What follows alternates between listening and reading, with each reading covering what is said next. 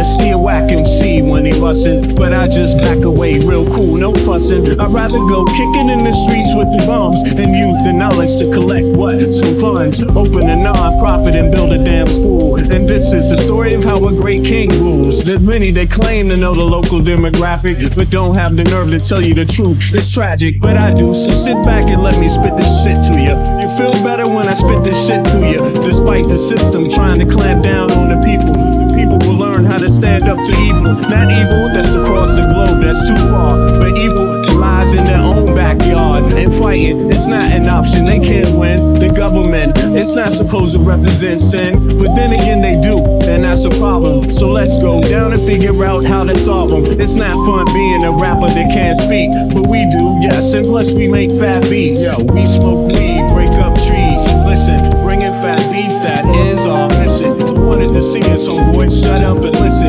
Thelonious and Big Bennett, brother, check the vision. Mentalities of different realities. Enter the Star Trek room when you hear the boom. I be the Walkman with the super bass, automatic stop, yes, stereo cassette player with the delayer, freaky lyrical sprayer, extraterrestrial rhyme sayer. I be the poetical VIC/master of the ceremony. Tenderoni, won't you come step with me? I'm on a historical journey, kinda like Sigourney. Implore me to represent the attorney that represents my niggas. Go figure, it's the card. They call me Uncle Bigger. Niggas love you blunts, down your liquors. I read the parallel to the fiction. You're fixated on this brother's nature. Relax behavior, I might save your change. Flip it, rearrange the whole concept. You was good for all your brain. Insane, psychotic, neurotic, black onyx, and hooked on phonics. Just atomic, bees like a bonnet. Cut with the Asiatic, they all up on it. Rhyme static with the Bugatti type of skill. You wonder, is this nigga Vic really for real? It's still, but only necessary in the berry. I'm milk like dairy, they quite contrary. That's scary, but I'm a dog in the prairie. I scurry to grab my bones and just worry. Lyrical flurry, go get your secretary with impeccable diction. My style might vary, so get a hold of your own shit real fast. Fucking with us, we take it right out your ass. Prairie dogs chill while the other dogs howl. Too many dogs get sent to the pound. Back on the hill, me and my peeps just lounge. Prairie dogs, we keep it on the down. Splatter, don't like gun splatter. We try to climb the ladder, wicked men get better. They make it like splatter, but it really don't matter. Cause you know we coming back to our sons and our daughters. Follow him, the one who protects ya, and the mother, she will never neglect ya. Through divine nature, the people respect ya, and in this way I deliver my lecture.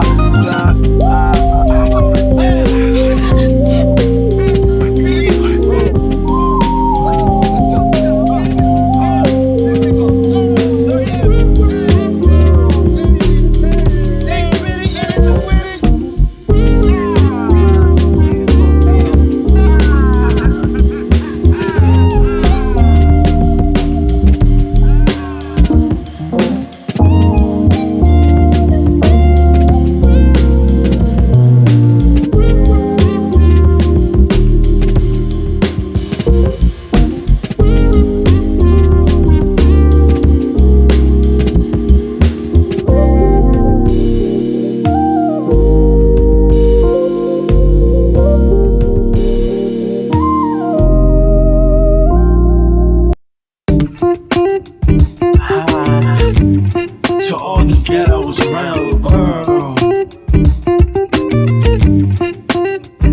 And yes, you know the struggle goes on. People trying to survive, hold on. But we know it's been so long. Pain without a limit, so wrong. When I'm out walking, sometimes I think about, does love still exist? Yeah, I have my doubts. On the street, I check out how brothers been living. Yo, let's just say, kid, it ain't no Thanksgiving. We got people shooting dope, ain't never heard of hope. We got others with the gat and the brothers with the fucking scope. As I enter the projects, enter rec rooms, some brothers might see the doom.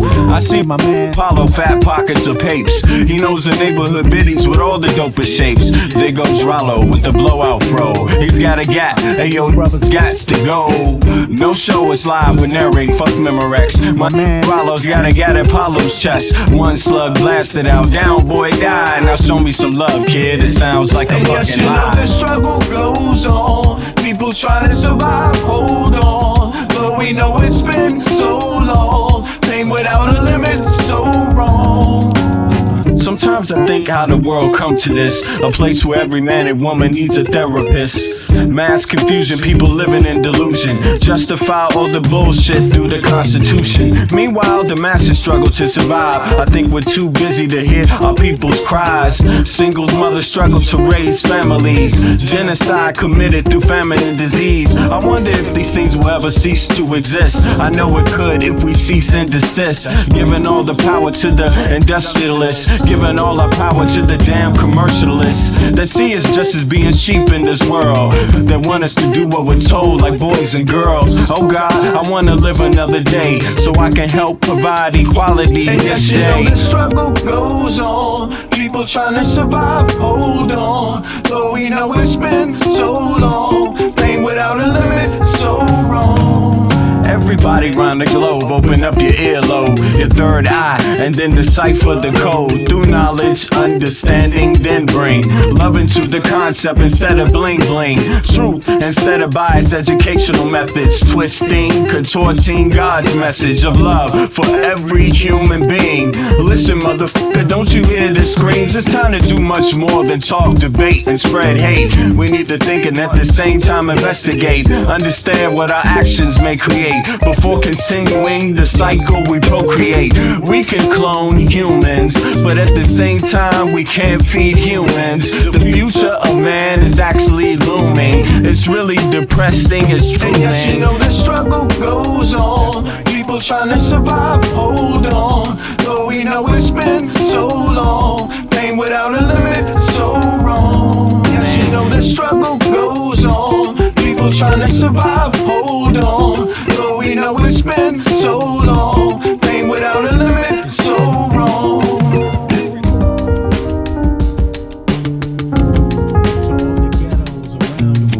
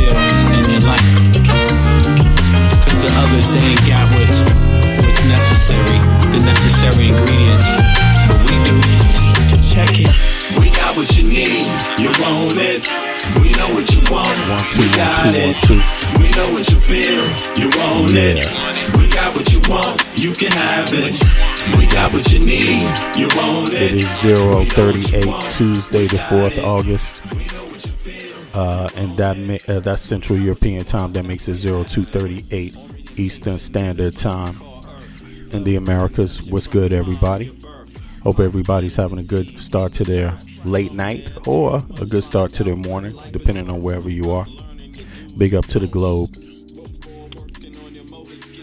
Hope everybody is doing all right, man. I mean, these are some hectic times, and this is the Trump period. This is going to go down in dignity. This this year and a half. And just chaos for the U.S. Chaos, attempted chaos for a lot of other people, but it is chaos. I mean, there's definitely chaos. Our government has created chaos. We've created it, and we've created it in a lot of spaces because we have such a huge global impact. I mean, we have the United States, 350 something million, they say 330, but 350, depending on what numbers you go by. But the U.S. is a lot of people, and it's got a big military. That's the biggest economy on earth right now. functioning economy. Depending on who you say, a lot of people say, well, we're in debt, you're in debt and all, yeah, but it still has it still encompasses a lot of countries, our economy and the trade and things like that. We're locked in and things don't change so fast, but they hurt. A lot of pain can be caused, especially on the way down. I was saying this a while ago. I mean, who you really want an empire crashing? Because when an empire crashes, it crashes on people. It crashes on people. And it's not just the people in the United States. It's everywhere. It is everywhere. It has consequences. And it's not pretty. It's not a pretty thing. But we will see how that goes. But, if you want to know how it looks, by the way, these kind of things, when an empire crashes, I could tell you, it looks a lot like this. It looks a lot like this. We don't know how far it's going to go, but it has a resemblance to this kind of stuff right now. Stop. I want to be clear, because you acknowledge that, and you people in trouble, government members, finding out that people and elected officials and, people appointed to government seats and things like that, actually be down with, allegedly beating their kids, choking their spouses, threatening them with a gun and all kinds of other stuff. And this is just a taste of it. Testosterone replacement therapy. Well, you told me that you did it several times, and that was it. It seems like he was abusing TRT. That is not the type of behavior or addiction you want to see from a congressman who's supposed to have self-control. All right, everybody, resign, resign, resign. We will be spending every single day on the Adam Mockler feed calling for Republican Representative Max Miller to resign his Ohio seat. I don't know if you noticed the pattern, but Republicans don't really call for for people to resign too quick. This is a norm. Basically in the Republican Party, this is a norm. These kind of scandals, and no, they don't move on any damn thing. The Republicans, they cover shit up all the time, and it's just is what it is, Till it actually happens. This comes just one day after we got confirmation of his abuse allegations after his ex-wife and ex-father-in-law, a Republican senator from Ohio, came out with statements confirming it all, saying that he's incredibly unhinged. They have multiple restraining orders against him. Even his ex-wife's lawyers have restraining orders against Max Miller because he cannot control. I mean, you thought Plattner was running for office. You think Plattner was some shit? This guy's already holding office, and listen to this. Control himself, and he should not be representing anybody in Congress. He was being accused of pouring boiling hot water on his wife, holding a gun to her head, breaking the clavicle of his 2-year-old child. And now we have more confirmation that it's all true. I mean, we knew it was true from breaking the clavicle of what? His ex-wife's lawyers have restraining orders against Max Miller because he cannot control himself, and he should not be representing anybody in Congress. He was being accused of pouring boiling hot water on his wife. Pouring boiling hot water on his wife. Holding a gun to her head. Holding a gun to her head. Breaking the clavicle of his 2-year-old child. Breaking the clavicle of his 2-year-old child. And now we have more confirmation that it's all true. I mean, we knew it was true from both the court filings, the investigations, the hospital reports, but Republicans These are court filings. This is not just somebody heard or, heard it through the grapevine. This is like court filings. Okay? No longer ignore this anymore. It is getting too big for them to ignore. And this is a party that has built so much political power off of ignoring the most heinous actions committed by their leaders. Of course, Donald Trump, who's on screen now, has been accused by dozens of women of assault dating back to the late 80s, early 90s. He even was found civilly liable. He's bragged about walking into dressing rooms because, he owns the place. What's up, GDU Buster? I see. What is it? Dubster? Is it Dubster? Yeah. G Dubster. There you go. I'm sorry about that. Big up to everybody. Eric, I see you in the chat. Who else is out there in the chat right now? Iris, I see you. Good morning to you. He's bragged about abusing power dynamics and grabbing women. He does not care, and the Republican Party does not care. And you know what makes me extra mad is when Republicans then try to take the moral high ground and scold Democrats, calling us, immoral. We had Graham Plattner and Eric Swalwell resigned within 24 hours after the wild allegations came out against them, the disgusting allegations against Eric Swalwell.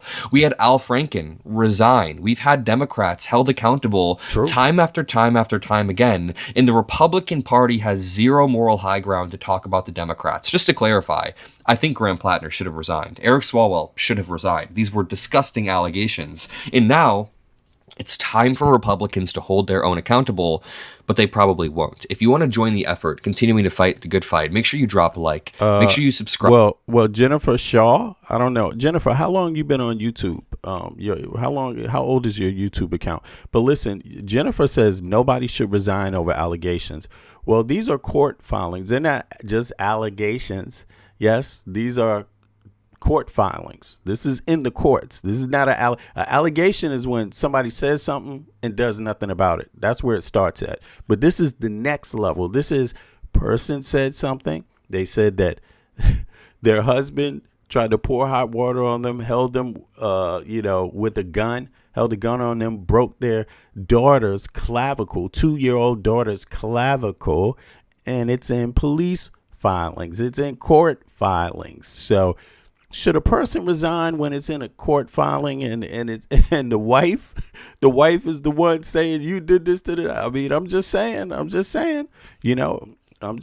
it's up to you. It's your vibe, your energy. What you accept is all on you. That's what you Subscribe accept. to the Adam Mockler feed below. I'm currently on a family vacation, just spending some time with my grandparents. Yeah, big Everything up to Adam. below. All right, let's start off with Donald Trump's statement about Max Miller. Remember, Trump has an incentive to undermine any allegations of abuse because he faces the same allegations on a high scale. He was calling Graham Plattner a dirtbag for weeks, and then when the rape allegations against Plattner came out, Trump all of a sudden said that people just like to make things up at times. So Exactly, Edward. I mean, Jennifer doesn't know that. But Jennifer, I mean, maybe the children don't matter, right? What the child says probably doesn't matter to you, Jennifer. I'm pretty sure it doesn't. But in case you want to know, the kid was in the hospital and said, "Daddy's house is scary." I mean, hey, don't worry about. Some people don't care what the kids say. The kids are liars. Somebody made them say it. Doesn't matter. Ignore the kid in the hospital. You want to search for some evidence? I don't know. take a listen to this. A lot of people like it. A lot of big supporters of Trump like it. Mr. President, there's been some domestic abuse allegations against Congressman Max Miller. I just Do you learned think about it. he should resign? Well, I'm going to look at it. I mean, so far it's accusations. I'll be looking at it now. Sarah, you're stupid. Allegations he'll be looking at. Later on in the video, I'll show how Republicans have systematically covered up the same type of allegations before. Similar allegations against Matt Gaetz were covered up until he was forced to resign. Hey, Jen, this is sick. I mean, this is sick. There's so much news. It's hard to keep up with all the news. But this is something that was revealed a few days ago, actually. Against Jeffrey Epstein, of course. That's the obvious one. Then the Tate brothers, which has been happening recently. We have Corey Mills. We have Trump himself. Their allegations against RFK Jr. The Republicans are happy to cover a blind eye because they don't want politicians to be held accountable for anything. The Mitch McConnell situation is a bit different. I'm not going to compare, abuse. And here's the thing. I'm pretty sure when a child says that and has been in the hospital and the mother says, it's the dad who did this, broke the clavier of the 2-year-old child, you ain't gonna be around your child alone anymore. Is that evidence? Is that some evidence? I don't know, Jennifer. You tell us, Jennifer. You tell us. To Mitch McConnell's cover-up, but it is sort of a similar thing. Republicans will do whatever to cling on to power and will blind themselves to the reality. Well, here is the reality. This is a clip of Representative Max Miller. He released these recordings of him and his wife thinking they would make him look good, but they make him look the exact opposite. In the first clip from August 20th of 2024, you'll hear Max Miller say, "I've never had a needle in my bedroom drawer. I don't have needles in the house." His wife, they're on the telephone talking about needles in the drawer. Jennifer, did you hear that? Jennifer Shaw, did you hear that part? This is wild. He's caveating very clearly there. "I've never had a needle in the bedroom drawer," he says. But then he said a few months. Has anybody said this about you in the chat? Anybody in the chat had their wife say this about them? had their child say this about them? Anybody in the chat? I'm curious. Put a 1 in the chat if your spouse has said this about you and your child has said this about you, and your child's being interviewed by the police and they say it's scary in daddy's house. Put a 1 in the chat if that's happened to you before, and put a 1 in the chat if you know somebody that's happened to, and just let me know. Months later, on tape, I told you I was doing TRT and then I had stopped. So the rage and the abuse kind of coincides with the TRT that he was taking. It's very clear what's happening. I have gone into your Listen to this phone call. This phone call is insane. This is insane. backpack because I truly do believe you have a drug problem. Okay. What drugs? Well, at first it was weed, and then I found needles next to your bed. You found needles? Yes, I did, and I took a picture of it. So you can try to deny it to me. Okay. I don't know why that's funny. That's actually really funny. Sorry, just to pause for 1 second. If you even listen to the tone of their voice, I feel like he's speaking in a very arrogant, condescending, and manipulative way, like very narcissistic. And she's being very genuine in this appeal. She's genuinely trying to break through to him, and he just seems detached. Okay. I don't know why that's funny. That's actually really fucking scary. Okay, you found a And was a huge impetus of why I left. Okay. She sounds like she has clarity. She has a lot of clarity. Go for it. Test me for whatever you would like. No, Max, that's even scary that that's a thing. I honestly, that actually freaks me the fuck out. It's not a thing. And you didn't find it next to a bed. Yes, I did, Max. Yes, the fuck I did. Notice how he makes a distinction. You didn't find it next to a bed. Like, hello? Okay, where was it? Was it next to the lamp? Next to the bed? I mean, what is this, He doesn't actually say you didn't find any needles. He just says you didn't find it next to the bed. Okay. Interesting. Then it's not mine. If it's next to the bed, then who else's needle is in the bedroom drawer, Max? No idea, but I can tell you 1,000%. I've never had a needle in my bedroom drawer. 1,000%. You've never had a needle with Jewish word of honor. Nope, Jewish word of honor. That is not my bedroom drawer. Not in my bedroom drawer. Okay, wait. The cat. Not in my bedroom drawer, but this is. I'm sorry, but this is almost like saying, yeah, you probably found some needles. I've had some needles around the house, but just not in the bedroom drawer. That's all. It's just not in the bedroom drawer, okay? It wasn't. You didn't find anything in the bedroom drawer. Caveating here makes it sound like he does have needles, but he keeps repeating, not in my bedroom drawer, though. You guys get what I mean, right? It's like, not in my bedroom drawer. I have never had a needle in my bedroom drawer, and that is not a lie. Where are they, Max? Because that's where I found it. Nope. I don't have needles in the house. You can come check. I'm sorry, nothing about this is funny, but the absolute arrogance of him trying to caveat it's not in my bedroom drawer, to me, it kind of proves the exact type of personality traits his ex-wife has alleged in all of these lawsuits, or all these court filings, and it's all just so obvious. Exactly, Gen 10. Exactly. This guy is an arrogant, narcissistic manipulator. You can hear it in his voice. He's not fooling anybody. I've never put a needle in the drawer. I will send you a picture of it then. Please do. Okay, but I understand. And the other thing too, and I completely agree with you, but the other thing too is 8 months prior, okay, I want to be clear and have an understanding about this. I told you I was doing TRT, and then And look, and people are talking about democratic socialists. People are worried about democratic socialists doing grassroots work in their communities where they live, electing officials. They're complaining about that. And where's the complaints coming from? Where any Republicans complaining about this? Any Republicans scared about this?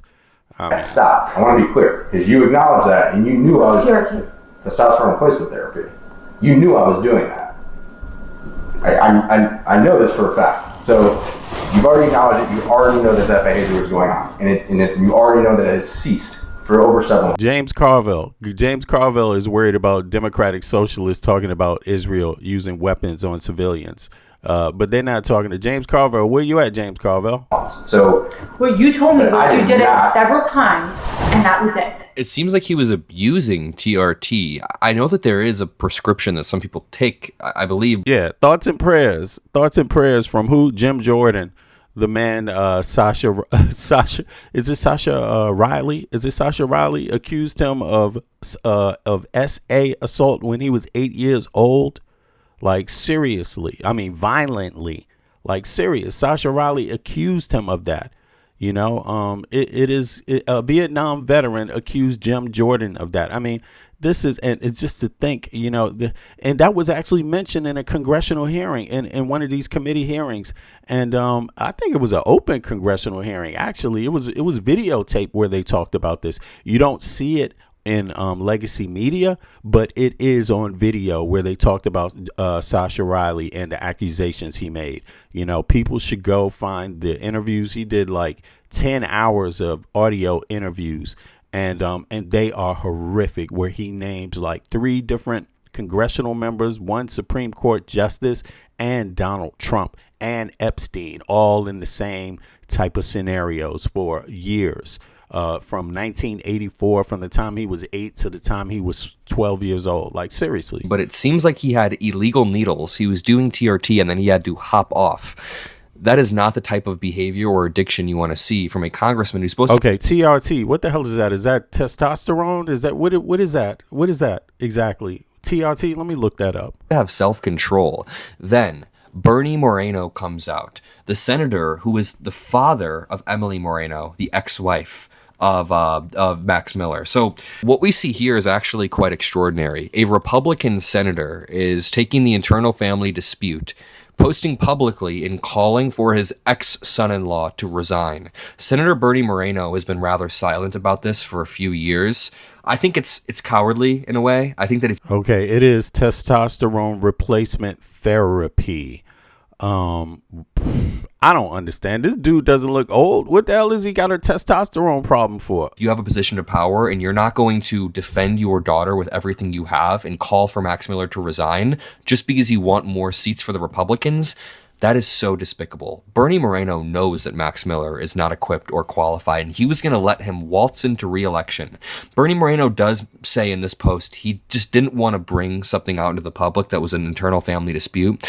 I do understand that. I have some empathy towards that. But man, Bernie Moreno has been attacking Anthony Fauci, every single Democrat, random Democrats for no reason, and he's had none of that smoke for his ex-son-in-law who abused... Edward, I see you. Robo, I see you. ...his daughter.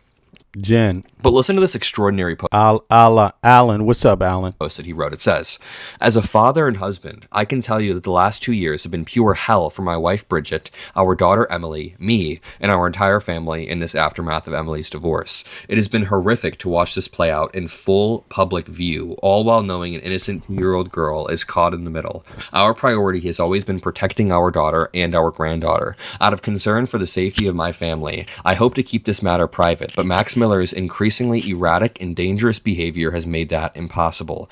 As he has admitted privately, Max Miller needs serious psychological help. He is a danger to my granddaughter, and I hold my breath every minute he has custody of my granddaughter. It's a pretty wild write-up coming from a sitting Republican senator against a sitting representative from the same state. It's a wild situation, and it's disgusting as well. But to continue, it says, if there are any basic standards of character required to hold elected office, Max Miller fails them. As he has admitted privately, Max Miller needs serious psychological help. He is a danger to my daughter. I believe Max Miller needs to seek professional help to end the clear pattern of abuse he has left in his wake. I believe he should not be free to continue endangering others until he does. So he's calling for an arrest right here, it sounds like. I ran for office because I wanted to make a difference for the country that gave me every opportunity to succeed and to leave this nation better for my children and grandchildren. Then he ends off the post by saying he loves his family. I think this is a good step in the right direction. It is good that Max Miller is being called out with full force, but he needs to resign immediately. The fact that Donald Trump is trying to downplay this is not a good sign. It means we have to keep the pressure on.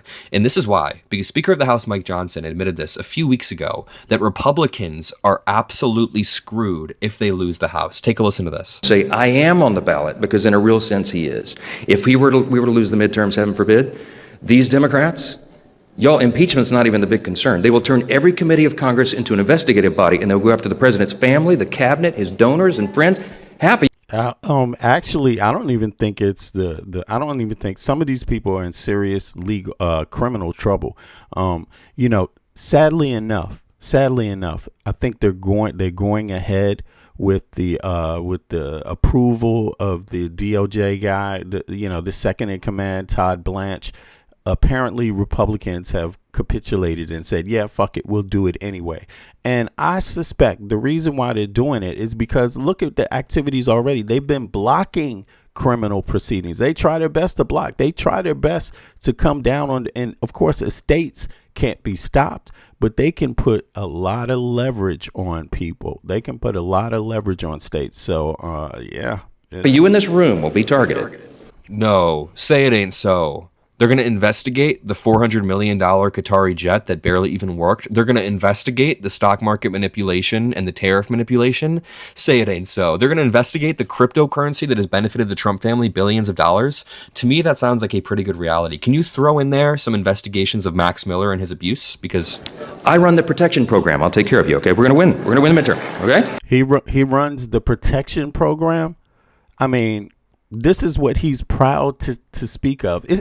He doesn't even speak about it like he's concerned about any type of behavior. Like he just knows. He puts his own reputation on the line. Everybody's innocent. So in other words, it's all a conspiracy, y'all. It's all a Democrat conspiracy. It's all a Democrat conspiracy. But it's a Democrat conspiracy, but they also don't like democratic socialists either. So it's like anybody that just happens to be concerned about any behavior, the answer is always it's a Democrat conspiracy, period. Trump taking the top secret files from the White House after he lost the election and took them to Mar-a-Lago and showing them to people. That's a fact. He's on audio showing this stuff, talking himself. That's a Democrat conspiracy. Okay, so the stakes are very clearly high in the mind of Speaker of the House Mike Johnson.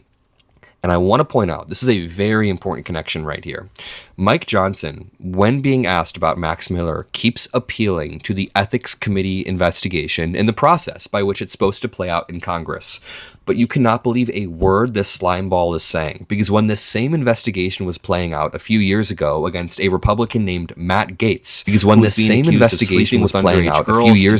a network of underage girls, Speaker Mike Johnson said that he, quote, strongly requests that the Ethics Committee withhold its Matt Gaetz report. So what I'm saying here is he's strongly requesting them not to release this report, not to hold him accountable, not to detail the investigation. The investigators apparently had multiple day-long sessions with a woman who claimed that when she was a girl, when she was 16, 17, Matt Gaetz slept with her at a party and Venmo'd her and did all this. So it is despicable. Johnson said that the release of the report, now that Gaetz is no longer a sitting congressman, would be a terrible breach of protocol. So Matt Gaetz resigned suddenly. I'm just going to be honest, that's what needs to happen to Max Miller ASAP. Here's a Republican on Face the Nation this morning, just getting entirely stun-locked, trying to defend Max Miller. Like, no way out of this verbally defending Max Miller here. Take a listen. I want to get to a bit of politics. Out in Ohio, your colleague Max Miller, according to the latest court filing, he's been accused of domestic abuse.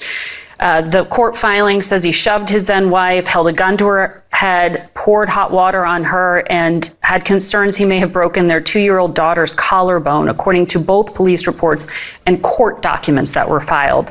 He just went live in a social media stream and denied these allegations within the past hour. My question's not about his marriage or his personal life, but I'm asking about the politics here and the party. Should there be an ethics probe to look into this?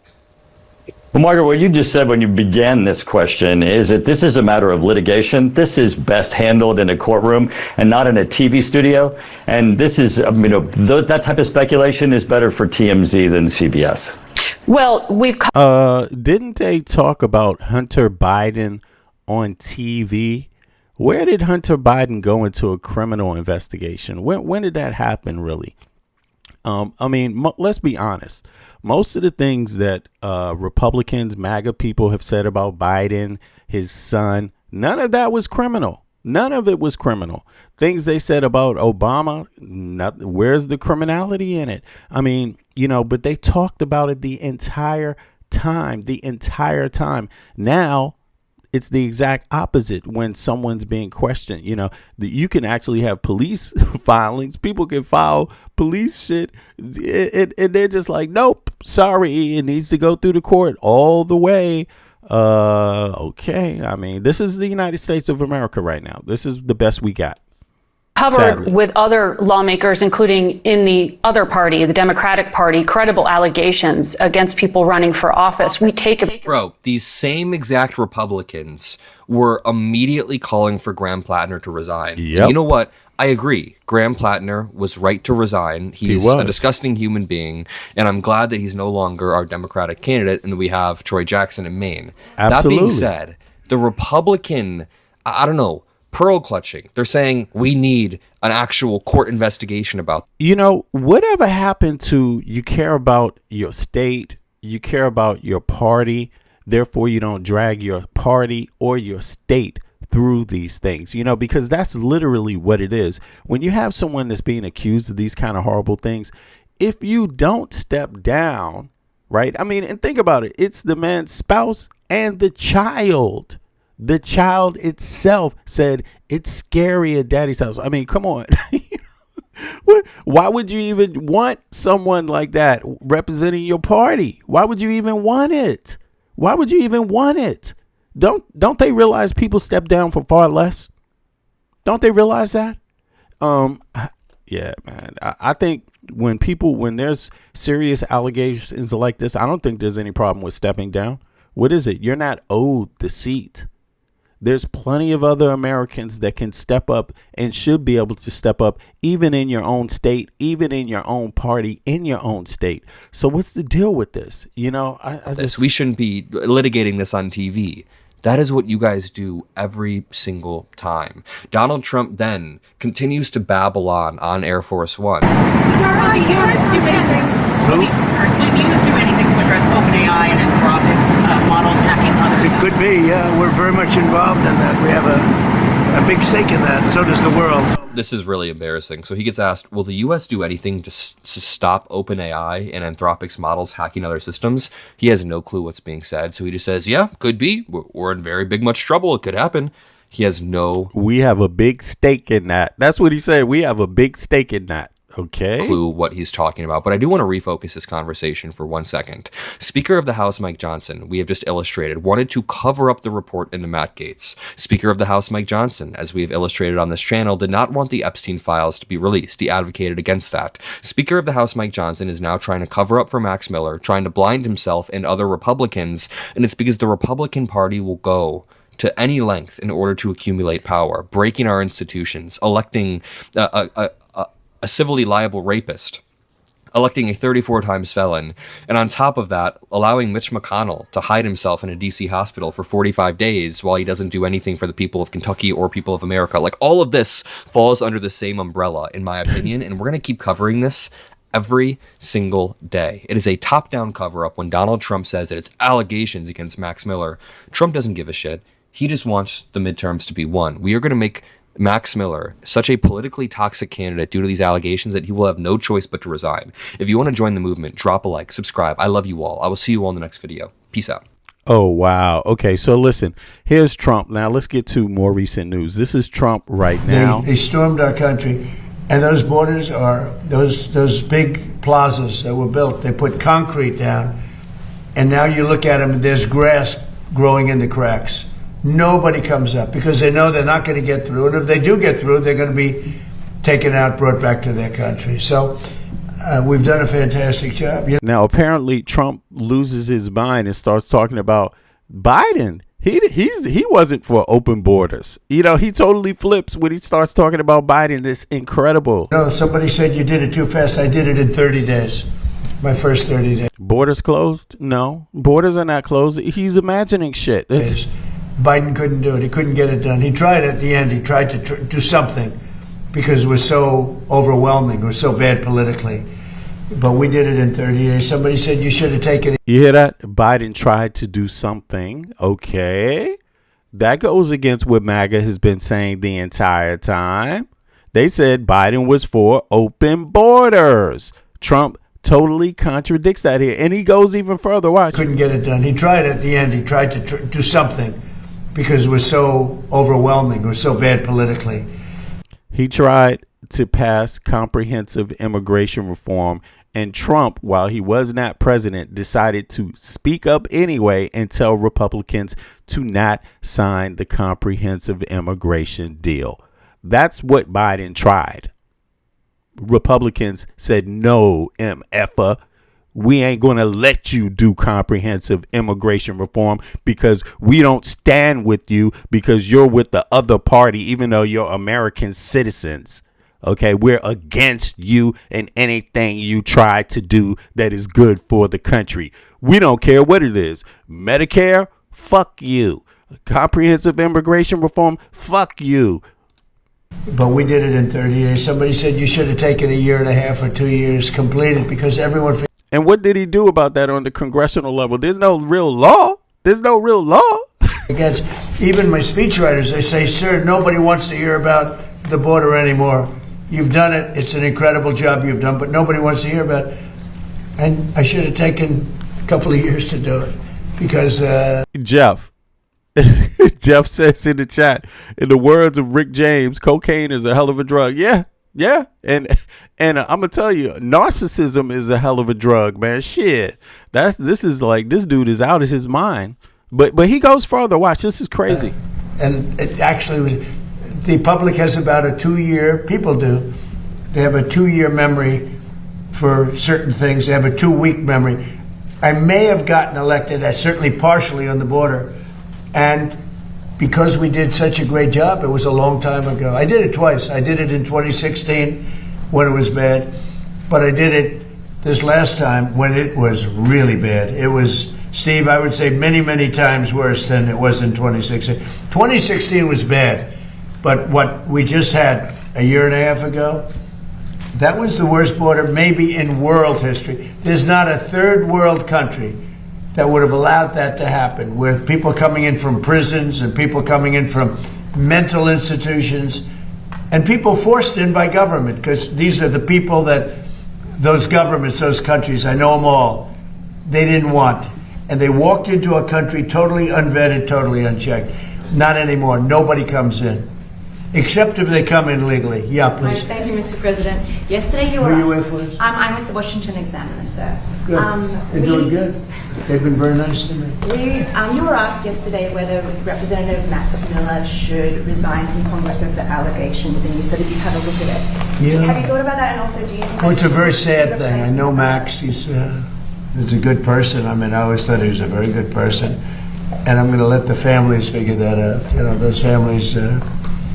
I know they're working on it. It's a very sad thing, especially when you know somebody so well, to be going through that. But it's accusations, and I'm going to let them figure that out. Yeah, please. President, did you sign off on Todd Blanche rescinding the anti-weaponization fund? And also, there are Democrats right now who say there's essentially... So apparently Todd Blanche in writing rescinded this. Apparently. And I'm going to let them figure that out. I'm going to find out. Yeah, please. President, did you sign off on Todd Blanche rescinding the anti-weaponization fund? And also, there are Democrats right now who say there's essentially 2 tax codes. There's a Trump family tax code and a normal people tax code.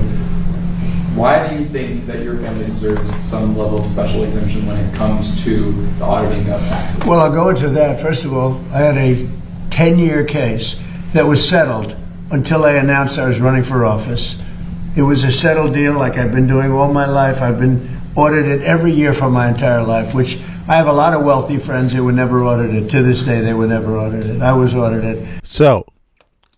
And my deal was settled. In writing, it was settled, subject to final approval. Then I announced I was running for president, and all they did was haunt me with it. They ended the settlement, and they went after. Notice how this Justice Department, this IRS, how come they haven't gone after anybody else with any taxes or anything like this? How come they haven't done that? I'm talking about Biden. Since he's complaining about it being done to him, how come they can't find something on Biden? I'm curious about that. They can't find anything on Kamala Harris. They can't find anything on Obama. Why is that when they have all the power to do it? Audited. I was audited. Audited. You see what I'm saying? Like, so how come they don't audit them? I mean, do you think they didn't try? Do you think they didn't check already?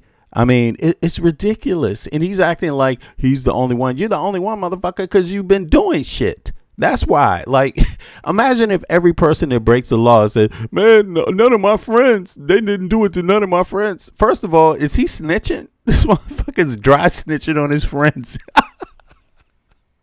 Trump is dry snitching on his friends. None of my friends, they didn't. I had plenty of billionaire friends. They didn't do it to nobody. Why do you think that your family deserves some level of special exemption when it comes to the auditing of taxes? Well, I'll go into that. First of all, I had a 10-year case that was settled until I announced I was running for office. It was a settled deal like I've been doing all my life. I've been audited every year for my entire life, which I have a lot of wealthy friends who were never audited. To this day, they were never audited. I was audited. And my deal was settled. In writing, it was settled, subject to final approval. Then I announced I was running for president, and all they did was haunt me with it. They ended the settlement, and they went after me illegally. And they did a lot of bad things to me like they did to other people. And I was treated very unfairly by the IRS. It was weaponized against me. Look at this. Donald Trump is just out there openly lying. Openly lying. No, Trump did not settle a 10-year tax deal before taking office the second term. Right. However, your question touches on a long... Your question touches on a long multi-dollar tax audit and controversial attempt to settle it that actually took place after he took office for his second term. So Trump is not even telling the truth. He's just openly lying, right? 10-year IRS audit. For more than a decade, dating back to 2010, the IRS was engaged in a complex audit of Donald Trump regarding $72.9 million tax refund he claimed following a massive business. So think about this. It's his claim. This dude, he claimed 72 million, almost $73 million tax refund. This is what he's claiming. You're not supposed to audit that. Why not claim $1 billion? Why not that? If nobody's going to audit anything, why not? Doesn't it? I mean, when it's this much money, shouldn't you audit something? Or you just say, yeah, fuck it. Here's your $73 million. It's crazy. Following the massive business losses reported during 2008 and 2009 financial crisis, that audit remained unresolved throughout his first presidency, his post-presidency, and into his return to the White House. The lawsuit filed after re-entering the office in January 2026 after taking office his second term. Trump, his sons, and the Trump organization sued the IRS and Treasury for $10 billion. Now it's $10 billion. The lawsuit alleged that the agency failed to prevent former IRS contractor Charles Littlejohn from illegally leaking Trump's private tax returns. He wants $10 billion for that. That's what he claims. So he tried to get 73 million, right? In a return or in what do they call that? What is this called? Refund. In a refund. This is a stinking refund. He wanted that money back. He wanted the taxpayers to give him $73 million. Then, because they didn't just do that automatically, right? Then he says, you know what I'm going to do? I'm going to sue the guy that leaked my tax return. Even though, why don't you just give up your tax return? What's there to hide about it? Why shouldn't the American people know how much money you make? What's the problem with that? What is the issue with that?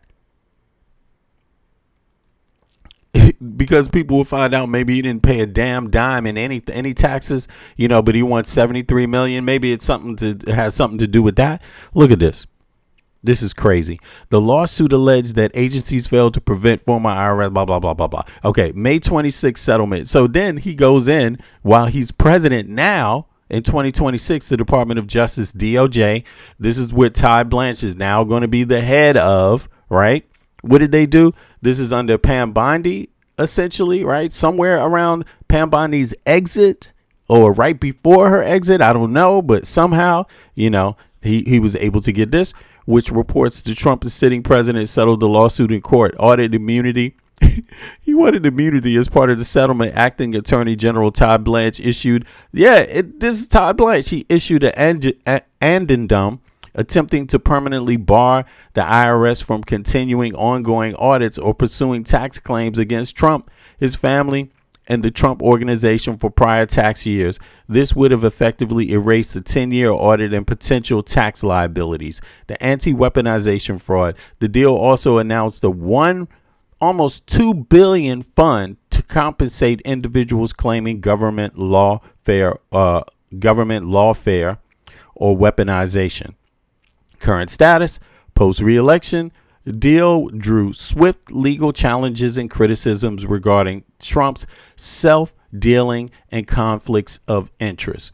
Court rejection. So it was rejected. Okay. Now we're going to listen to Trump's language again, but this is what really happened. Court's rejection in July 2026, just, a month ago, pretty much, federal judge ruled that the lawsuit and the settlement were product of collusion and acted in bad faith, finding that the DOJ order granting tax immunity violated federal laws against executive interference and IRS audits. Fund rescinded. Under pressure from lawmakers, acting AG Todd Blanche signed an order officially rescinding the $2 billion fund. So now let's hear Trump answer this question one more time. Settled. In writing, it was settled. Here we go. I was running for office. When it comes to the auditing of taxes? Well, I'll go into that. First of all, I had a 10-year case that was settled until I announced I was running for office. It was a settled deal like I've been doing all my life. It was not. That's a goddamn lie. That's a flat out lie. Just flat to the American people's face. Now, see, here's the thing. You got to decide. Do you prefer a person that disagrees with you but is going to tell you the truth? Or do you prefer a person who's going to lie to you regardless? You have to choose. So MAGA people chose a person that they prefer a liar. Essentially, they don't care that this man lies openly on international news for every country, every people, everyone who's watching CNN, everyone who watches legacy media, and many do around the world. That's a huge audience for American cable TV, right? CNN, ABC, MSN, loads of people watch it across the world, right? They get their news from it. It's a big net. These are huge networks. These are big corporations, right? They don't just have people that watch in the United States. No, it's way more than that. Probably 1 billion people are watching this shit right here. Now, all these people outside of the U.S. are saying, damn, this man just fucking openly lies like that. And yet they see Americans still support it. How does that make Americans look? Like you're not trustworthy, like you lie.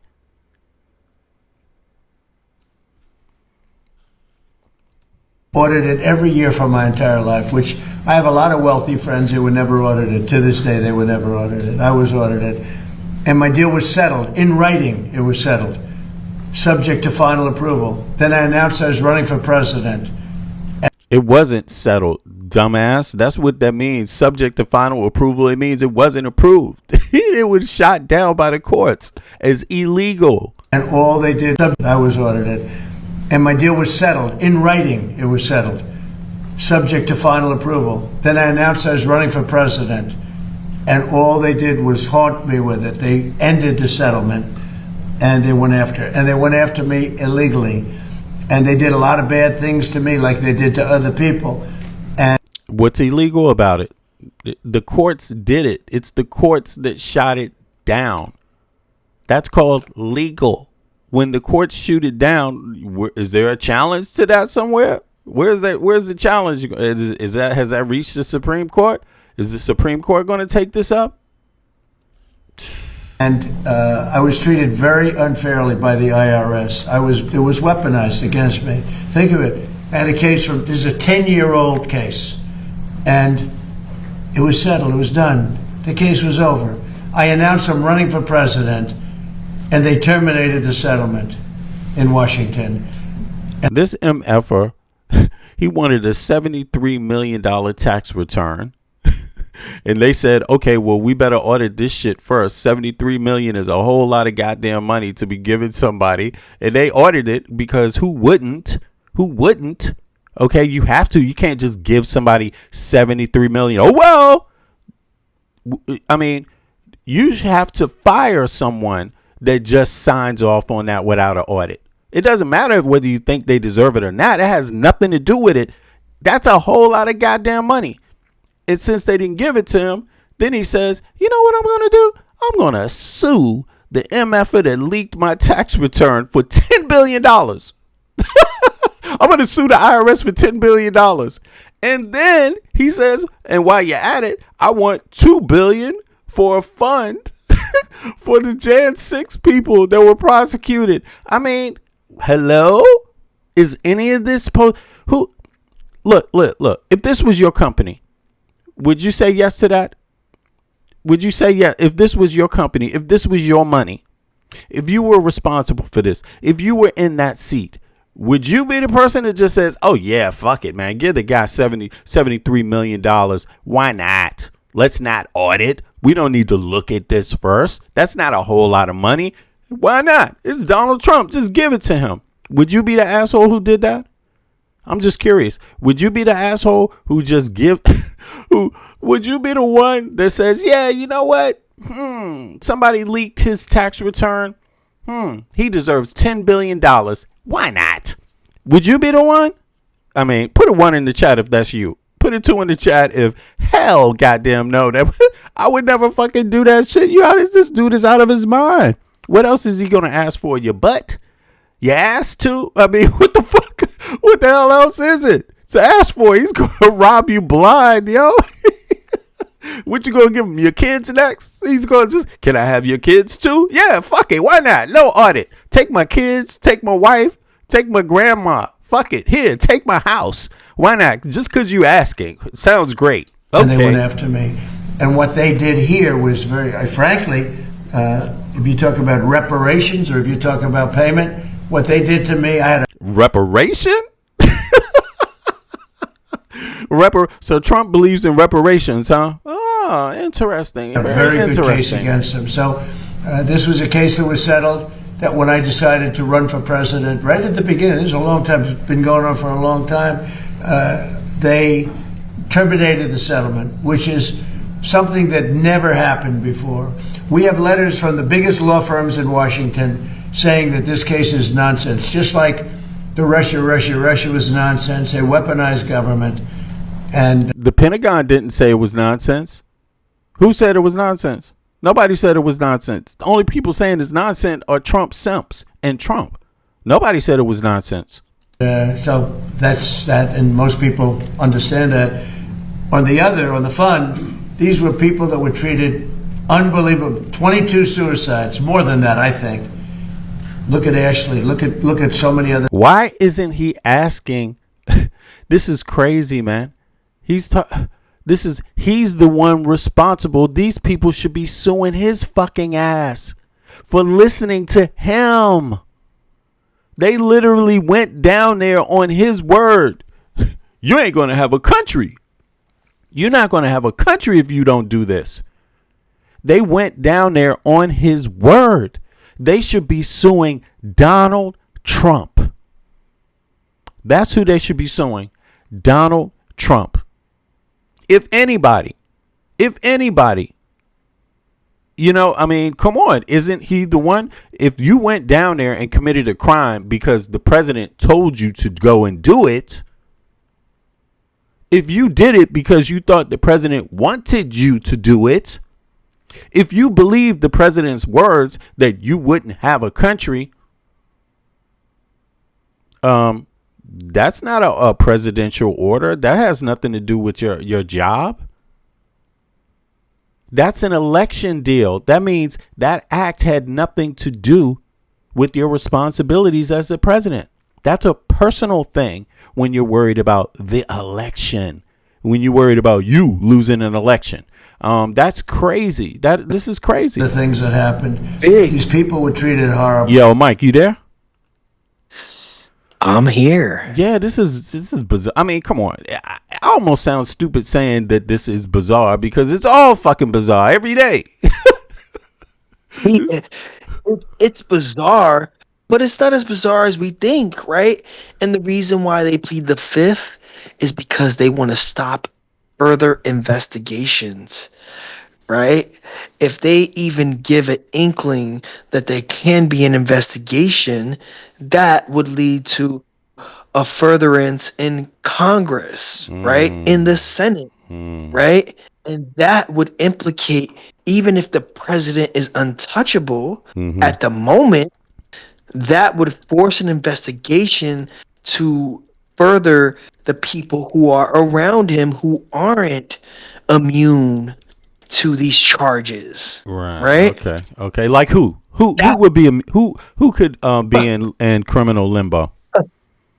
Maybe the Howard Lutnicks of the world, maybe the Todd Blanches of the world, maybe the Stephen Millers of the world, right? Because at the end of the day, we can speculate. We personally don't know what these investigations could reveal. Right? So when a person like a Trump pleads the fifth, it is not to protect himself, it's to protect the people around him that can further implicate a more investigation into Trump and the people around him. Donald Trump Jr. is not immune. He's not president. Right?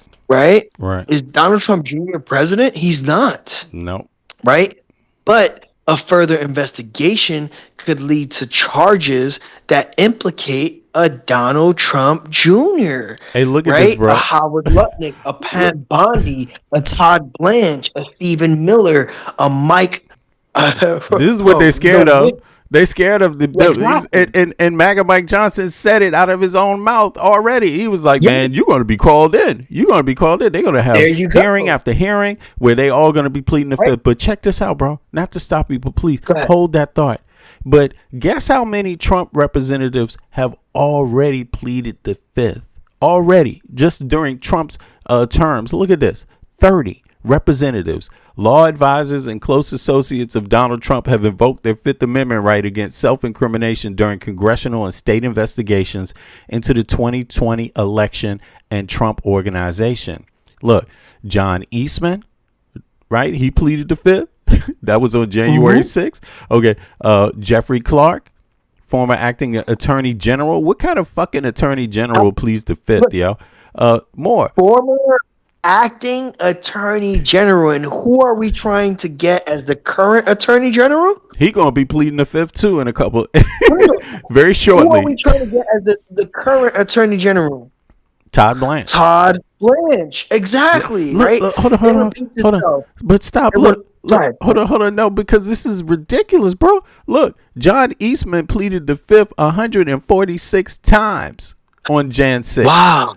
On Jan 6. Look at this. 2020 Jan 6. Look, Jeffrey Clark pleaded 100 fucking times. He was the acting attorney general, right? Justice Department, lead to the Justice Department, right? Considered appointed to the lead, right? 100 times. Jana Ellis, how many times is she at legal advisor, attorney 2020 Trump campaign invoked Fifth Amendment when subpoenaed by Jan 6? Okay, she later entered a plea agreement. Okay, then there's other. Michael Flynn pleaded the fifth. Right. Roger Stone pleaded the fifth. Bernard Carrick pleaded the fifth. Okay, Alex Jones pleaded the fifth 100 goddamn times. Kelly Ward pleaded the fifth. Look, Eric Trump pleaded the fifth 500 goddamn times. And they talking about Fauci. And I can look, hold on. I can guarantee you a lot of them had to do with Project 2025. And these are the same people who pleaded the fifth. Yo, just two of these punks. Look, tied back into his 2024 run. Yeah, bro. But look at this. Just Eric Trump and Alan Weisselberg pleaded the fifth 1,000 goddamn times between the two of them. Then Donald Trump 400 times pleaded the fifth. Okay, you know, it's like, it's ridiculous, dude. It's ridiculous. You Go plead ahead. the Go fifth ahead. if you want do you plead the fifth if you want transparency, right? Or clarity? No, you don't. You just don't, right? And so when they plead the fifth, it's to not further questions for investigations, right? So they make it broad, right? So they won't answer a lot of these questions. And when there is questionable potential charges, when they do present themselves in front of a committee, most times it is in a manner that they won't, it is immunity, right? That when we look at even Clinton and Hillary, they've only took those stances to be questioned Right. if they were granted immunity, Right. right? Because they know whatever they do say can't be furthered in terms of an investigation or held against them in terms of liability, Right. right? So when we look at Trump and his administration, can we, and I'll have you Google this for the chat, right? Yeah. Google how many people have been replaced in Trump's administration within both his terms. And that'll show you how much potential criminal activity has happened within his administration. You don't continuously change people if they aren't implicated in potential criminal activity. And the reason why he continues to replace them is because he knows they are now a liability and can leak Right. potential criminal charges or further an investigation that could lead to his downfall or the downfall of the people around him, right? And this is why the Trump administration continues to replace. Do we think Pam Bondi was replaced just because he didn't have a use for her anymore? Do you think that, V? Oh, hell no, man. She was out of there. She was like, fuck this, I'm out. Exactly, right? She's not And stupid. exactly, she's not stupid. He's not dumb. And then guess who's And then she trying even to blamed replace Todd Pam Blanche. Bondi? She even turned Exactly. Todd Blanche out. Right? That's crazy. Official Yep. role, in an unofficial role, while she was in official role as the acting AG, she blamed Todd Blanche for the reason why Ghislaine Maxwell was dumped down to a minimum security prison. And it just so happens to be that that same person who dumped her down, while not in official position, Todd Blanche was not in an official position. He was still acting as Trump's personal attorney, right, in a ambiguous role, right, within his administration, but not an official title, but somehow got a person like Ghislaine Maxwell from a maximum security to a minimum security. Look at this, right? bro. Look at this. Go ahead. Please. Exactly. I know. Go ahead. Please, educate. Look, first term, 92% top White House staff, 92% of the most influential positions within the executive office of president turned over by the end of the term. Out of 65 core positions, tracked 60 Do we make saw. this up? Do we make it up? No, man, you can't make this shit up, bro. There's too much to make up. I'm not thinking, who got time to make all this shit up? I don't have the fucking time. I have time to ask questions. Exactly, B. I'm being educated. Exactly. I'm like, when I ask these questions, it's not because I don't know, it's because I do know, and I want to share that information without just being an arbiter of facts. I don't want the chat to just believe me. I want the chat to understand the same facts that I went through to understand what I know. Right? It's not what I don't know, right? I asked to Google these questions because I know what it is, right? That was just his first term. 92% fucking left. 92 left. Out of 92% out of what percent? 100, right? Out of 100 in the first term. He just started his second term and it's been 40%. So that leaves 8% within his first term. 8%. If someone was telling you something and at 8% they were truthful, would you believe them? What? Come on, man. I wouldn't believe my own mother if she held those stats. Man, this is Right? just So when I bizarre. look at the MAGA cult, that's why I call them a cult, because no matter what facts you put in front of them, They they believe this still motherfucker. somehow believe Yeah, exactly. they just Right? roll with him. If someone told me you were 8% truthful, I would not believe anything you say, right? Because even that 8% should be in question, right? And that's his first term. He's 2 years in, he's at 44%. Do we Look, think it's not going to match that 92%? if you have I 5 don't. people plead the fifth, 5 people, and it just 5 people plead the Just plead, 5. just 5 plead the fifth 5 times, just once. Fuck it, let's say 5 times for 5, right? That's 100, right? This MF Yep. man, he broke 1,000. It's like 2,000 goddamn times in his first administration. Just the people from there pleaded the fifth. 1,000 over 1,000 times. It's you can't even count it, and that's just the first one. Who knows? There's probably more, man. There's more than 1,000. There's definitely more than 1,000 times they pleaded the Exactly. fifth. Just him and just Trump's son and Weisselberger, the attorney for the Trump business, they pleaded 1,000 times. Just those two alone. Just those two alone. 1,000 goddamn 500 times a piece. Like, so I mean, I don't, yeah, man. You can't change a cult. A cult is going to drink the Kool-Aid and they're going to walk off the cliff. And in a way it's like a cleansing. I mean, if you want to jump off the cliff, if you want to go on the what do they call it? The plank, walk the plank for Donald Trump. Fuck it, go right ahead, because you won't be alive after. You know what I'm saying? No, you won't. This shit is crazy, But this man. is where, obviously I ask these questions to enlighten and inform, the followers to reality, right? Like people may chime in and say, "Oh, this is such a lefty channel. This is such a propaganda-driven channel." But are you gonna argue with his first administration? But with how is it a lefty 92%? channel? How is it a lefty channel when I don't actually agree with all Democrats? You know what I'm saying? It's not like I voted. Exactly. Yeah. I didn't vote for Hillary Clinton. I didn't vote for Trump either. That was the first time I didn't vote, bro. Like, because I didn't like Trump, but I wasn't for dynasty. So I wasn't going to vote for anybody who's married or anyone who is a family member of a president. I'm tired of that. The Bushes already did that.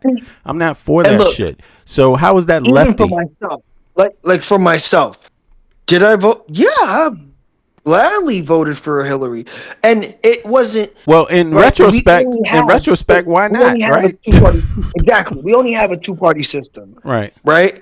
And regardless of whether Hillary was an established Democrat, Democrats are, unlike Republicans, are beholden to progressiveness. Yeah. Republicans aren't, right? And that's my whole take on a two-party system, right? One is forced by constituents and voter trends to be progressive. One is grounded in misinformation, disinformation, and populism, right? Regardless of that populism, Democrats are forced to be progressive, and we see that with the DSA movement, right? Even individuals like Abdul Saeed, who isn't a self-identified DSA member, we start seeing them talk the DSA populist talking points, and they have to follow through with those talking points if they want to be elected again. Mamdani, I think he's projected to win now, right? Isn't he projected to win that race? Overwhelmingly. In Michigan, right? Yeah, that is wild. Yeah. Right? And Hunt also overwhelmingly projected. Look, Google how old Abdul Saeed is, and then Google how old Mamdani is. Right? And when we look at that, we have to understand that once these individuals hold a position at a young age, they are forced to. And this is why we need age limits in terms of Senate, in terms of any position in government, because if you want a prosperous career, you will be held to your your um your standards and the rhetoric that you hold to take place in policy, or you will not have a prosperous long career within whatever whatever position you run for. Right? Do we think Imam Dani at 35 years old, because I know his age, right? 35 years old, if he got elected just off populism, do you think that if he didn't enact these populist but social check marks within New York City, do you think he's going to be voted again at 35 years old? Do you not think it's in his incentive to continue to promote what his rhetoric is in terms of policy? Because he is 35 years old, do you not think he wants to be a politician? This is the career he chose. Do you not think he wants to be a politician at 40? Do you not think he wants to be a politician at 50? Right? And in order to continue to get elected, guess what you have to do? You have to enact policy. Right? And if your rhetoric doesn't match that policy, especially the younger you are, you'll have a short political career. What state? Right? What state is Han in? Is who? Han. Han. It's Han. Ooh. How do I spell her name? Han, right?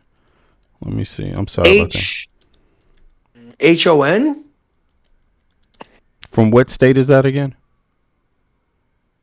Oh, you're. Is that Dakota? North Dakota? Is Is that North Dakota? Something like that. That escapes me right now, but we will find out. Let me just look at that. Mamdani, he must be the youngest mayor that ever won in New York. Mamdani is he's how old is he? He is 34 years old. 34 years old. Going on 35. Yep. Yeah, Abdul Saeed, 41 years old, and wow. Yeah, and Francesca Hunt is 37 years old. They're all very young. They're breaking records, man. They're breaking records. Yeah, right. Abdul Saeed, he's not that young, but that's still young. That's still cool. I mean, he's still progressive. Young for what the average Senate is, seat, right? Yeah, for a Senate, they're old, man. The senators, they're in their 60s, man. The average age for the Senate is 60 years old. Yes, right. When we look at our past presidents, right, starting from Bush, the youngest one is Obama. Yeah. Right. Yeah. When we look at Bush, when we look at Biden, when we look at Trump, they are all essentially from the same generation, right? With the exception of Obama by, I think, about 5 years, right? So 5 or 7 years, right? And so when we look at that, we notice that this is what America holds as their values. Oh, wait, this individual resonates with my generation. Yeah. And when we look at what age group votes the most, it is that older age group. And so when we see individuals like Abdul Saeed, Han, when we look at Mamdani, they now galvanize the younger generation to vote. Yeah, you're right. Right? You're right. Yeah. Yeah, you're right, man. That's interesting. And so now that makes a younger a younger generation more politically exactly. Trump is 80 years old, man. And there's somebody in the chat talking about Trump's going to win a third term. Like Trump can't win a third term unless he does something that hasn't been done. Yeah, he can steal one, maybe. Since World War II. If he can survive that long, he might be able to steal one, but he won't win one. That's for damn sure. The fact that they're advocating for a third term instead of looking for his replacement shows how nutty they are. How non-politically progressive they are. Right?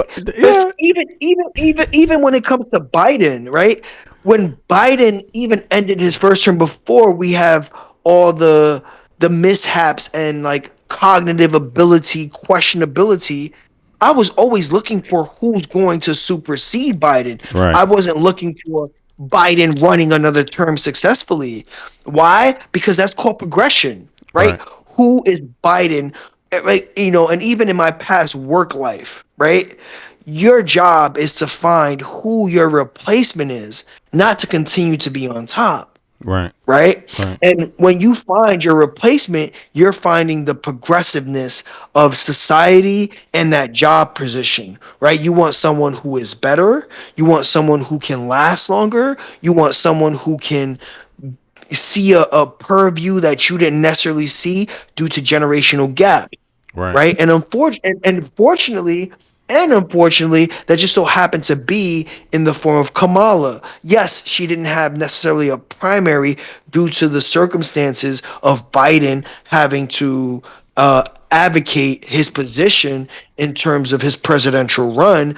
But America as a whole should have been looking for the most progressive person in terms of age, right? Yeah. And even when do we think it's a coincidence that JD Vance, look up the age of JD Vance? What's insane is like people that say Trump is going to win a third term. That shows you how people don't even care about Marco Rubio or Vance. Like that is insane to even be. They just look right past them. Trump 2028. It's like, okay, damn. Right, and let's circle back to that. Trump promotes Trump 2028 when he wears a Trump 2028 hat and says he is going to run for a third term. He openly said that, did he not? Yeah, he definitely is not advocating for Marco Rubio or Vance. That's insane, bro. This is insane. When we look at that, at 82 years old, we have seen his cognitive decline. We vaguely know about his health decline. Mm-hmm. Why would he see it in the Republican Party's best interest for him to run another third term, which is questionable and legal questionable at best? They're reporting that he's taking medication that only people that are about to die take. There you go. Like, what kind of shit is that? Like, damn. He is literally on peptides or GLP-1 drugs that are experimental. He should be retired, bro. He should be retired. Exactly. And so even when we look at the drugs or some of the questionable drugs that he is on in order to keep him functioning, these are end-of-life treatments, right? Yes. They are saving him a couple of years at best. And those couple of years aren't projected to be his best years, but yet these people are advocating for it because it is a cult-like mentality, right? The GOP and the Republican Party is held in a stranglehold behind the imagery of Trump, not necessarily Trump himself, but the imagery of him, right? And that's where, the Republican Party, the Democrat Party hasn't done their best to promote and shape who they want to be the leader of that change, right? That is where, no matter, obviously I will vote Democrat because it's the most progressive, but the Democratic Party still battles within themselves between an establishment them and a progressive them to who they want to be the visible person that they want to go against the GOP or the Republican Party as a whole, right? You have not seen, if Kamala is running, and this is something that, regardless of as much as I disagree with Trump was already running. He was already in these states, right, rallying for his next presidential term at this time, right? Where we still haven't seen a Democratic candidate that is running on the rhetoric that they will be the next president or they're trying to be the next president, right?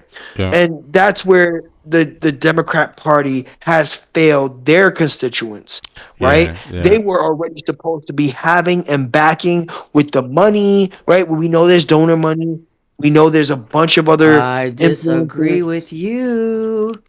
That's great, but state your name and that's your Chip. state that That's you're Chip. from. That's Oh, Chip. Go ahead, Chip. Yeah, what's up, Chip? Go ahead. Hello, my name is Chip, and I strongly disagree with Mike. Yeah, go ahead. Please. Let's hear it. Let's hear the perspective. The Democratic Party, whether or not the old established Dems recognize that there's a problem in the party, it doesn't matter because the DSA and the progressives they're steamrolling everybody. End of story, period. Yeah, So true. to say that people aren't out there saying I want to be president, Pete Buttigieg. That's all I need to say. Pete Buttigieg has been on the stump. I'm sorry? Is Pete Buttigieg a DSA candidate? Pete Buttigieg isn't. No. We're just talking straight Dems because you said Democrats. You didn't say DSAs. You said Dems. But you said the Dems weren't out there Democratic on the Party, stump saying, I want to be president. Pete where Buttigieg is has out there. Pete Buttigieg continued that rallying of him wanting to be president? In what state? Are you kidding? In what states? In what states? Aside from California, where he All lives right, and is he's been in votable. Michigan. He's been in Pennsylvania. He's been in New York. He's been in Georgia. He's been in North spoken. and South Carolina. He's That's what I'm spoken, saying. but he He's has- not out. He's not campaigning, he has but not he's made- saying. But he's saying, "Look at me." Look at me is different from I'm running. Oh my God. Okay, you're right. Then you're right. Okay, catch me on a technicality. Because No, when dude, he because says what I I'm hear running, you look, say. when he Go says ahead. I'm running, he forces the Democratic Party as a whole to now put money behind his visibility. They right? don't And force when him. he- They don't. They're not forced to do anything because they're not Yes, they supporting are. any of. No, That's they're what needs- not. No, Dude, but they're that's what not needs to be an supporting establishment any of Dem. these other fucking candidates. No, Peggy exactly, but Flanagan they're not in also- Minnesota. they're not- fucking But they're not supporting her. overwhelmingly supporting Pete Buttigieg. They didn't right? even want Where's to the money? support Troy Where's the money Jackson. behind his campaign? Right? Where is the visibility behind ads? He Where doesn't is have the a other? campaign. Hold on. Where is the other establishment Dems on a state level that are saying I am promoting Pete Buttigieg? That hasn't happened. They're not. Show Oh my me a God. de- Okay, show me then an please establishment- no, make hold your on. point again Show because me- I obviously Show me misunderstood an you. estab- I'm show me so an mad at you establishment because Dem you in the just state. turned your shit around. Show me an establishment Dem, right? Who has I'm going to promoted let you Pete guys Buttigieg. dialogue on this. I'm going to let you No, guys no, dialogue. I'm Go ahead. done because I'm not going to No. dialogue with him. No. Switch what he said. No. I Yes, want to show me hear an I want to hear establishment this. Dem. Go ahead. Right? Show me an establishment Dem in any single state that is blue that says I am promoting Pete Buttigieg as the next Democratic potential as president.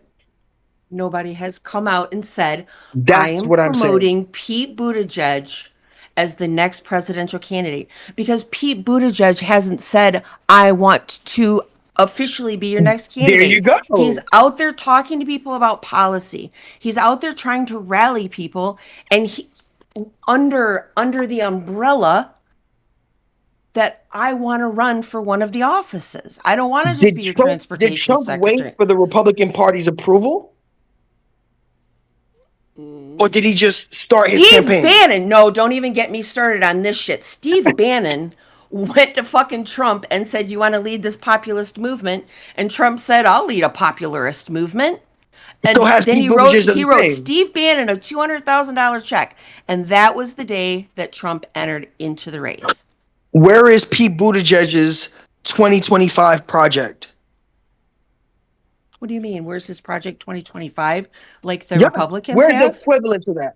Right? Because that's what it needs to back a candidate, right? When What? you I'm come not- with a hold on. When you come with a comprehensive plan based off policy and rhetoric, populist talk and policies that you are running on to promote a candidate that you want to fast forward within a two-party system. The Right? Democrats Because are Project so 2025 existed beyond Trump and aside from Trump, and Trump added on to that, saying Trump to the Project 2025 was almost exclusively made for Trump, right? And then he started his campaign run and started talking about the policies that were tied Dude, right you back make into you make 2025. it seem like Trump is like this guy that like does these things magically. Trump was what I am dropped saying is into that this the shit Republican because Party Russell promoted Vogt him. and Besant were already doing, and Trump they Exactly. only put his name Yeah. in after Bannon said, sure, I can get this guy to do this.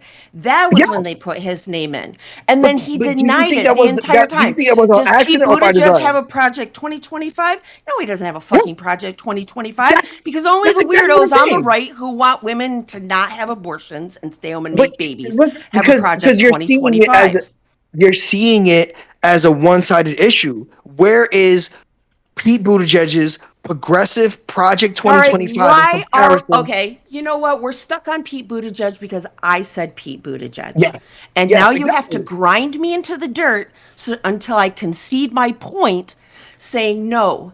Pete Buttigieg has no. Pete Buttigieg had in chat. Can you hear me? Hold on. Pete Buttigieg has Yeah. not been chosen by the Democratic Party to run for No, president. he That's hasn't. the end of that debate. You really pissed me off, fucker. But did Project Because you 2025 catch on. exist? No, Hold we're on, did not Project talking about 2025 Project exist after 2025. No, stop. Because that's a whole other subject. We're talking about the it's not? Democrats. All right, hold Stop. on. Let me see. Stop What getting is such the a thrill out of what it. is the big debate though here? Like, The big is it? debate Let is me just he hear that. said there are no Democrats that are out there saying, I want to be president. And I disagree with him. Because whether they say it out of their mouth, It's Okay. twofold they're though, right? inferring it by being out there and saying, these are the issues, this is where I stand, Okay, and I You this hear can is you. what infer it, I but So want where's hold the to on, Mike. money happen Hold and in on. the the country. comprehensive plan behind it? We're 2 Hold on. years Mike, out of hold on. elections, bro. Hold on. Let me see here. So I think I get this. You're saying that the language is different. How Republicans do things is different, and maybe the DSA and also the status Dem party, right? They may communicate differently. Pete Buttigieg is out there speaking in public, and he's just him being seen is suggesting that he might run. Same thing with Kamala Harris. Her being seen is suggesting she might run. That's how a lot of people take it in the public anyway. But I think what Mike was saying is, where is the party? What's the There party you going to go. push? We run in And a I, two-party system. I understand that. Now that we're back down to the Hmm. party is not endorsing anyone other That's a than difference people who because have that's what all. allowed Trump to say but Michael, 2028. don't you think it's too early to even? No, Don't you? You don't think so? Trump was already rallying, Right. and it just so Well, happened to be that Project 2025 already existed, absent him, but they did it in okay. adjacent Okay. to Stop. him. So Stop. let me ask you this, Mike. Oh my Is God. it? Trump never left. Let me ask you this, Mike. Is it that let me see here. Is it that the Democrats have to do it that way? Is that the way the Democratic Party works? Because as I see it right now, nobody knows who the Does candidate it is going to be. matter It how the hasn't been Democratic decided, right? Party? Does it matter how the Democratic Party chooses to run, or does it matter how Trump won an election? Or yeah. Oh, so you're saying that regardless of what the party does, the candidates, the people should make their intentions clear right now. Is that what you're saying? The party should make its intention clear because Trump made his intention clear. Him as a candidate made himself clear, and Project 2025 was an example of what they were projecting as a populist rhetoric, right? Rhetoric comes first. They right? were not Populist rhetoric- projecting it as populist rhetoric. No, They no, no, weren't you don't understand projecting what it at populist all. rhetoric is. Every time You it don't- got brought up you to don't Trump, understand what he populist- ran hold on. away. I understand. You don't that. understand what Okay. populist rhetoric is. Populist you're rhetoric right. is talking points that appeal to the populace. Yeah, that's the right? Dems. The And Republicans didn't use no, those no, as no, no, talking no, no. points. Forget party, right? We have what populist is, right? When we talk about affordability, right? Let's put it on the table. Trump won. Wait a because minute. his Wait a minute. populist- Wait a minute. Mike, let me get comfy because I got to kick my feet back. Let me get my vape. Yeah, go ahead. Kick your feet. Go ahead. Let me We got get time. my coffee. Yeah. Professor, please We got continue. time. The populist rhetoric on the right versus left. Let me get and my coffee populist too. rhetoric Go ahead. in Sorry. general are talking points that appeal to the masses, right? Regardless of left or right. And when Trump ran, some of the populist talking points that were reflected in Project 2025 were immigration reform, right? Right? right? That was one of the main things that coincided with Trump rallying behind that. It just so happened to be they No. hold on. Sure, because okay, Listen. sure. Parties project populist talking points. Now, those populist talking points are up to the individual who is running for that position to now form some sort of policy that they will run on that allows that populist talking point to be feasible, right? Trump boasted about boosting ICE. What has he done now? Boosted ICE and immigration reform, right? These are things that exist absent the party. These populist talking points are reflective of the voters and what they want. Right now, the main populist talking points, affordability, healthcare, childcare. These are Okay. things that regardless of whether it's party affiliation, they are populist talking points because they are points that the constituents want for themselves, and they can hope that it is reflected in a candidate, right? And that candidate now runs on those populist talking points and then vaguely defines a policy or legislation that they will pass if they're enacted. And that Oh my hopefully God, dude, leads will to you just votes. finish your point? Jesus. Hold on. No, I'm done. Vagueness, that legislation, right? That I'm so done hope of with you. that Fuck, man. legislation allows for the people to vote that person in to hope that when they get in position, now they enact those populist talking points in the form of legislation and policy. But go Will ahead. somebody else please step up because he will not let you get in word in edgewise. Whatever he says is exactly how it is. No, dude. No, it's not. Because But go ahead. what you're saying is I understand what a populist movement is. There have been populist movements in this country going all the way back to the early 1900s with the unions and yada, yada, yada. Okay, I'm educated. That's fantastic. What I'm telling you is the people now didn't know what the populist movement was until Trump told them what it was. They didn't know they were populist pits. movement exists absent Oh Trump, my absent God. I hear Kamala. what you're saying, but it doesn't. It It does not. does.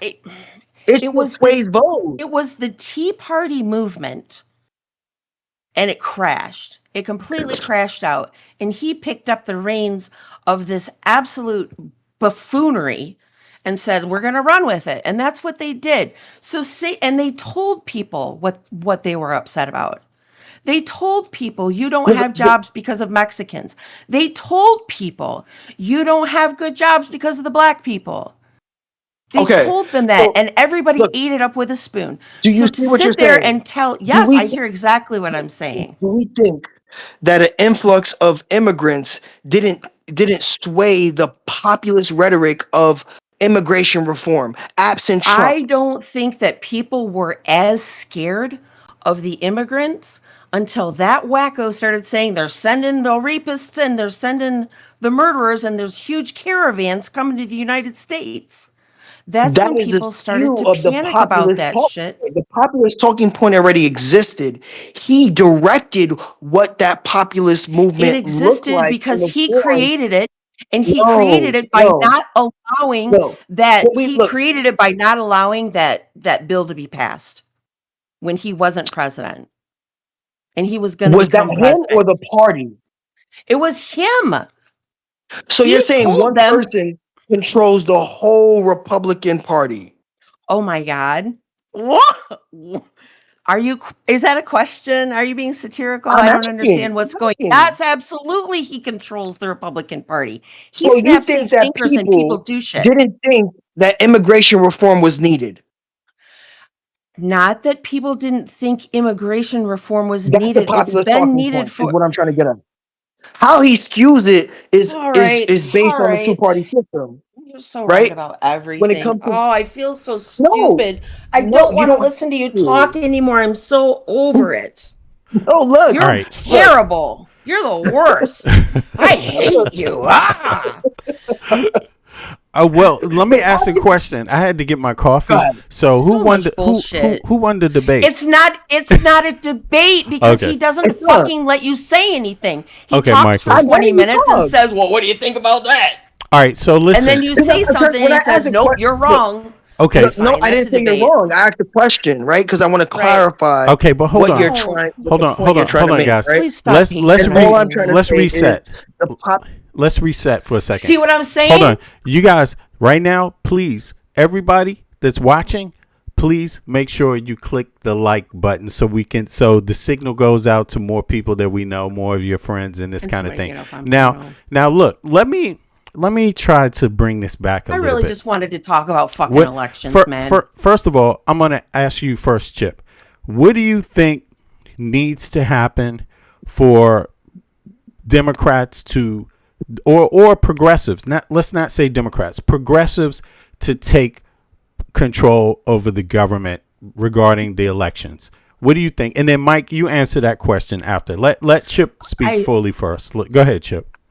I don't think that the progressives can take the House and the Senate on their own. Again, because, like Mike said, we default to a two-party system. So it would be Democrats. What I'd like to see are the Democrats actually work together. You've got people like Bernie Sanders and AOC and Elizabeth Warren, right? And they're saying yes to people like Jackson and Abdul and Flanagan out in Minnesota.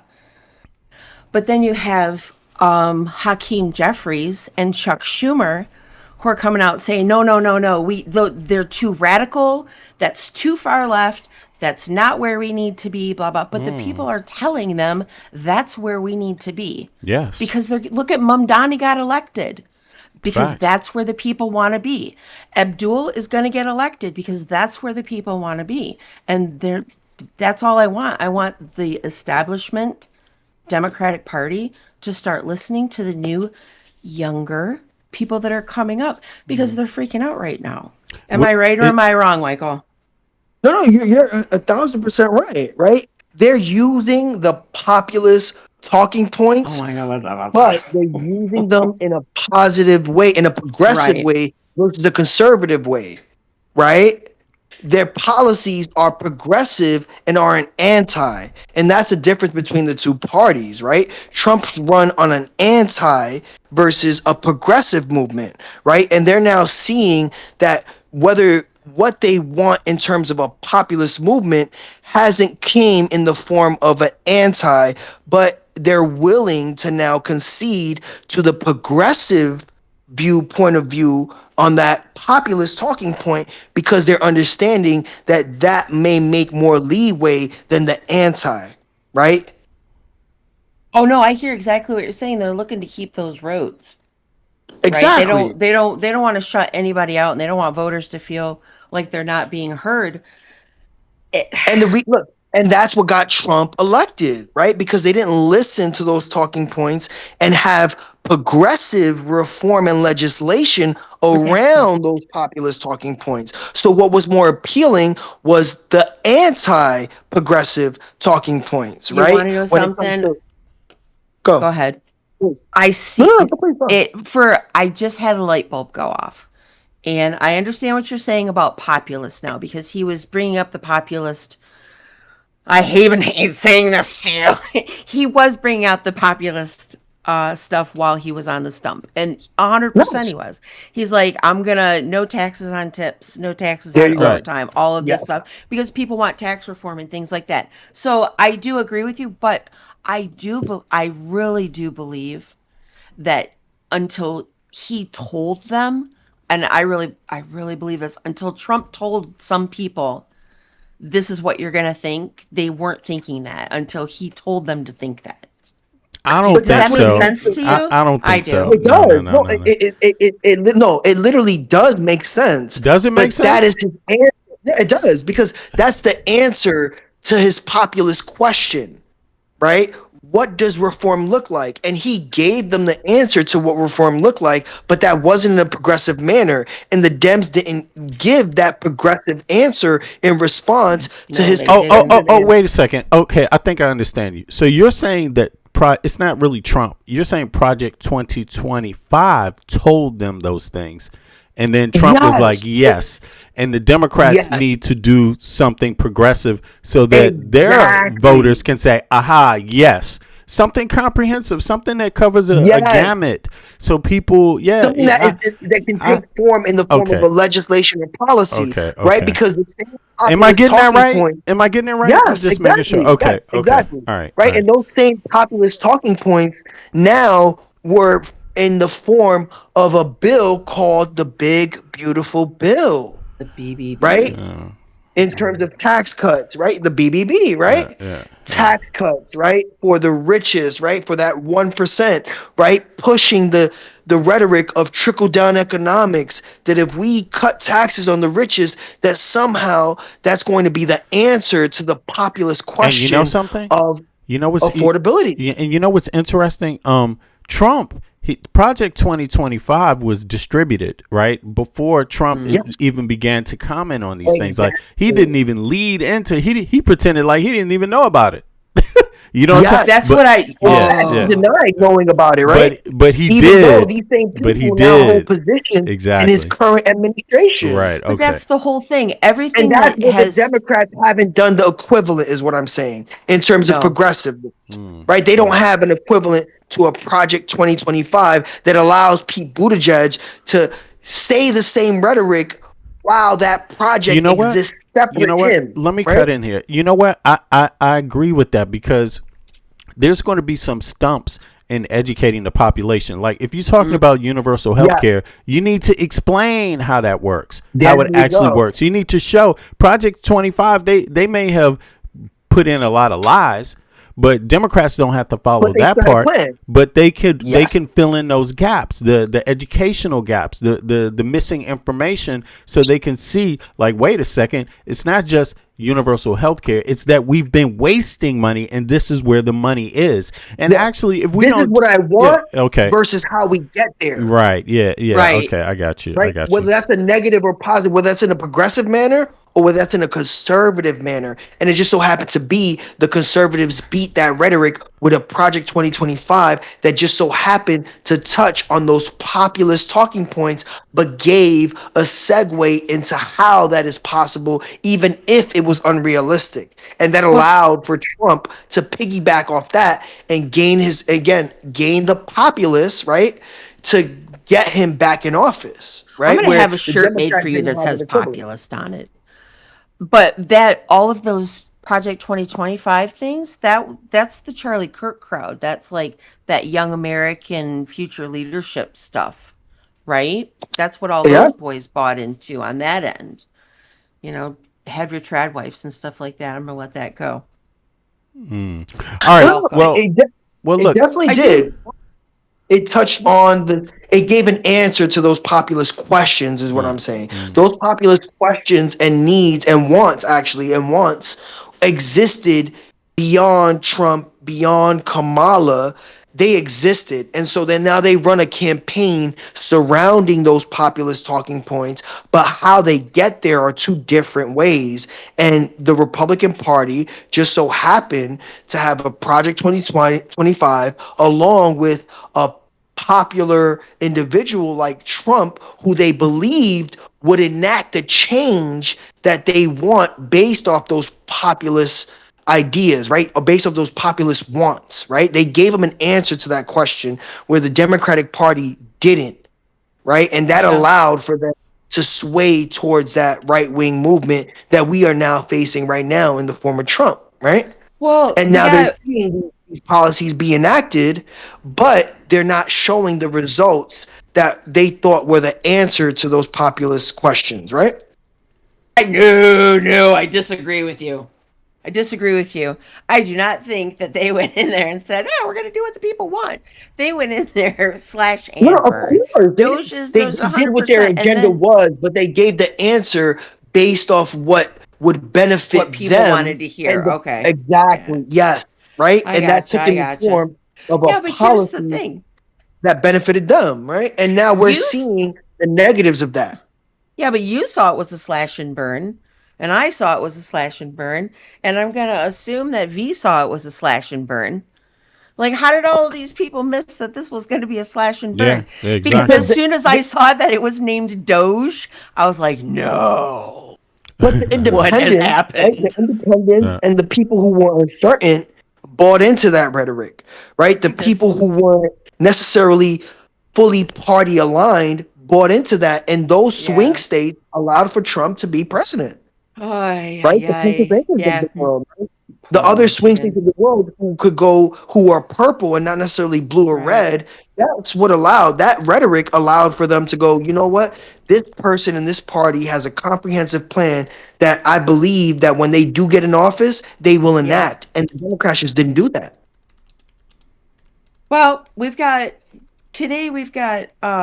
Abdul and Haley Stevens in Michigan. If you're in Michigan, you guys make sure you go out today and vote for your Democratic nominee. Go vote. Yeah, facts. Facts. Go out and vote, folks. But go ahead. Not vote for Haley Stevens. Who do you all suggest right now that's having a primary right now? Abdul, right? Hun, right?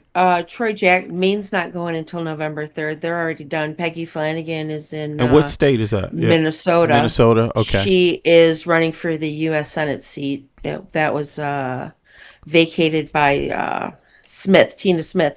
Actually, Tina Smith is endorsing her for this seat because Tina Smith is stepping down, and she's also, I think she's being by Elizabeth Warren. Yeah, Elizabeth Warren, Bernie Sanders, Ed Markey, who's this old senator. He used to be in Congress, now he's a senator, but she's running. That's really all that's going on today as far as the election stuff goes. I'm excited to see if Abdul Al-Sayed survives up there in Michigan. We've got Georgia. We got who's down here in Georgia? We got what's his toes? Ossoff. John Ossoff's running. And we have Reverend Raphael Warnock. Let me give that man his props because he deserves them. Facts.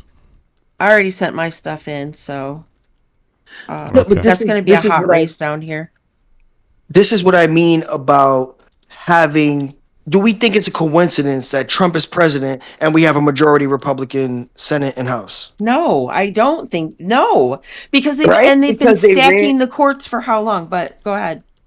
Right, but this is what has to deal with the populist rhetoric and how that takes shape in a candidate and what they choose to form in terms of an idea of a comprehensive legislation or policy that they enact, right? And it's the reason why we have a current majority in House and Senate that are Republican, right? Because at the time, in inclusion to Project 2025, every Republican was now able to align themselves with the solution to that populist question that allowed them to be voted in, right? And now we have the pendulum swinging right back to the left, where now the affordability is now seen in candidates just as simple as Imam Dani, right? As much as you can talk negative, or the right can talk negative about what he represents, we see those in results in terms of his policy, right? And the rhetoric he ran on, right? And that's all I want. And the establishment Dems are like, no. They're flash in the pans. If you vote for them, you're not voting for long-term stability and stuff like that. I want them, just like Mamdani, I want them to get in, show us what you've got. What about James Carville? If we don't what like do you you. think about James But now Carville?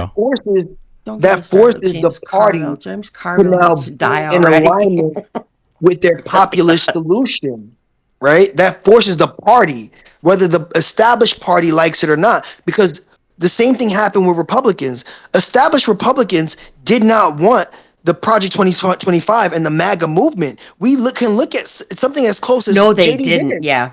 We look at something as JD Vance, Marco Rubio. They all talked negatively about Trump until they saw the numbers and said, "Okay, we need to run on the same rhetoric and policy." But I've and never read legislation. it. Yeah. Right. It sounds like you guys agree pretty much. No, we definitely agree. I do want to talk to you about.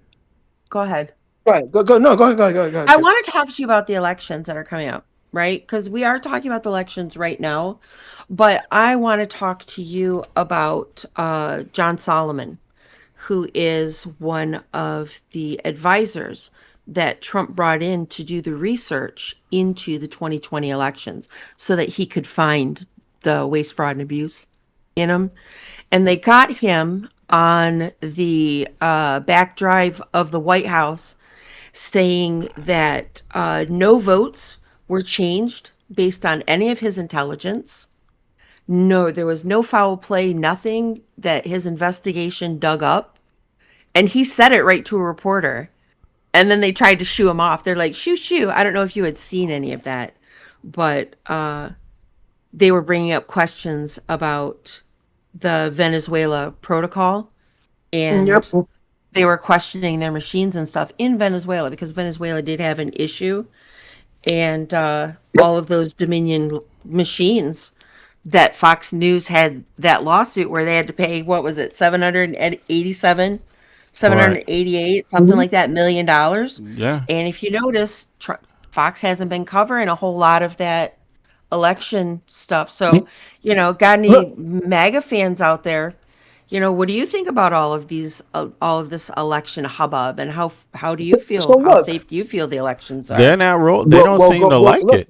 They don't seem to like it. We've covered this before. Yeah. V, can you look up Dominion voting? Yes, we have. Can you look up what is Dominion voting now? Who bought the Dominion voting, right? And we'll see how that is tied back into this establishment, right? Look it up. Look it up, V. Right? Who bought, yeah, it's been sold. Who bought let me see here. Who bought Dominion voting? And how they are connected to the Trump administration. It's all bananas. Don't forget to subscribe and drop a like, guys. Please. Everyone Drop a like. in chat. Yeah, please, everybody, click the like button.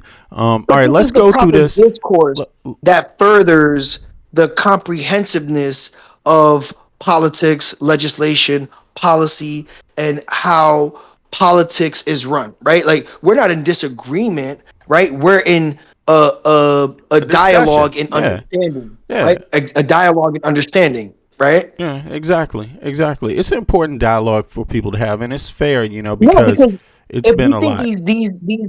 These dialogues don't happen within the left, we'd be ignorant ourselves. Well, right? they do. Want your dialogues that happen within the left, right? Oh, it's happening right now within the left. It's happening. Exactly, right? And we're 100% it is. Yeah. But I think I like the dialogue. As long as we get the big picture and the micro points. The micro points are relevant because that's where the conflict lies, right? But then the max, when we zoom out, first of all, if we do not remove this administration, then all these other things aren't going to happen. So the two things got to happen at the same time. We got to keep it, because that didn't happen the last election. The last election, people splintered off and Trump became the president. But having said that, I don't want to relitigate what happened in the past, because the situation was dire and there were a lot of serious concerns, and everyone had the right to have those concerns, But the main thing is that we have something even worse now. We have something even worse, so we have to be able to deal with that. At the same time, we got to be able to deal with the other issue, with the internal politics. And I think it's fair to talk about it. These elections are part of it. These midterms that are coming are part of how we're going to deal with the 2028. But this has to happen first. November midterm elections have to be litigated first, and we got to talk about that first. And then after that's done, then we will know more about 2028, which direction 2020, what's possible in 2028. But we won't know until these midterms are over, I think. But here, Mike. The executive branch, right? Say that again. Congress. Yeah. Who regulates the executive branch? Congress. Right. Exactly. So they're up for election. So we got to try to unseat. We need to get as many progressives in there, and not saying progressives in a way to where it's like that everyone is either progressive or not. It's not like that. There's a lot of nuances there. Like you mentioned, Chip. You mentioned what's his name? What's the guy in the South that he's the Reverend? He's a reverend. That's right. Reverend Raphael. Yeah, Reverend Raphael. Yeah, Warnock. he might, people might see him as center, but he's not stupid. He's also very progressive too. There's a lot of, I think he's as progressive as they come. But is he DSA? No. No. Right? Stop with the And DSA it's because shit. they are Nobody is aligning touching themselves. DSA.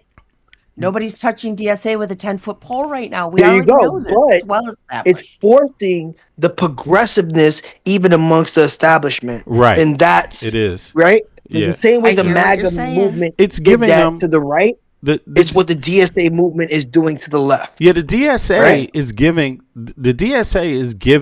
center Democrats or more center Democrats. It's giving them permission to be more progressive. They didn't have that permission before, and but then again, you got to have those conversations to be able to have permission to actually push that way. The DSA is shooting itself in the foot though, because they're getting those spokesgirls out there saying we want to end all taxes, and we want to end jail, and we want to all of these crazy things that nobody's going to go for, right? And that's what Fox News has got going every 30 minutes on the half an hour. Right? These and are that's why certain the Dems individuals, But it's not. within the But those DSA, aren't. it's not the DSA as a whole. But that's not the only things they're saying either. So that's the thing about it. That's not the only thing. So it gives middle Democrats, or middle left, it gives them permission to start having a new conversation. They don't have to adopt everything that DSA is doing. That's what, but the perfect example is every Republican MAGA. Right. No. Right. No, I exactly right. Yeah, So not every Democrat is gonna be DSA, but it aligns with the populist rhetoric. But you right? know where they're going winning? to pick up, Where they're right? where they're definitely winning is this issue with Israel. They're winning that conversation. Yeah. I mean that's one of many, right? Yeah, when it one comes of to many, affordability, when it comes to universal health care, when it comes to universal child care, right? These are all populist talking points, and a few individuals within a party aren't the definition of the party. Just like the DSA has forced a lot of these establishment Dems who aren't necessarily identified as DSA, but they picked up their talking points because they understand that is the populist rhetoric that they need to run on in order to gain the votes. But when you say populist there, I would contend that it's not just populist in terms of Dems. It's like populist in terms of the red states, because the red states. But that's what I mean by populist, right? The red states haven't had a hike in minimum wage. They're sitting still. The people as a whole, right, want that, right? The people as a whole want that. The party differential will give you the answer to that question. Right. I gotta tell you guys what something. What does affordability look like? What does universal health care look like? And how each party decides to give that answer will allow for the populace to sway in that direction. It just so happens to be that the DSA and the DSA alignment, when it comes to that populist rhetoric, are giving the answer that the populace want to hear. And that is what is allowing for the progressive Democrats and the DSA to continue to win in these midterm elections. Yeah. But listen, right? Because the Republicans don't have the proper answer, right? What is it?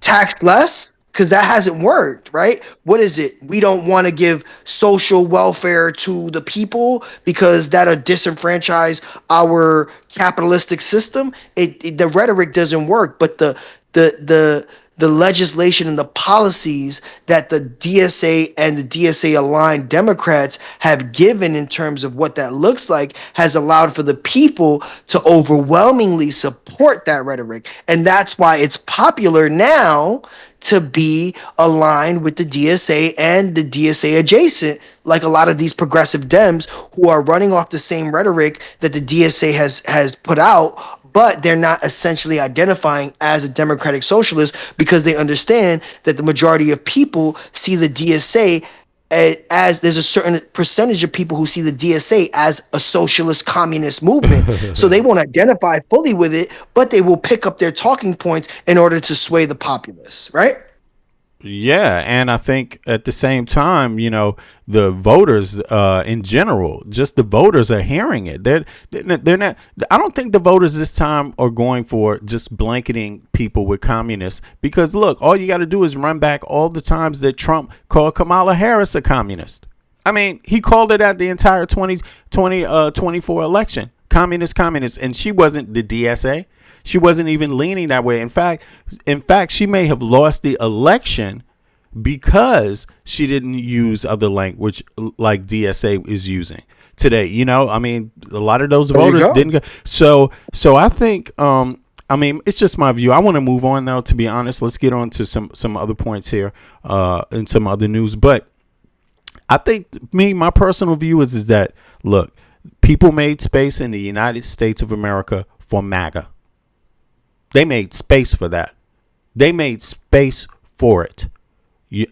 So I don't really see where the issue is. At the end of the day, it's an election. You can vote for whoever you want to vote for. That's why we have elections, so that we can have a conversation, right? Have an opportunity to hear people debate, go out there in the streets, find out what people want, and also educate the public and see if you can galvanize their support. That's really what the elections are about. So I say let the best people win. Let's have that conversation. And I mean, because right now, look at what we got. This is what we got on the screen, man. This is what we got. And this is this is a critical thing we have on the screen, because people do not like this man. Period. Across the board. Sure, he might still have some of his base, but he's really, not seen highly, by most Americans. Trump, and as long as Trump is in office, he's just reminding people that we need someone else, and we need people that's going to support someone else. And because this is horrible. But you guys, let me see. Let me let you both two have your last comments here on that part. That was a good dialogue there. That was interesting. It got heated for a second though. No, Chip logged off, but we're not in disagreement, right? Like, my rhetoric comes in understanding, how elections are ran, how elections are swayed, and the rhetoric that allows for people to be elected, right?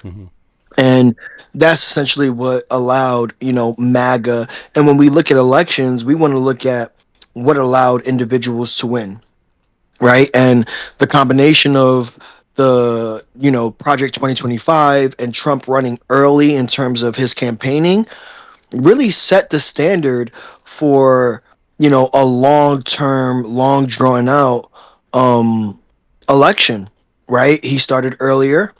He started campaigning in, mainly red states that later on switched to swing states, right? In combination, even though he was denying what Project 2025 ran on, he was touching on a lot of the points that Project 2025 stand on. And when I look at this election, I look at what is the equivalent to that would allow Dems to overwhelmingly win the same way Trump and MAGA won this past election, right? That's what I mean by understanding the populist rhetoric and the question and having a proper answer to it. Oh, and wow. Something? I got a question for somebody in the chat. Nano, what is this? Nano Diamond 28 says Trump is the best president ever. Are you an American citizen? And it says on your page that your family, you're in Indonesia. So I'm just asking, are you going to be voting via mail? How are you going to vote? What do you feel about Trump's mail-in ballot concepts? So that's just a question for Nana in the chat. He believes that Trump is the best president ever. All right. So, Chip, you want to say something else on that? Make your last point on that, or should we just move on? No, Chip logged off of Discord. She's more than welcome to come back, obviously. Oh, she did? And okay. Well, that was an interesting dialogue there. Yeah, well, we're going to have more of those dialogues. And listen, let me put the panel link up to anybody else that wants to hop up also. We encourage that. It's interesting when you get an opportunity to hear people's actual voices. So the Discord link is in the chat.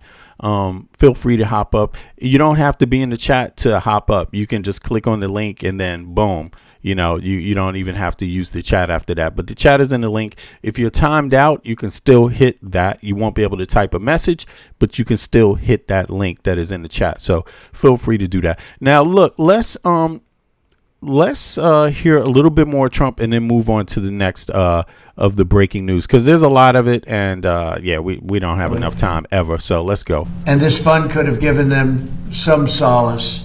Yeah, Trump is talking about his illegal fund that got shot down. He's going through his litany of lies about his tax return that he wanted $73 million that was denied, that people audited. They said, we're going to audit that. That's a lot of money. We got to audit you first. And he's like, fuck that. That was unfair. He made all kinds of claims about it that wasn't true. And he's still doing it about the Jan 6 rioters getting a fund to $2 billion to help them because so many of them committed suicide.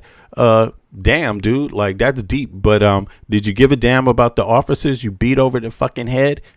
No. Did you give a damn about threatening the vice president? No. Did you give a damn about threatening the life of Nancy Pelosi? No. I mean, and look, when you preach violence, hey, there it is. You know what I'm saying? Stop preaching violence. Stop using political violence, and then people might care that you committed suicide after you invaded the Capitol and, kicked in the doors violently, brutalized police officers. Even one of you had to be shot because you just wouldn't fucking stop. You know what I'm saying? In the inner chamber, you just wouldn't fucking stop. Goddamn. You know what I'm saying? I'm surprised you didn't get shot on the doorsteps, on the fucking steps of the Capitol. I mean, goddamn, But in any case, let's continue. Let's listen to some more Trump's lies and get on. Because, look, this is a rallying point when we listen to Trump. Dems might have some disagreements between the center and the left, but this is what's going to unite us. It happens to be very popular among many quarters, and I don't participate in that fund. I was certainly treated badly. I don't participate, but I thought it would be very fair for people that spent years in prison, people that were treated so badly, for in many cases people that did absolutely nothing wrong. So I view that fund as a positive, and a lot of Republicans do too, not so many Democrats. And it's not only for that, it's for other things too. People that have been treated unfairly, that have been weaponized by a corrupt government that we had with Obama and that we had with Biden. You had a corrupt government with both of them. Mr. President, did you sign off on Todd Blanche rescinding? I didn't look at it. All I know is that Todd Blanche is great. He's going to do a great job. Everybody knows it. And I understand there's been a sign-off, but I don't know what. Just no empathy for the police officers. No empathy. No empathy. He takes no responsibility. He was the one. Plenty of people said, I went there because of Trump. They thought Trump was coming. I mean, Trump even claimed he wanted to go. I mean, he's the one who led those people to the Capitol to do that. And he wanted to overturn the election. That's what he wanted to do. Now, I'm just curious how many of you people want to try that again? Do you want to try it again? Because I don't think you're going to have as much luck this time. I don't think the police are going to be as nice about it this time. I don't think they're going to let you overrun the Capitol this time. I think a lot of you are going to get shot on the steps this time. That's what I think. So, try it again if you want. Try it. Try it all you want. I think Todd Blanche agreed to reconfirm things that he's already said, and what he said was okay. Please go ahead. Other avenues you have supporters get paid potentially if it's not the anti-weaponization fund? Is there another? Who are you with? I'm with MS Now, sir. You who? MS Now. MS Now? Yes, sir. What a terrible show that is. They have the worst people on that show. Are there other avenues that you want to see people? No, there's no other avenues that I know about. Go ahead. Mr. President, on the Iran talks. MS Now. That's the failed MSDNC, right? The failed. They failed. They gave it a new name. You know why? Because nobody watched it. Go ahead. And fewer people are watching it now. On the Iran talks, is there discussions? Is Iran willing to? Nobody in BLM ransacked the Capitol. Nobody in BLM ransacked the Capitol with a hangman's rope talking about hang the vice president. Nobody from BLM did that. So nobody's stuck on it. Trump is stuck on it. He wants to reward the people that were convicted of crimes. And a lot of those people were released and committed more crimes. So, there it is. And I think if you think there's something unjust about it, I just say try it again. Try it one more time and see what happens. Just try it. That's what I say. We've already seen it once. Try it again. Remember, V Media said, try it again. Press your luck. Press your luck. Because if I was there, I doubt I would allow you to beat my goddamn head in. Straight up. I don't have as much empathy. I'm going to be like, fuck that. You know what I'm saying? That's me. I don't give a damn who it is. BLM or anybody else. Capitol Police should never, ever. Okay? It doesn't matter. Do you know there's terrorists that have tried that too? Done the same thing, similar things? Come on. Very simple. Keep your ass out of the fucking Capitol building when the transition of power is about to happen according to a fucking election. And it won't happen to you. Learn your goddamn lesson, dumbass. Return to a fully free navigation of the strait, is that on the table? Say it again differently. Would Iran be willing to return to fully free navigation of It has to be. I'm not going to let them charge. Would you If anybody's going to charge, we'll charge. We're the one that has total control. We have total control. We have a thing called a blockade with his Navy. And that Navy is... That's so funny. He's adopted their strategy. Blockade. And now Trump wants a blockade. Okay, great. Who's going to pay for that blockade? American people paying for the blockade. Oil prices going up everywhere. You like shit costing more, I guess. A lot of Trump supporters like shit costing more. Go for it. Go for it. Raise the price of everything. Fuck it. Why not? Why not? They call it a wall of steel, the United States wall of steel. And no, there's not going to be charging. We're not talking about charging at all. There won't be charging. Yeah, please, in the back. President, you said last week that illegal immigration... Who are you with? GB News. You said that illegal immigration is killing the UK. Nigel Farage today has proposed the use of the Royal Navy to combat small boats crossing the Channel.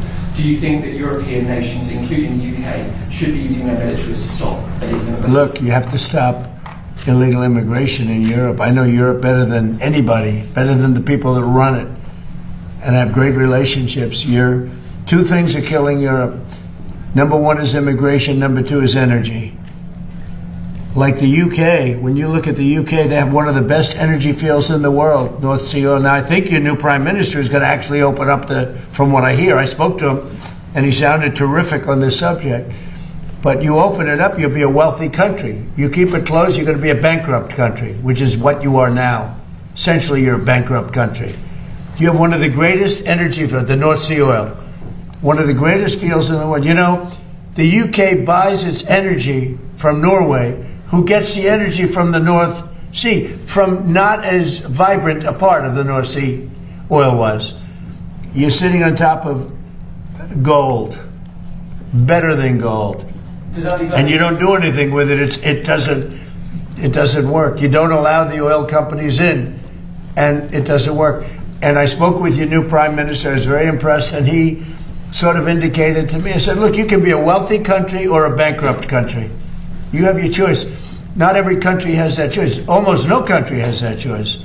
But in the case of the UK, Scotland, I'm talking about Scotland, right off the shore, in Aberdeen, Scotland. Aberdeen was the oil capital of Europe for years. And then one day the Liberals got in and they closed it. And your energy rates have quadrupled.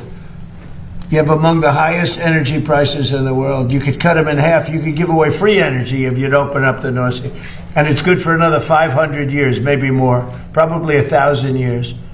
Has our new Prime Minister restored your faith in the leadership of Britain? Now, I see somebody else is still in the chat talking about, BLM caused all this death. Well, listen, if you put the white supremacists in the United States of America and the harm they have caused, the death they have caused, and the Jan rioters together, because a lot of them are just same people, right? If you put them up together, they have caused the multitude of harm in the United States of America. And if you want to refer to the article here, I will bring the article up, put it in the chat. and you can take a look at it, and I don't understand why people aren't worried about that. They're worried about other stuff. Listen, you're going to have a lot of shit happen, right? And I'm not saying I don't advocate for violence myself. I don't advocate for it. But here's the thing. January 6th is the Capitol building on an election. Okay?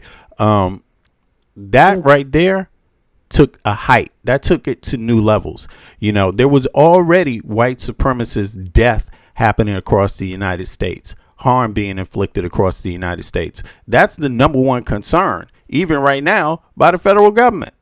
Okay? Harm by fatalities, domestic terrorism, threat level, law enforcement agencies, and historical data indicate that white supremacists and far-right violence has caused substantially more deaths and poses a higher threat to public safety and national security than BLM. It's very simple.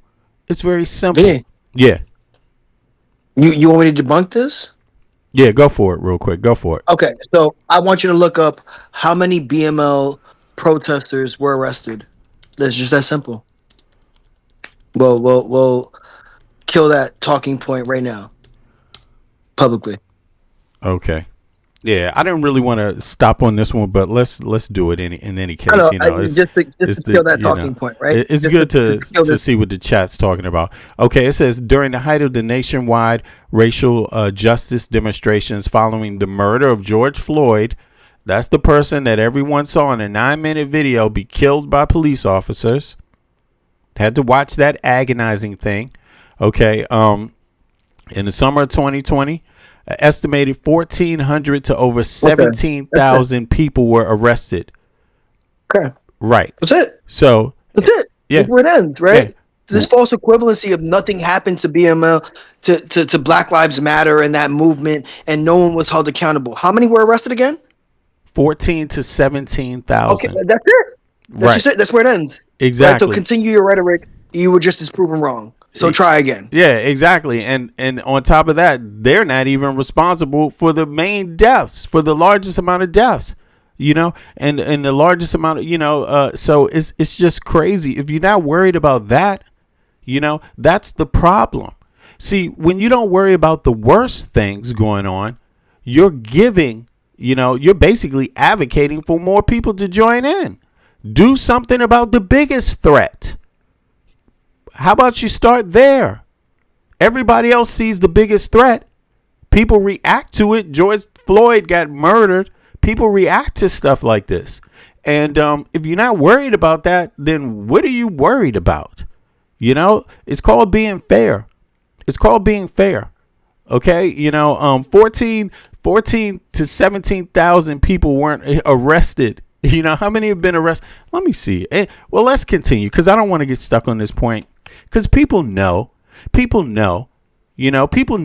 white supremacists and right-wing political violence is the biggest threat right there in the United States of America. They know it. The data says that, and just people that try to bypass that and go into all different kind of lanes. January 6th had many of those people among them. Okay. And they were screaming things about it, preaching their hate. Okay, why? Oh, just openly.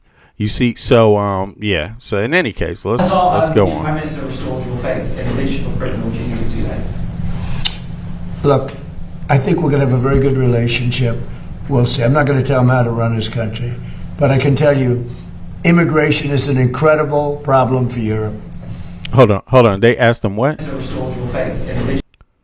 500 years, maybe more, probably 1,000 years. Has our new Prime Minister restored your faith in the leadership of Britain? Or has our new Prime Minister restored your faith in the leadership of Britain, or do you think it's too late? Look, I think we're going to have a very good relationship. We'll see. I'm not going to tell him how to run his country, but I can tell you, immigration is an incredible problem for Europe. You're allowing people in that in many cases are not going to help you. I'm going to be nice. They're not going to help you. And the people that are there. I mean, what is he talking about? What is he talking about? All of these countries have comprehensive immigration.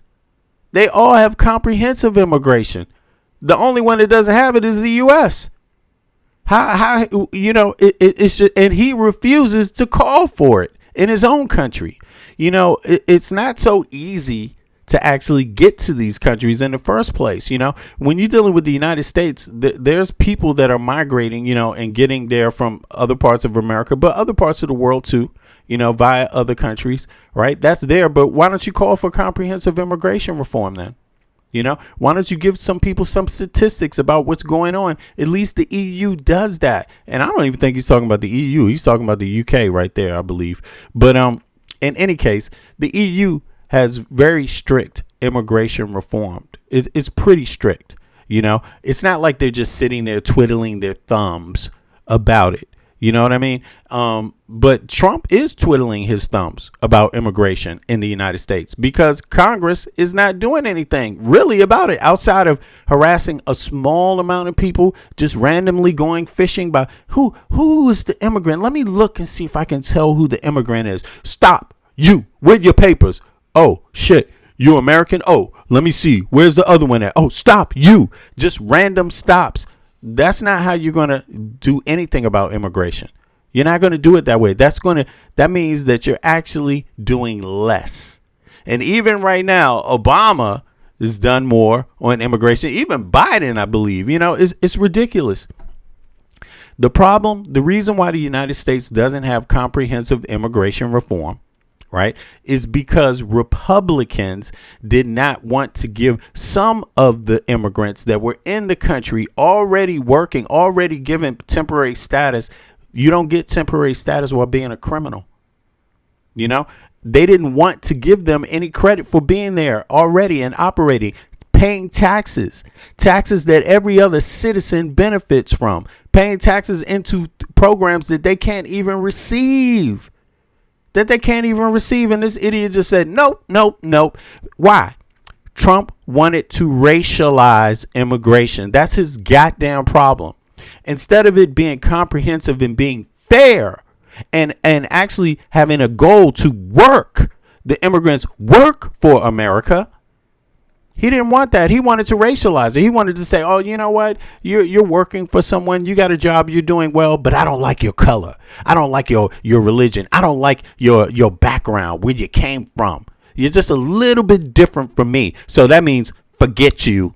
It's just dumb, especially in the United States of America, but it's dumb anywhere. People look at this guy and they're like, what a hypocrite. That's how Europe looks at Trump, like he's a hypocrite on all levels. It doesn't matter what subject you talk about. Immigration, he's a hypocrite. Tariffs, trade, he's a hypocrite. Security, he's a hypocrite. I mean, Trump really has no standing at all across the globe right now, let alone Iran. Iran doesn't give a goddamn about Trump. Let's hear some more. Let's continue. I just want to see some more. Overwhelming. It was so bad politically.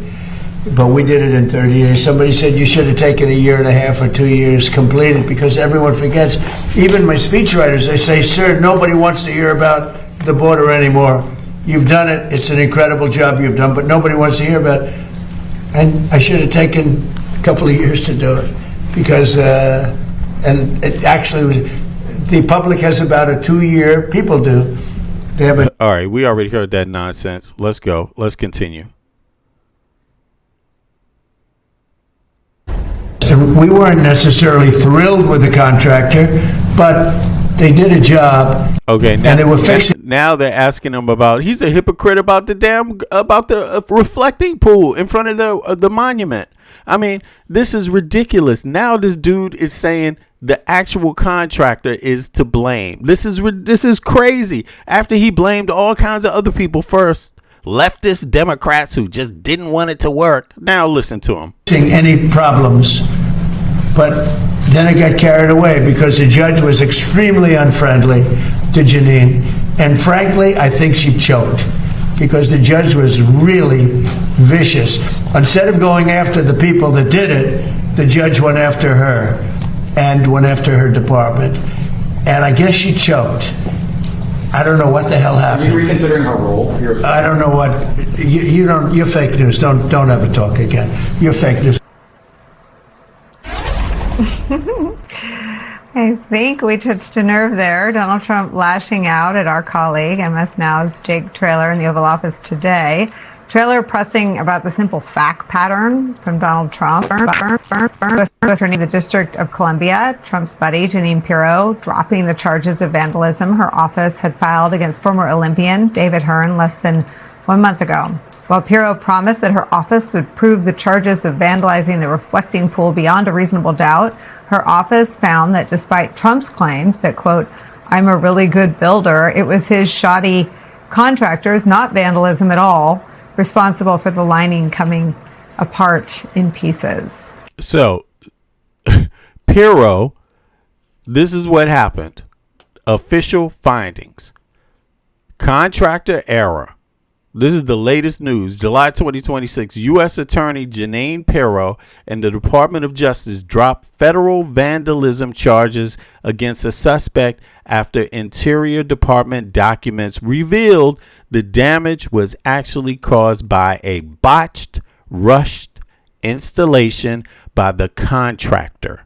Yes, Atlantic Industrial Coatings, rather than vandalism. Now he's blaming her. Trump publicly criticized the department assessment that he disagrees 100%. So again, Trump disagrees with his own fucking people that he appoints. I mean, this is just bullshit, you know, but this is the best we got in the United States right now. We don't have anything better. Congress can't deliver anything better. The Senate can't deliver anything better. We just got to live with it because, hey, until they do something about it, it is what it is. Back with Glenn, Liz, and Andrew. Andrew, let me read you what Heather Cox Richardson wrote just to sort of elevate this story to the real danger that it represents and the real window into what's rotten at the Department of Justice. She writes, Friday's dismissal of the Department of Justice case against David Hearn for vandalism of the Lincoln Memorial reflecting pool came days after Hearn's lawyers asked for transcripts of the grand jury proceedings that led to the indictment. The lawyers noted that the government's only witness testified that the pool was already damaged before Hearn went near it, and that the witness could not quantify the cost of any damage Hearn might have done over and above the cost of repairing the existing damage. The lawyers told the court that there were irregularities in the government's presentation of the evidence to the grand jury that call into question whether the grand jury was misled. The Department of Justice has been caught repeatedly misleading grand juries or committing misconduct in getting indictments. Hearn's lawyers were suggesting that the Department of Justice engaged in the same misconduct in the indictment of David Hearn for damaging the bottom of the reflecting pool. So we talk a lot. I have endeavored since the show began, with your help, with all of your help, to cover the rule of law in America. It is clear that the Justice Department is now committed to a project of destroying it. And I asked your former colleague, I asked Jack Smith if it's broken, and he said no, because the judiciary and the judges. But it would appear that the Justice Department is actively working at breaking it if they are actively misleading grand juries. Just talk about what a tripwire has been passed. And this is the American people being okay with blatantly lying. No standards. No standards behind what they claim. No standards. And you can do whatever you want when you're willing to lie. But at the end of the day, you're not achieving the goal that you claim. Same thing with immigration. You claim that ICE is doing their job, is reducing immigration, the border is closed. What is the effect going to be when the truth comes out? Same thing with this reflecting pool. What is the effect going to be when the truth comes out? Here's the effect. The effect is it wasn't anybody fucking it over. It wasn't vandals. It was the actual shoddy work. The Justice Department knew that from the beginning. Yet they wanted to blame it. They wanted to make it into lefties. They wanted to make it political again. And lying in the United States of America from the highest post and even under the underlings, the Justice Department right now in the United States is perfectly fine. It is the norm right now. It is the norm. That's the best we got right now. Well, the filing that was made by Janine Pirro's office is so devastating because in black and white, you can see so many things. And as I have said about the reflecting pool case, it is truly a reflection of the Justice Department and the Trump administration in sort of every way. It points out that what Donald Trump has been saying repeatedly about these being vandals is false. It lays it out in black and white. It also makes clear that they wrongly charged an individual, and they did so at the speed of light without waiting to see the evidence and getting the evidence. The filing seems to think it's an excuse that they did not have all the evidence from the agency involved. But that's the Department of Justice's job, as Liz will tell you. That is, I see. This is so funny. I see a local neighborhood says after 4 years of Biden, no one expects honesty from the White House. Well, why don't you prove it in a court of law? Where's it being proven in the court of law? Anything about these people, about Biden's administration? Where? Nowhere. But right here, it's being proven. No problem with that?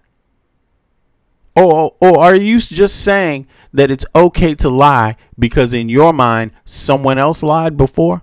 Is that your logic? That would be stupid as fuck. That would be destructive as fuck. And also intentional. Who the hell of any level of responsibility, what taxpayer would say, it's okay that this administration lies to me because the last one did? Who the fuck says that? You're supposed to be saying, stop this shit right now. Why aren't you saying that, neighborhood? Why aren't you saying it?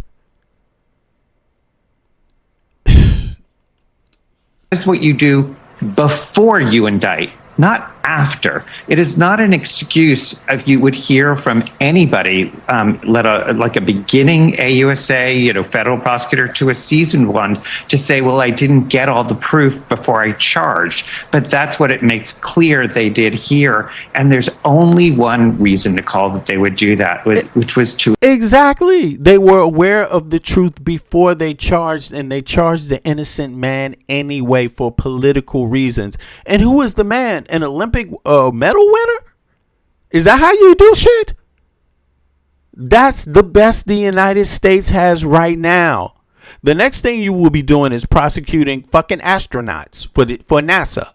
You will be prosecuting the people fighting the war against Iran right now. You'll be prosecuting them too. Fuck it. We're just going to lie about that. They didn't do a good enough job. Let's just make up lies about the military also. Indict. But no, the military was ordered to do this shit by Donald J. Trump. He's responsible.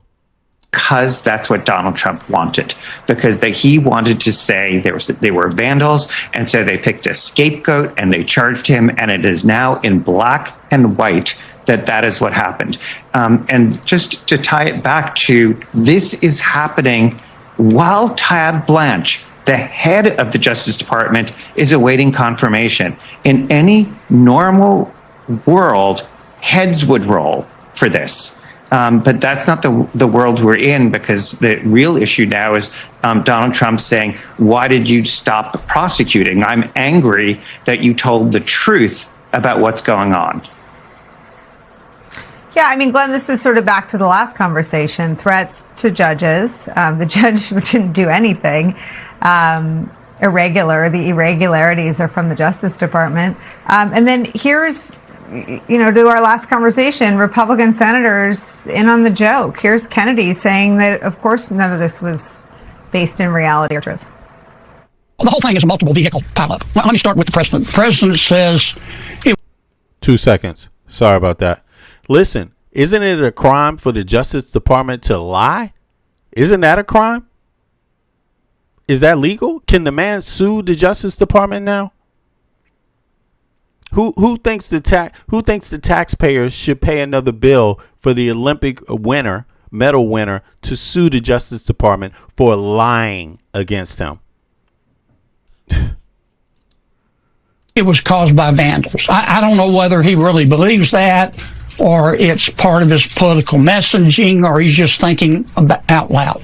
You and I both know this is a damn Republican calling him out. President will. He exists loudly, and he grows anxious when he has an unexpressed thought. I'm not saying he doesn't really believe it. I just don't know.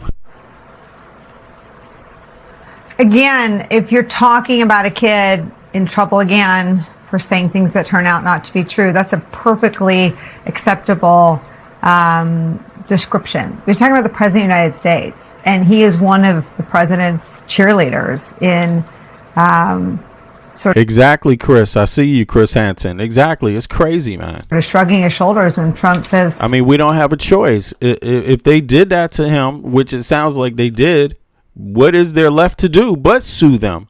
The man had to go through he had to go through proceedings. He had to get a lawyer. He had to live with the President of the United States and the Justice Department actually blaming him, fucking up his image. You know, I mean, it's ridiculous, and the American people will have to pay the bill. That's where we're at with this government. We pay the bill, and our Congress people and our senators are not stopping this man. They refuse to impeach him. You know, everybody, us, not me, because I live out, even though I'm an American citizen, born and raised in Washington, D.C., family goes back both sides to the colonial period. But as a grown-ass man, I live in the great country called Denmark. Thankfully, my fucking tax dollars don't go there as an American citizen. They go here to Denmark, to a place that has some sanity, you know, a good amount of sanity, a great amount of sanity, you know, but for everybody else, who knows? My kids may be in the U.S. They might have to pay this bill. Our kids will be paying this bill. Our kids, maybe our grandkids, paying all the bills, all the losses, all the debt that this administration has run up. You know, this man has run up a third of the debt is his alone. Just 1/3 of it. How the hell is that possible? It's a sad day. It's a sad day. Crazy shit that doesn't hold up in a grand jury. What is the temperature of all this sort of sleepwalking as the Justice Department's credibility is called out by judge after judge after judge after judge? Well, I want to step out of the frame for 2 seconds. The thing that's interesting about this is how silly it is. Can I just, we are talking about the lining of a reflecting pool. We are a nation at war. But Mr. Hearn, they tried to criminally prosecute Mr. Hearn. No. Yeah, exactly. But you know, we are in a situation where the President of the United States over the weekend denied a credible report that Iranians were hacking water systems. Yes. Yeah. And to think about it, these MFers don't know what the hell algae is and where it's coming from. They don't. I mean, what dumbass has a water source that has algae in it that's creating the greenness in the water? And he says, you know what we do? We just paint it blue. Duh. What the hell, man? Is that what you do to your fish tank? When it gets dirty, you just paint it fucking blue? I mean, goddamn. That appears to be on its face a significant threat to national security. He is not talking about that. He is talking about the reflecting pool. So I think the threshold onto this is, why are we talking about reflecting pools? Because Donald Trump wants to talk about reflecting pools. And I think inside the Justice Department, it is entropic. You have a situation in which people are essentially pursuing the president's interests, but also within that frame pursuing their own interests. Blanche is a perfect example. Blanche wants to be an officially confirmed attorney general. There's a lot of people inside the department who want to know why the hell he would want that job. Blanche is going to commit crimes. As soon as he has that post, he's going to commit high crimes against the United States of America. It seems like, at least that's my opinion. I don't know. We won't know until it happens. But then again, look at what happened with the Epstein situation. Still the victims have not gotten justice. right? But he really wants that. That's the crown of his career. Pirro, similarly, as I think Andrew alluded to, I think Pirro is acutely conscious that she could be facing professional discipline, or prosecutors under her could be facing professional discipline if we start surfacing these grand jury transcripts. Exactly. And she should. She definitely should. It's a crime what they President did. Trump is not happy with his favorite U.S. attorney. The administration spent the last month blaming vandals for damage to the reflecting pool that Trump spent $14 million of taxpayer money to upgrade. But late Friday afternoon, U.S. Attorney Jeanine Pirro dropped charges against a 67-year-old Olympian canoeist and said the real culprit was a, quote, botched installation. In an even more extraordinary move, she accused the Interior Department of misleading federal prosecutors. Within hours, Trump posted, quote, I disagree 100% with Pirro, and says, I don't know what she was thinking. It was a pure case of vandalism. My excellent panel is back. Well, she's going to be gone any day now. She will be gone. She wants to escape. She's going to be like, just like Pam Bondi, try to get out, just say fuck it and duck your head and just hope you can avoid some sort of prosecution later, repercussions or whatever else. It's just This ridiculous. is wild. One more bites the dust. What a story. And it is real life. It is. Kristen, you cover the White House. What are you hearing about how Trump is going to respond? He's incredibly angry. Is he going to dump now. Pirro? It's unclear. I mean, what we've seen this time around is it takes a little bit more to actually get him to fire somebody than it did the first time around. But if he is calling you out by name and saying that he 100% disagrees with you, I will just remind you of our reporting a week or two ago when Wright signed this deal with Saudi Arabia, this nuclear deal that President Trump was not briefed on. He was livid at Chris Wright. His team was livid at Chris Wright. Trump thinks he should be the one, if there's any kind of deal being made, that he gets to be the one to announce it. He was asked in the Oval Office if he was mad, and he... Pause. 2 seconds. Somebody named Nat U is in the chat and says, wow, life is better than ever under Trump. I don't know how it is. No one can answer how it got better under Trump, but it's definitely better under Trump. No, you joined March 21st, 2026. Like, put something. Who are you? Are you even American? Like, what the hell? Get out of here, troll. Leave. Leave. He brushed off the question multiple times. He has started doing that, even when he is very mad. If he is writing on Truth Social that he is 100% in disagreement with you, you are in a very bad place with the president. I mean, because the administration spent weeks trying to convince the American public that there was actual vandalism, including Jeanine Pirro. Listen. And vandalism, no, vandals. You know, we have 100 and we have... Oh, he's being sarcastic, you say? Oh, okay. Is that what it is? Because be cautious, man, because, you know, yeah. In any case. Oh, you not me? No, you definitely not me. And I'm here in real life with shit up about me.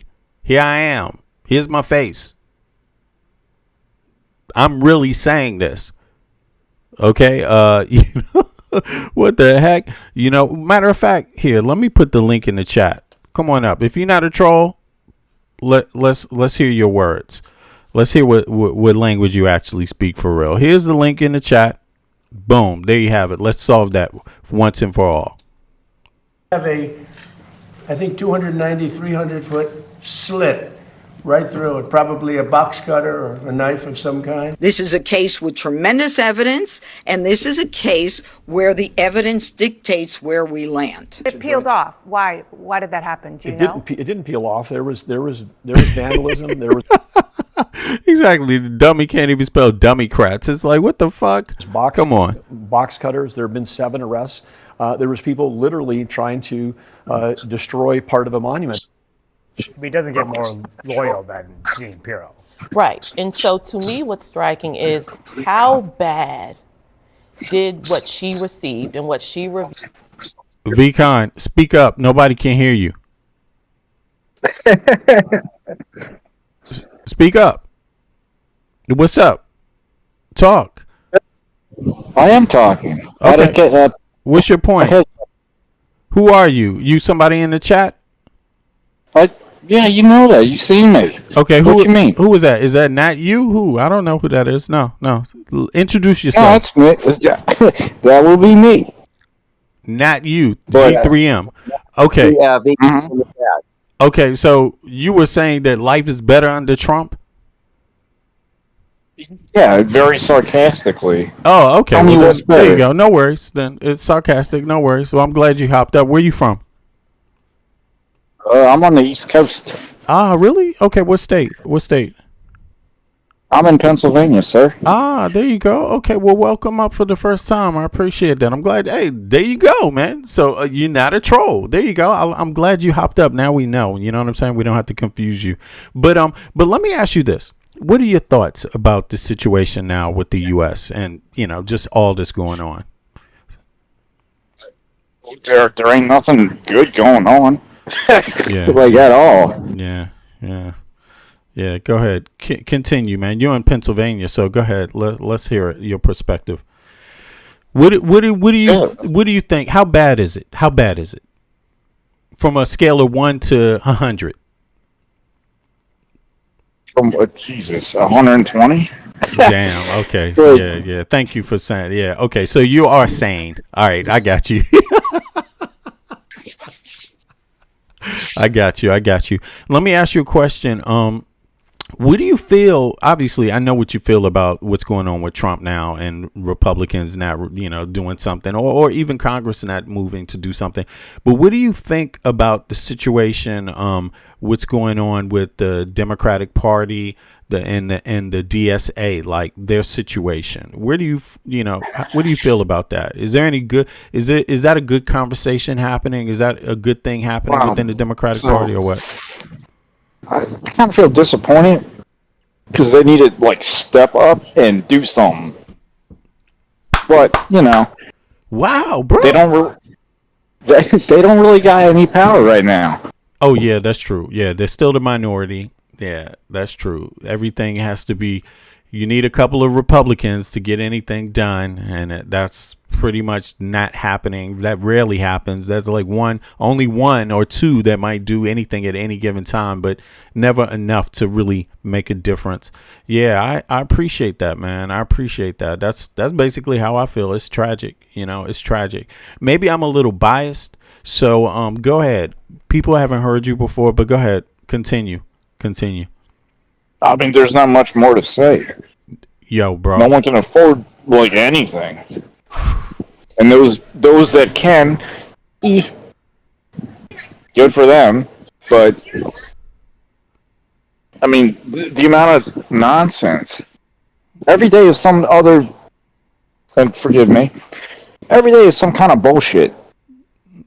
Go right ahead. Don't worry about cursing, man. It's all good. I mean, you go to work, you come home, you gotta pay your bills, and then you got what? What do you got?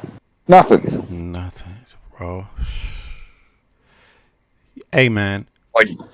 I am. Where's that dude that was news campaigning? Yeah. To be mayor or something about the rent was too damn high. Where's that guy at? That was Mom Donnie. He's in New York. He won the election. He's the mayor now. No. That was someone. He's talking about a black candidate for mayor that lost about 5 years ago. In what state? In New York. In New York? Oh, you talking about? Oh, well, you talking about the guy that Trump let off for the corruption stuff? Did that happen? Hold on, Eric, help me out. Who was he talking about? What was the mayor? Adams? He's a black activist. Oh. And Democrat supporter. I don't think he gained a lot of traction because his message wasn't that broad. Okay. That's a fact. Well, Mom Donnie, he won and he ran on a similar platform. Rent freezes, right? Yeah. And I think he passed it. He pushed it through, if I'm correct. Isn't that right, Eric? Yes, that's going to be a new program taking effect, I think, in about 6 months. Okay. But let me ask you. Let me see. Okay, because I don't want to confuse you. VCon. I'll just call you VCon from now on. VCon. Let me ask you a few things. Now, listen, first of all, it's an honor to have you up here. I appreciate it. Thanks for dealing with my shenanigans, too. You know, I'm not perfect. Sometimes I look at the chat and I'm like, what the fuck? But we got past that. That was perfectly fine. Now, Rent is too damn high was Jimmy McMillan. Jimmy McMillan. Okay. Now, let me ask you, just as a qualifier, you mind telling us your background, maybe just a little bit, like your ethnicity, quote unquote? Yeah, you know, are you born and raised in Pennsylvania? Yes, I am. Okay, what's your ethnicity? The reason why I'm asking that is because it matters to a lot of Americans. Like, and we need to know, you know, what kind of Americans are fed up, basically. So that's why I'm asking you. I'm all American white, you know. There you go, bro. There you go. You know what I'm saying? And wow, man, you know, this is the whole reason why I do this podcast, is to bring us together, man, to bring us together. And just as Americans, you know, in a fair way, in a real way, according to our actual country, our real country, our history, our people, who we are. And we are the same people. We're here. We're Americans, and we know who each other are. You know what I mean? I'm so happy that you stepped up. And you know, it is hard. It is hard for people to find platforms where they can hop up and speak, just everyday people. Now, to me, you sound like an everyday American. Am I right? Like, what are you, middle class? You're a business owner, maybe small business owner? You don't have to say too much. It's just as a qualifier. Nah. I mean, I don't know if there's really a middle class anymore, but if you had to categorize that, yeah, I guess so. Yo, man. Yo, thank you so much. You know, wow, you know, it shows that we need to stand up for the everyday American. We need to stand up for the everyday. We need to have more empathy for the everyday American, and we need to stop letting these people split us apart. You know, it is so horrible, man. So many of us have to walk around with this kind of bullshit, extra baggage that is not serving a purpose. It's not serving a purpose in our lives, you know. And I'm pretty sure, you know, I'm an American, but I live in Denmark, right? You know that, right?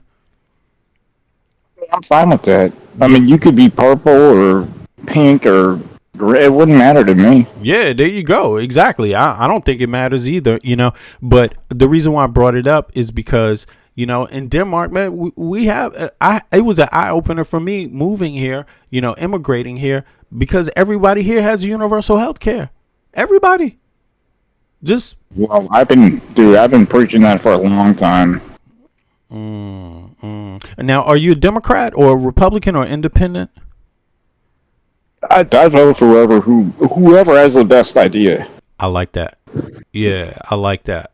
Because, you know, you need the flexibility, and it's not going to be guaranteed, you know what I mean, who it is that's really doing something, or who really means it, right? Or who's really capable, or who's going to stand up for real.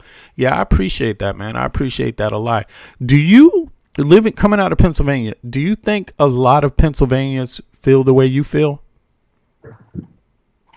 That's tough. Okay.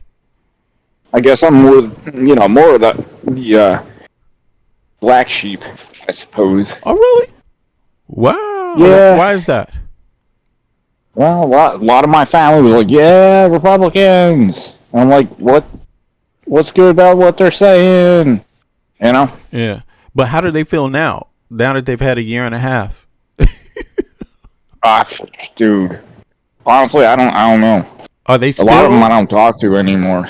Oh, wow. Yeah. It has kind of split up a lot of people. I have family members, man, a few family members. I'm like, man, I can't even. And friends, a couple of friends. It's a minority, but it is like I can't. It just gets to a point where I'm like, excuse me.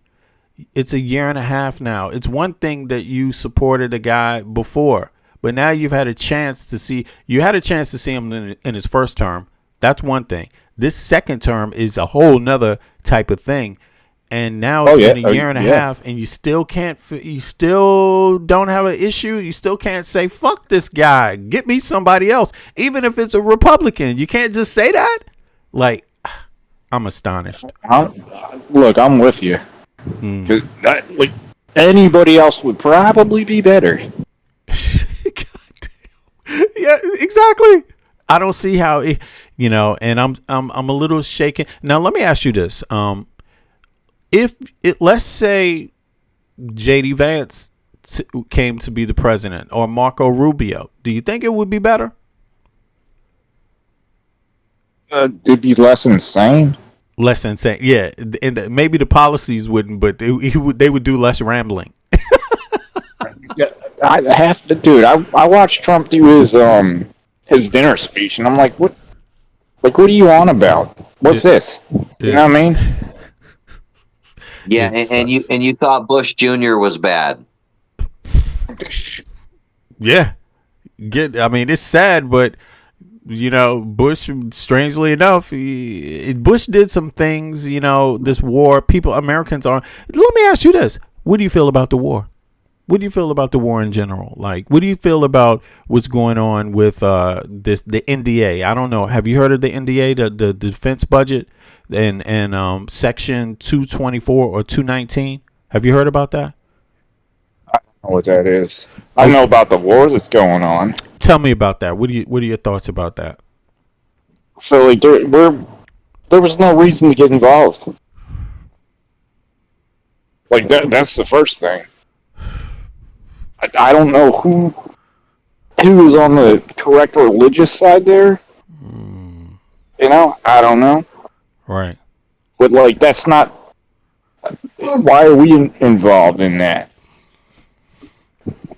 Yeah, I think a lot of people are asking that. And when you say that, right, does it reflect, like, do you have any personal opinion about Iran, or did it just not make a difference what Iran is doing? You still wouldn't understand why. But there's a lot going on over there, and I mean, I know what I know, but I don't know who is the asshole in the situation. Okay. But we also didn't need to be involved in it. Right. Yeah. I understand you. It is very complex, and it's a lot to have to know to really figure out who the asshole is. And indeed, I agree, man. Why do we have to know who the asshole is? What the hell? Like, we need to be concerned with, first of all, the state of the United States. Who are we? Like, how can we come together? Like, how can we fix our problems? And it's such a leap to expect Americans to really know what is happening with there's no way for us to know. All we get is bits and pieces from the media, the same talking points. We don't really have any other knowledge of the people, what they want, who is who, outside of what our politicians tell us, yeah, so it is hard, but I agree, man. Me, myself, I'm at the point now where I'm just like, look, can we just fix our country first, then deal with the rest after? Because we're hurting inside of the U.S., man. Families are hurting. Oh, yeah. Mm-hmm. Oh, trust me, it's getting worse. Now let me see. Yo, Eric, you want to ask him any questions? Or Michael, you want to ask any questions while we got VCon up here? Yeah, did he say that he was in Pennsylvania? Yep. Yes. I did. Have you seen those gas stations that are being run by the Republicans with discounted gas prices and in questionable, motives? Why that's being done? I heard about that. I do not go to those. That's an interesting question. Yeah. Okay. And why don't you go to those? Do you drive by them or? Oh yeah, absolutely. And are you familiar with the situation in Pennsylvania where about 260,000 black voters were disenfranchised because their voter eligibility was challenged at the last moment, I think by about only 3 people. And so what they would have had to actually do is then go petition to actually restore their voting rights. But that probably would have already been after the election. I did not hear about that, but that's some straight ass bullshit. Yeah. Yeah, and that's a swing state, and and then again we have this thing where he allegedly won every swing state, including Oh no, Pennsylvania. dude, hold up. When I seen that map and every swing state was red, I called bullshit on that. No Yes, fucking sir. way. Yes, sir. Go ahead. I mean, that's it. There's no way. Elon Musk, didn't he do some sort of drive in Pennsylvania too? Like voter registration drive or something? Yeah, I think he was. I think he was actually paying people to vote. Which that's illegal He was- too. Yeah, he was giving out some big giant award thing. Some lady actually got like $1 million, and I think they're still investigating all that. Investigating what? Did she get the money or not? Yeah. Like Great question. how long? Like how long is that going to take? Like you're digging a hole. Did you get to your debt? Like where are you trying to make it? You know what I mean? Yes, sir. If she got $1 million and it came from him, what is there to investigate? Yes. Well, last time I checked, the only folks that are being arrested are the ones that are, hanging out at the protests. You know, that's bullshit too. I'm VCon. I'm from DC originally, right? Born and raised in DC. I'm in a DC. My pop's from DC too, right? My mother is from the northern region of the US, right? But my sense, I've been to Pennsylvania many times or just driving through, but also I visited a few times also. I got some friends there in Pennsylvania also. But my impression of Pennsylvanians is they're pretty much down home kind of East Coast people, right? To me, it seemed like they wouldn't really like a billionaire coming and having influence in their state like that, just showing up and saying, "Hey, I'm going to do a drive, register to vote. Here's some money, or you could win some money, or To me, it seems like that's something most Pennsylvanians wouldn't like. Well, I can't speak for all of us, but right, not here. Mm-hmm. Yeah, because you guys are blue collar, right? Pennsylvania's like blue collar workers, right? It's very Steel segregated. mills? The cities, Pittsburgh, and in Philadelphia are very blue, very minority based. But as soon as you get out there, as soon as you get in the countryside, it's all Republican.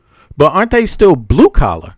Like, I mean, blue. I don't mean Democrat. Oh, no, yeah. They're blue collar workers. That's a fact. Yeah, that's what I mean. Like, to me, it seems like a billionaire coming there, like thinking they have influence, would be something they generally wouldn't like. Yeah, you can get a job at a steel mill in Pennsylvania for about $80,000 a year, starting almost immediately. I think they work about 4 days a week. The problem is almost everyone gets cancer. Yeah, that is a fact. Wow. Let me ask you another question, Vicant. Your family, you want to speak, like your family, are they also from Pennsylvania? Yeah. Okay, so yeah. So I hear you. How long do they go back in that part of the country? Just curious. Oh, Christ.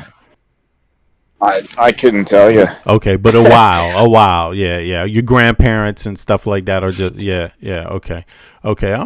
It's good to have you up, man. I really am thankful and I appreciate you, hopping up. And, number one, I like your style, man. I like the fact that I called you a troll in the chat and I said, hop on up. And you just hopped your ass right up, man. I give you crap. I'd like to shake your hand for that. That's what has to be done. If people did shit like this every day, we'd go a lot further real fast. You know what I'm saying? So I like that about you, man. I don't know. Is that some Pennsylvania? That's how they get down in Pennsylvania? It's called being a man. Yeah, there you go. Yes, that's what I'm talking about, man. Yeah. So wow, man. I appreciate that a lot, man. I appreciate that a lot, and you helping a lot of people get some insight just by hopping up. And I stand behind you, man. I stand behind everybody like you, blue collar workers, man. We struggle in this goddamn country. My father was actually he actually was in fine arts, but he wasn't rich. He had to work. You know, you do furniture restoration and stuff like that. That's hard work. You know, interior design is hard work, you know. But my father was also in the military, you know, so he got that GI Bill and went to university with that. And so he came out with his fine arts situation happening. But you know, I'm with the everyday American. I'm with the blue collar worker. I firmly believe we don't get our families don't get just due. And we pay, we love our country, but for some reason, I don't know. Have you heard the data? Have you heard how long you been watching the program? I popped in a few times. There you go. Have you heard us do some of the comparative data on like the EU tax system and some of the rights here, and then the US doing the comparative data? Have you heard some of that? Oh God.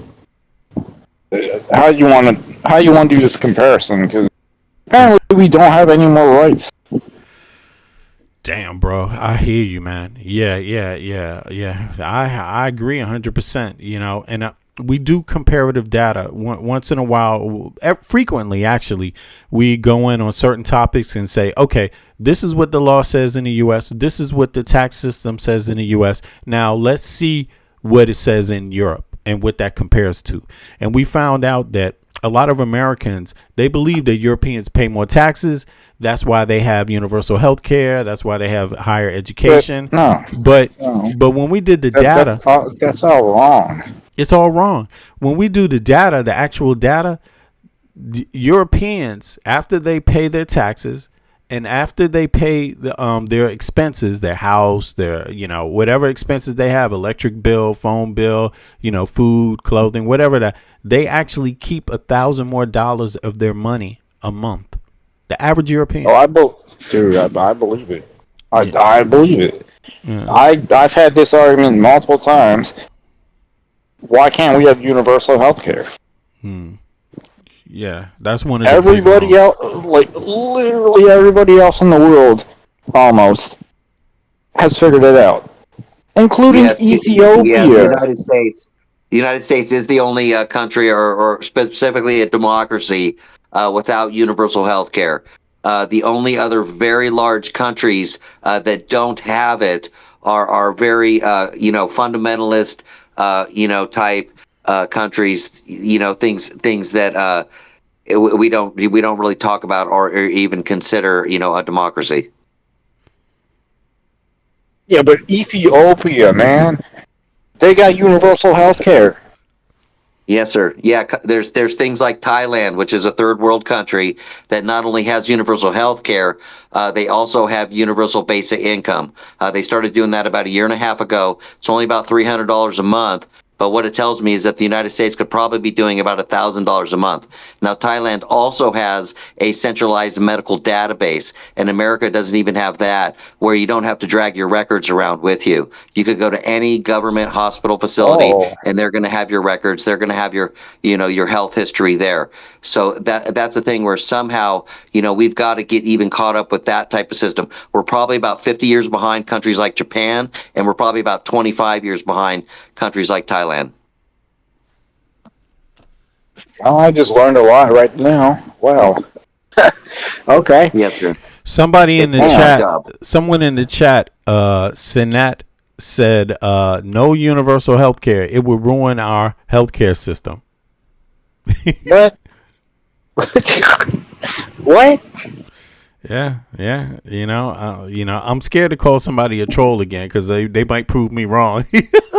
Are you being sarcastic, Sinat? Are you being sarcastic? We have a perception in America that it's going to cost more money, that it's going to be an extra tax burden on your current burden. What people don't understand is that when it's not being paid for or burdened by your employer, that's money that they're going to be able to pay you more directly into your pocket.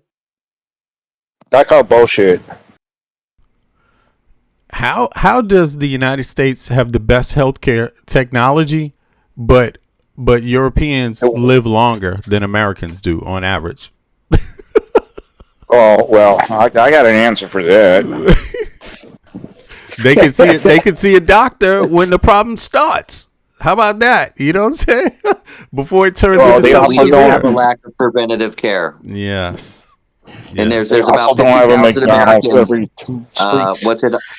Yeah, there's about 50,000 Americans that are currently dying because of lack of health care. And Trump did cut about 18 million Americans off of Medicaid and about $1 trillion. He also cut about 500 million from Medicare. So that 50,000 is probably going to double to about 100,000. Oh, yeah. Everything he touched turns to dust. The same person in the chat says government can't dictate what procedures are worth. Doctors get paid more here. Actually, the government can. Did you know that? It's called voting. It's democracy. They can actually do it. I don't know where you got that idea from that you can't. Yeah, that's a misnomer. That's a misnomer. I don't get it. You know.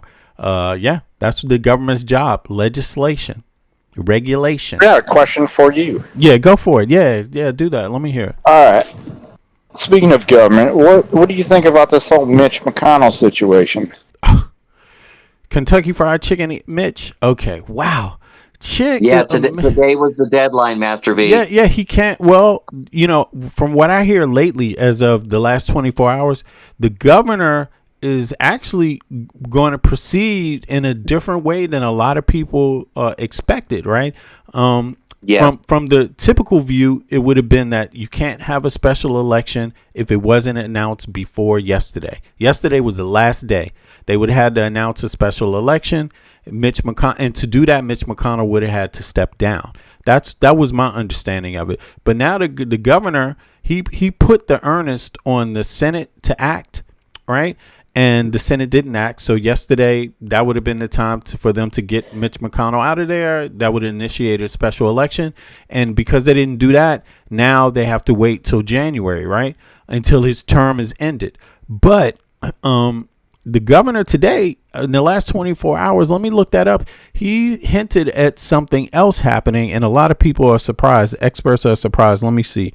What did the governor of Kentucky say about the possibility of a special? Mitch is currently on eternity leave.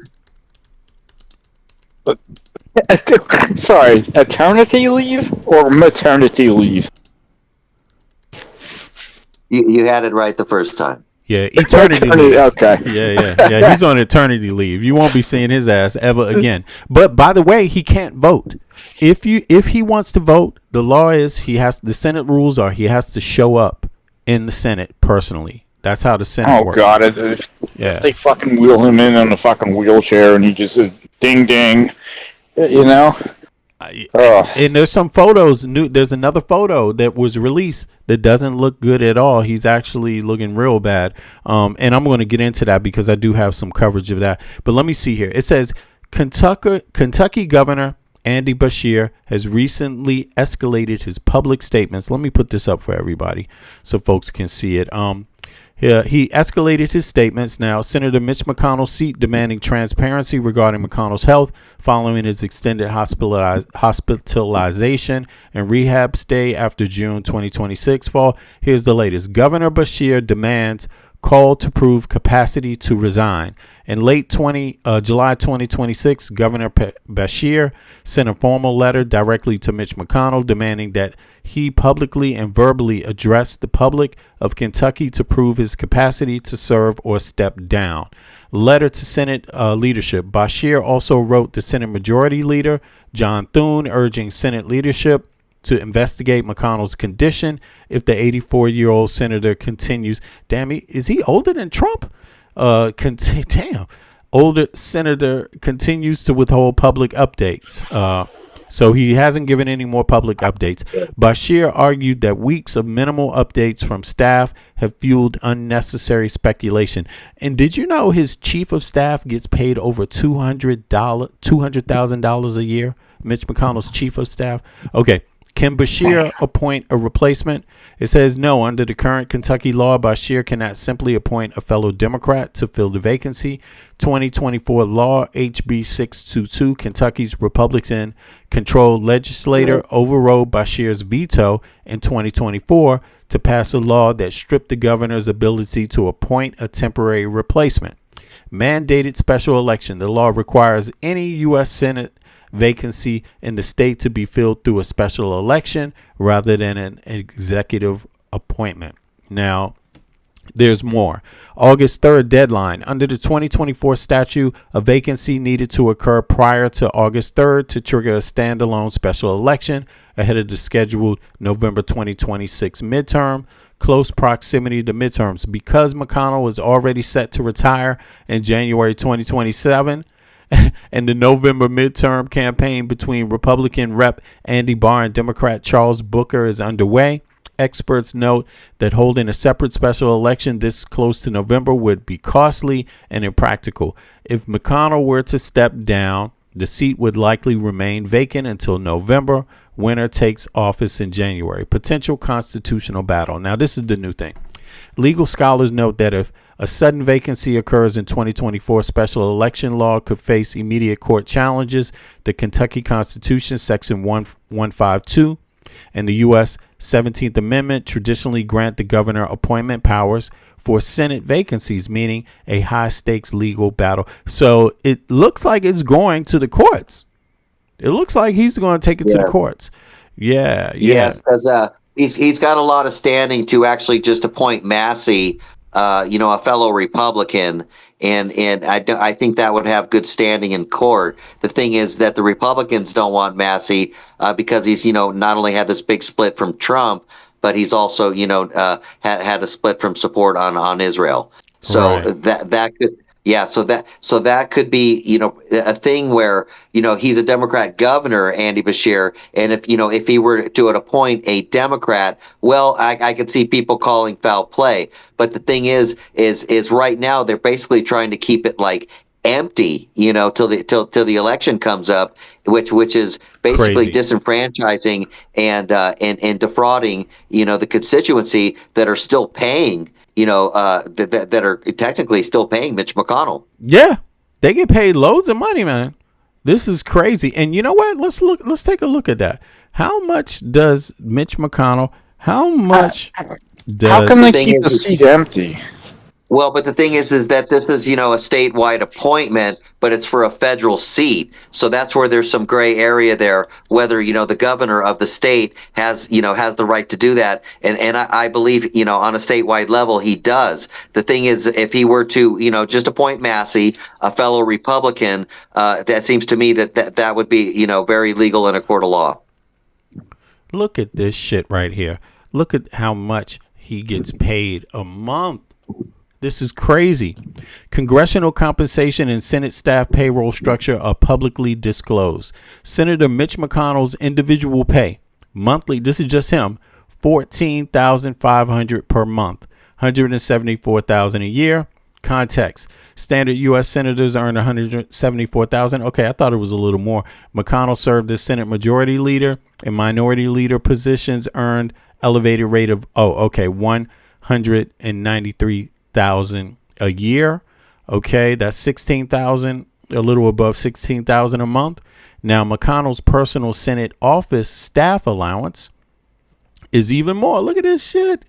Total office pay. But if you multiply that times the 43 years he's been in office, that's millions of dollars in congressional salary that he's been paid alone. Now he's received probably 100 times more than that in a thing called lobbying, which is another word for bribes. Right. But the bottom line is he's just as soon as these guys get elected, I think the top 500 corporations, the Fortune 500, they give every single congressional candidate about $5,000 to $10,000 just to keep them on their side.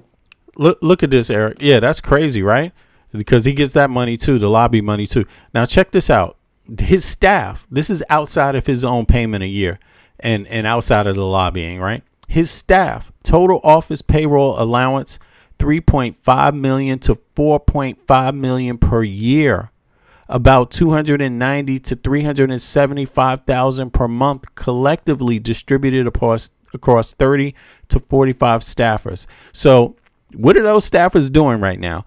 Average staff salary, the average annual salary for staff members in McConnell's personal office is roughly $90,000 to $95,000 a year, $7,500 to almost $8,000 per month. That's what we pay. And look, it doesn't matter what party you're with. It doesn't matter if you voted for Mitch McConnell. You could live in another state. You could be a Democrat or Republican. It doesn't matter. You pay this. This is what you're paying right now. And he's going to be gone. He's going to be gone from now until January. This is sick. Maybe some pour over. I don't know what I'd do with all that money. I mean, we got some MAGA in the chat, and I would like to just ask them. I mean, who hides the death of someone? It's just freakish. I mean, have you ever heard of the Democrats doing something like this?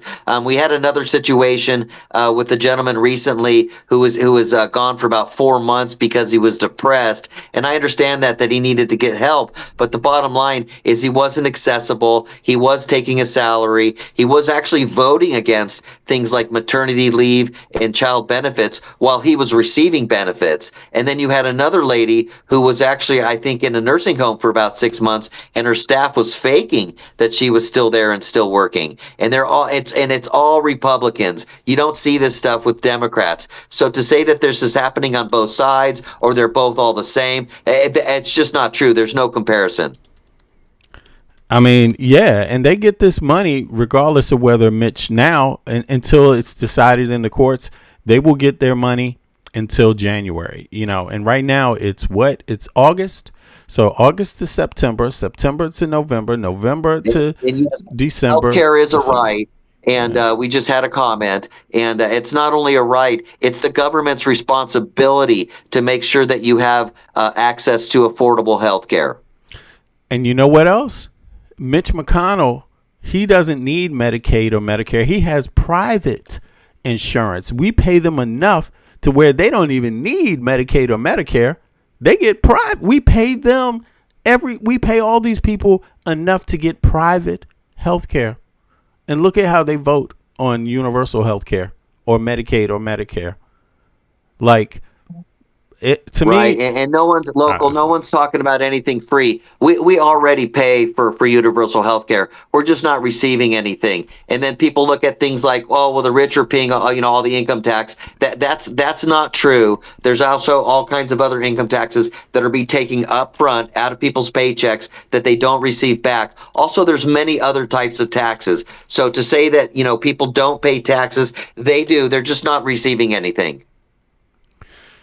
Yeah, this is a mockery. It's a mockery. Look at this. Check this out. This is the health care they It's get. gotten worse than that because now your taxes, your money's being taken out of your paycheck. So now what happens to those taxes? Are they now invested in your life, in your health care, in your safety, in your defense? That's all very arguable in America, especially, even things like defense when it comes to things like January 6th and 9/11, where the military was nowhere to be found. Okay, so let's talk about the basic, needs like healthcare, like food. Are all those being met, on a basic level in America? And the answer is absolutely no.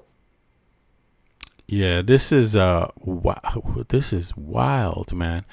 Yeah, there's a lot of exploitation. Well, we already have a very real form of it in Medicare right now, and it's subsidized government healthcare that then funded through private. That then funneled through private companies. And for the most part, it works very well. They probably need to expand that in terms of something they could do almost immediately. The thing is, we need to also, the thing is where that has the fault is that you're still going with private companies that still demand a 20 to 30% administrative cost. And that can be eliminated through just straight, per pair care that V is already using right now in Denmark. Yeah, administrative fees are paperwork. So you pay 1/3 of what, basically close to 1/3 of anything you do with the healthcare, with Medicaid or Medicare. 1/3 of that is going for paperwork. Middleman. That's crazy. In Europe, the highest in Europe is 10%. The lowest is 5%. That's Denmark administrative fees.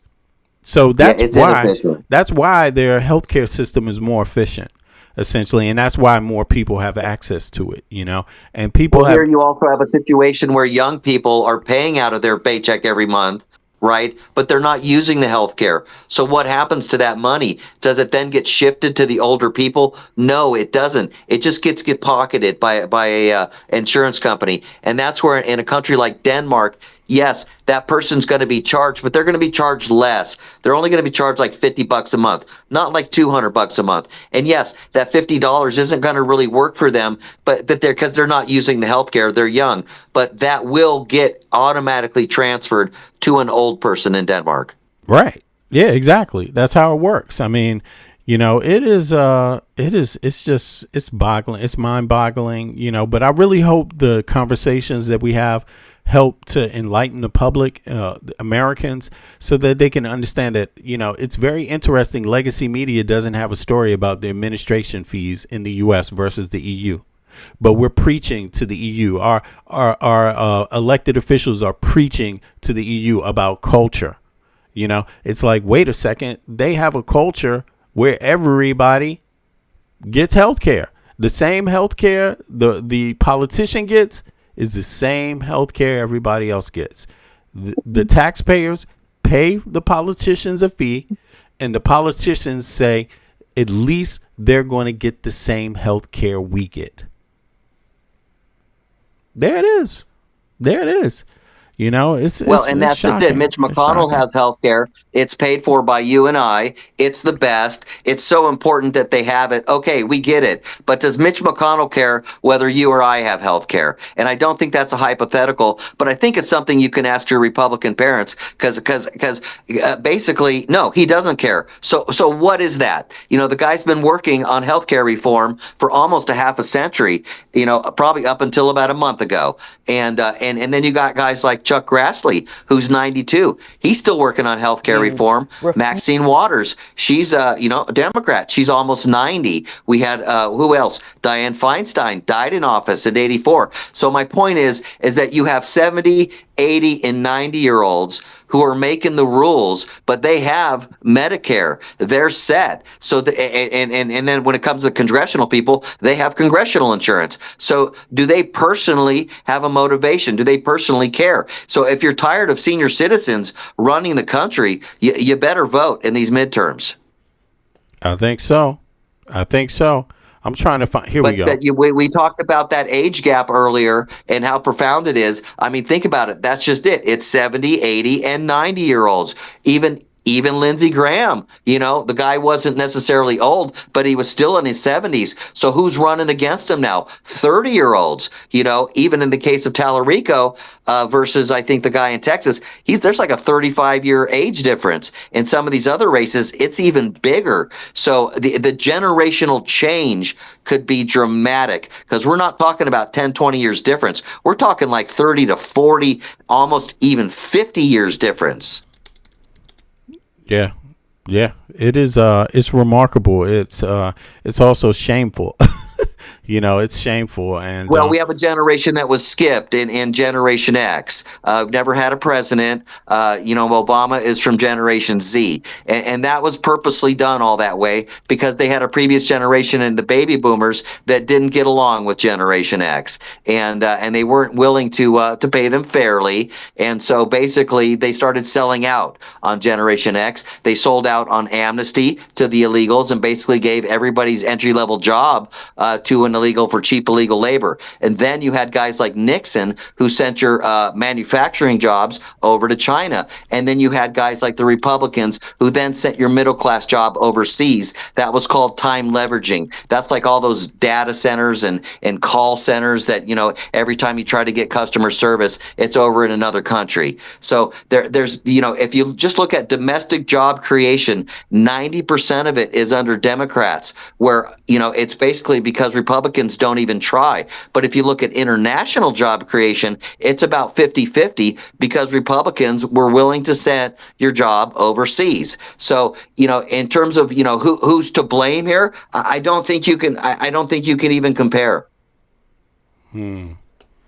Yeah, I agree. I'm trying to find the recent photo of And that's Mitch. where these younger generations need to take back their power before it's too late, because these older folks, I just hate to say it, but they just don't care.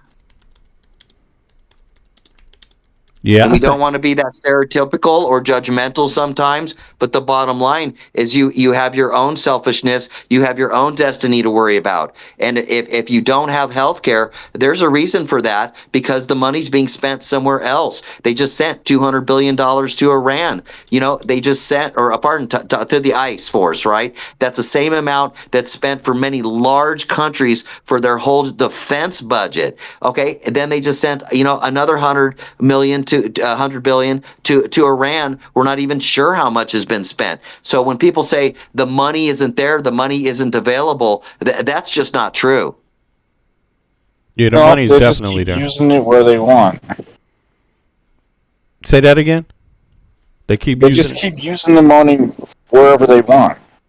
Well, because basically Republicans have stole half your taxes and sent the other half to the military in Israel, and that it's actually easy to quantify that, and it's actually easy to prove those numbers. Republicans have spent trillions of dollars and have almost nothing to show for it. You can look at their record. People see me in other chats all the time trolling these guys, and I get into their souls real quick because I just ask them these hard questions like name one Republican program, and they come up with things like add-ons like Medicare Part D, which just was an add-on to something that Democrats already started. Oh, well, now Republicans are taking away Medicare Part D, one of the few accomplishments that they had, one of the few things that they had, to hang their hat on. And so now you have other things like the assault weapons ban that the Republicans, it was bipartisan, but they kind of took credit because it was under Reagan and all that stuff, but they let that expire under Bush, which was very surprising because it actually reduced the weapons and guns deaths quite a bit. And since the assault weapon ban has been repealed, weapons and gun deaths and those type of deaths has doubled. So we know that, yes, we know that it works. So the bottom line is the Democrats need to get a lot better at taking credit for their accomplishments. They also have to get a lot better at campaigning and showing how the Republicans have just failed. I'm not going to hold punches here, but somebody needs to grow some damn balls, is all I have to say. Well, that's why we have guys like Mime Donnie right now that are standing up. He's standing up to the whole world. He's saying, hey, if this war criminal comes into town, I'm going to try to take action. And is he right in doing so? There's lots of gray area there. But the bottom line is he's at least letting it be known that this is a problem. Mm-hmm. It's been a problem. Well, yes. I mean, we see it. It's been live streamed for the last couple years. But the bottom line is you're paying for it. You're paying for it out of your pocket. You're paying for it probably about $500 a year. So if you multiply that times your lifetime, if you're elderly, like a lot of people, that's a lot of money. That's $20,000 to maybe $30,000 that you basically just sent to Israel to fund what they've been doing directly. Mm-hmm. Well, I'm not in agreement with you that, didn't have a choice. So the bottom line is you need to take back that control. I had a choice, but I didn't make this choice. I understand, sir. I don't even know. All right, guys, let's listen to a little more of this information about Mitch McConnell. I just want to see what's being said now. There's some new stuff they're asking Senator members what they think about Mitch McConnell. So let's hear some of this real quick. Let's see. About representation. Yeah, go ahead, V. No comment to any of this? This video is from an hour ago on the Hill. This is Senator Mitch McConnell's comms director, a Stephanie Penn, being pressed on McConnell's absence. Of course, she had nothing to say. And I want to make this video here on the Adam Mockler channel because today is a pretty important day. Today is August 3rd. There has been a lot of conversation around this date. This date supposedly, at least I think what we all understood according to the law, being the last day that Andy Beshear could call a special election. And to my surprise, frankly, that at least right now appears not the case. Andy Beshear saying, you know what? That law screw it. I can do whatever I want. So we're just going to sit here still with an absence.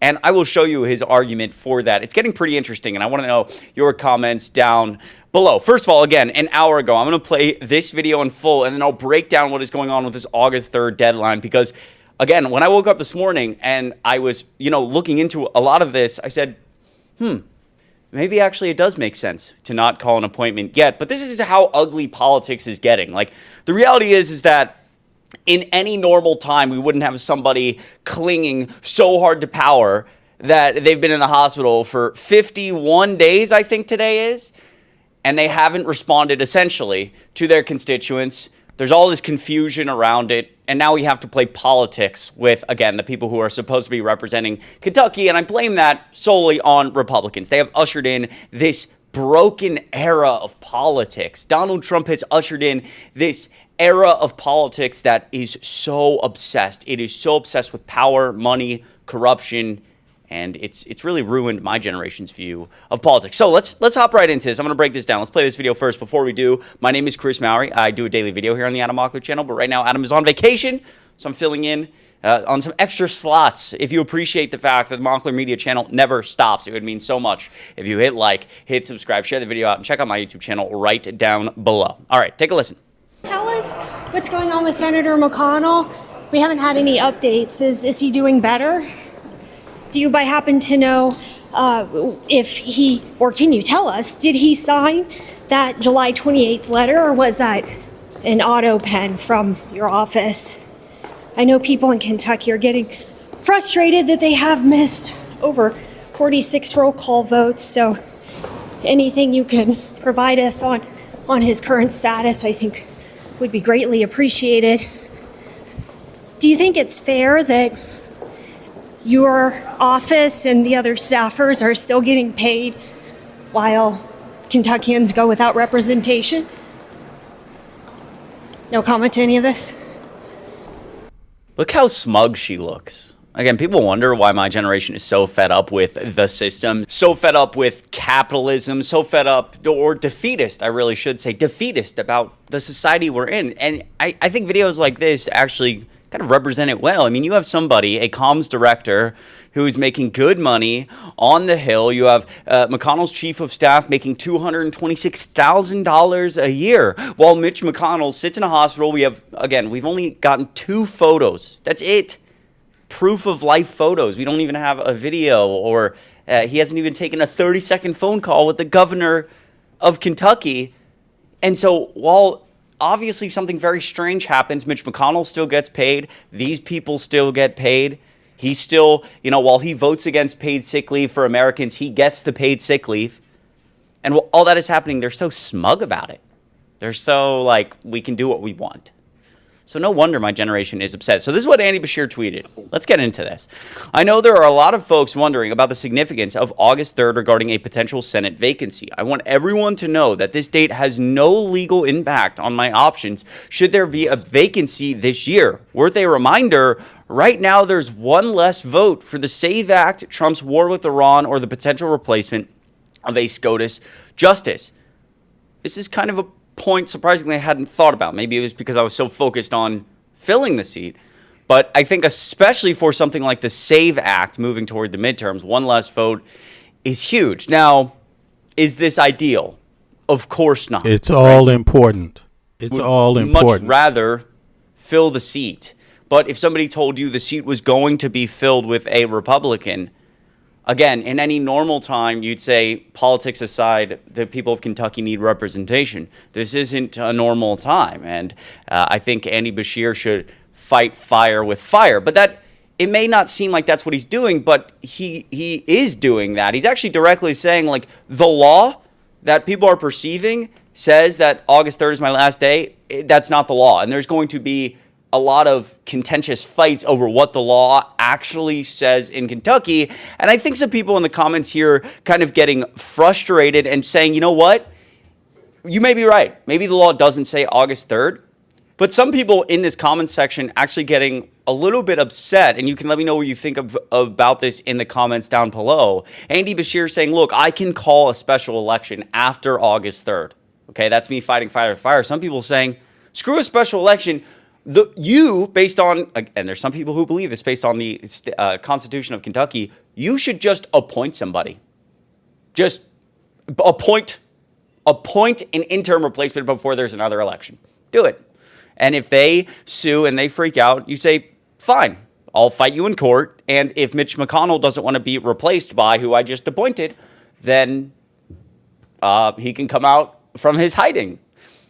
Not a bad argument there. Let me know what you think. I don't know. A lot going on. It's getting dicey. Now everything's kind of confusing, up in the air, a lot of legal battles occurring. I do want to say this from this weekend. This was very interesting. Kentucky Republicans unwittingly throw McConnell under the bus. Kentucky Republicans attempt to throw shade at their Democratic governor. Backfired when he used their attacks to call attention to Mitch McConnell's prolonged absence. Governor Andy Beshear fired back at GOP adversaries who called him out for not attending the state's fancy farm picnic on Saturday, noting how they hadn't shared the same indignation for McConnell's suspicious disappearance. Senator Rand Paul and Andy Barr had criticized Beshear at the event, with Paul saying that the Democratic governor would be the state's last. And then Andy Beshear saying, sorry to miss fancy farm, but let me get in on this fun. Rand Paul apparently says, I'd been neutered by my legislature because, again, when it comes to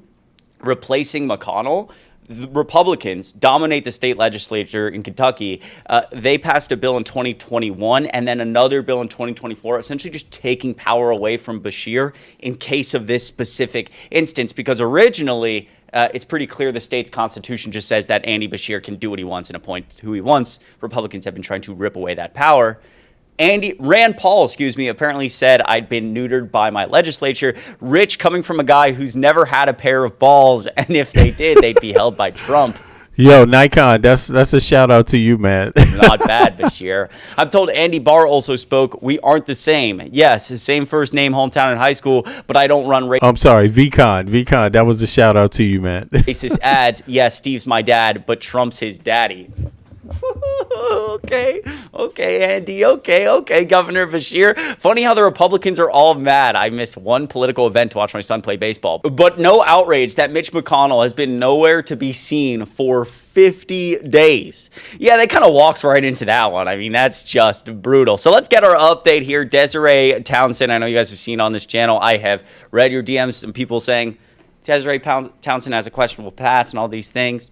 Okay, I hear it. I do understand. Adam and I understand, but she objectively has done some good reporting outside of the Capitol. Of where Andy Beshear is being held, which is GW in D.C. So we'll take a listen here. I would advise you when it comes relating to anything vaccines. We follow the science here on the Adam Mockler channel. Get your vaccines. Talk to your doctor about getting your vaccines. That's what I'll say about Desiree Townsend. 51 days of Mitch McConnell. This was taken just a few hours ago. Take a listen. Desiree Townsend, here again, outside of George Washington University Hospital for the continued medical miracle that is Senator Mitch McConnell. It is now day 51 of his hospitalization. So you all have to keep in mind that back on July 12th, they released a photo. His office released a photo of a really spry looking Mitch McConnell sitting in a rehabilitation unit. It's now going into 4 weeks. Why in the world is he still in rehabilitation for 4 weeks? And you know, look at this photo. Now, this is the crazy thing about it. We just go back a little bit, look at the photo that they share with people. 4 weeks. Right? Hold on. Let me see here. His hospital. Where's it at? Let me see. I just want to see that photo one more time. Hold on. Yeah, here it is. Here it is right here. Boom. The one from 10 years ago. Yeah. Well, what is it? Yeah, right. But check this out. Here. Now, look at how he looks. He looks happy. Does he look fresh? Does he look like he can't make a statement? Does he look like he can't make a statement? I mean, and see, this is what makes me wonder, like, if they're trying to portray him as he's rehabilitating, how is he rehabilitating? Is it that he really can't think right now and talk? Is that what it is? Because, I mean, yeah, what do you think about that? Yeah. That's exactly what that he is. got some letter from a doctor saying that he's in rehab and that they're bringing him back and all this other BS. And I'm like, great. Can we talk to the doctor? Yeah, but Dude, that's gonna be Frankenstein's monster, man. you don't see tubes in his neck, right? You don't see anything going on like breathing apparatus. There's none of that stuff. No. So, I'm just thinking, like, are they literally trying to say the man cannot make a statement because his mind is not working? Is that what they're saying in this picture? Like, can he talk to his wife even? Like, are they having communications together, or is it that he doesn't know what the hell he's talking about when he talks? I'm just curious about that, because they try to portray it like they say he's in rehabilitation. So he's not in the ICU anymore. He's not in the hospital anymore. He's in rehabilitation. But is it so bad that the man can't talk? And they're trying to say, like, it's his privacy. They're trying to make it seem like he can talk, but, give the man his privacy. He's owed that, But I think it's backfiring, because, look, if you can talk and you can think, you would obviously say something to quell down all of the rest of the hysteria. I mean, yeah. Can we get like 30 seconds of FaceTime? Oh, exactly. Actually, yeah. There's a lady that actually went to, Walter Reed's? She had business there and walked the whole thing. Couldn't find him. Oh, really? Wow. Yeah. Okay. Let me see where he. Yeah, that's interesting. And that's just it. That's just it. If he did already die, where's his remains and what's the condition? They haven't had a funeral. No, they won't hold a funeral. Good God.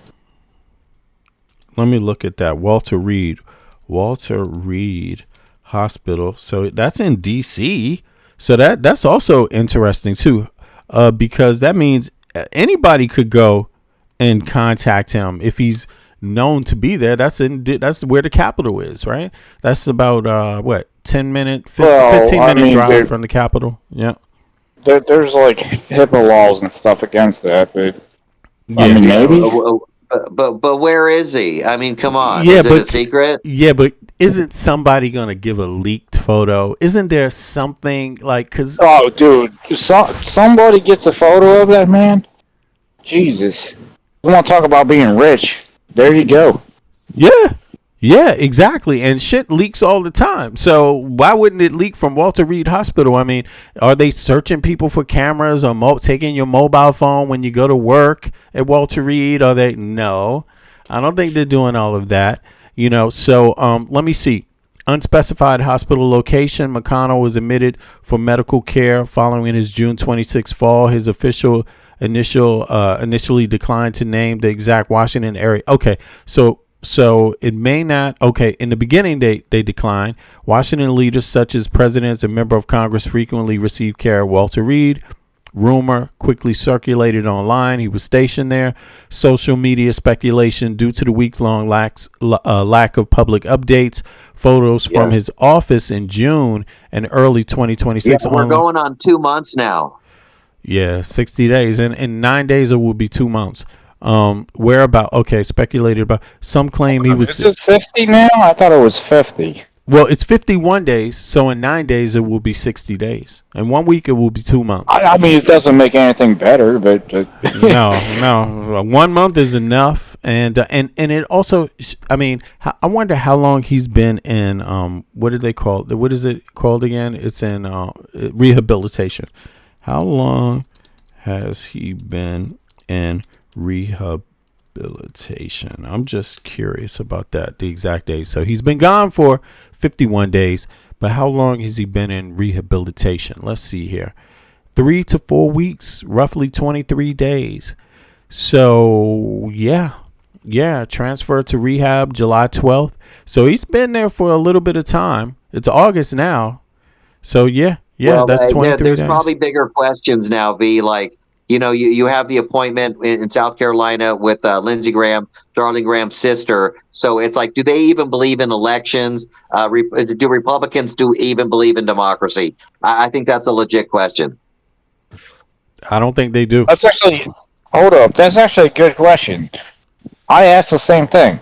What does she have to offer? What are her what's her resume look like? You know? The sister of Lindsey Graham. Yeah. Basically, the same resume you would have if your spouse, all of a sudden, it's like, what the hell? Anything there? I mean, she was his assistant.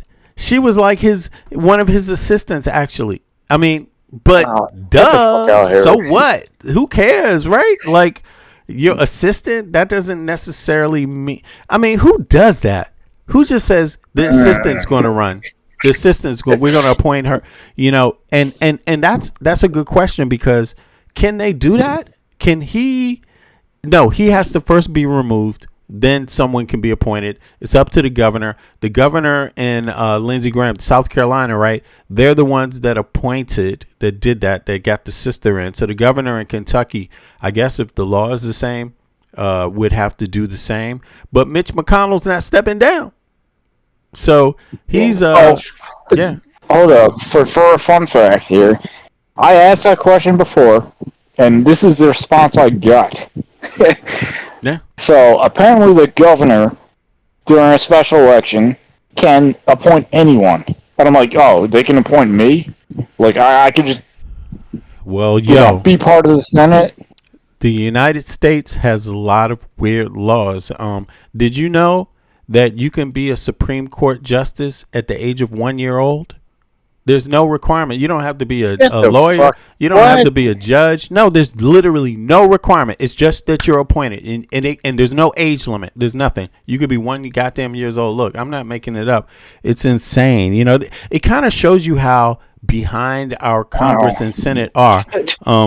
What are the requirement? I mean, and that's a serious appointment. Supreme Court justice. That's the highest law in the land. Yep.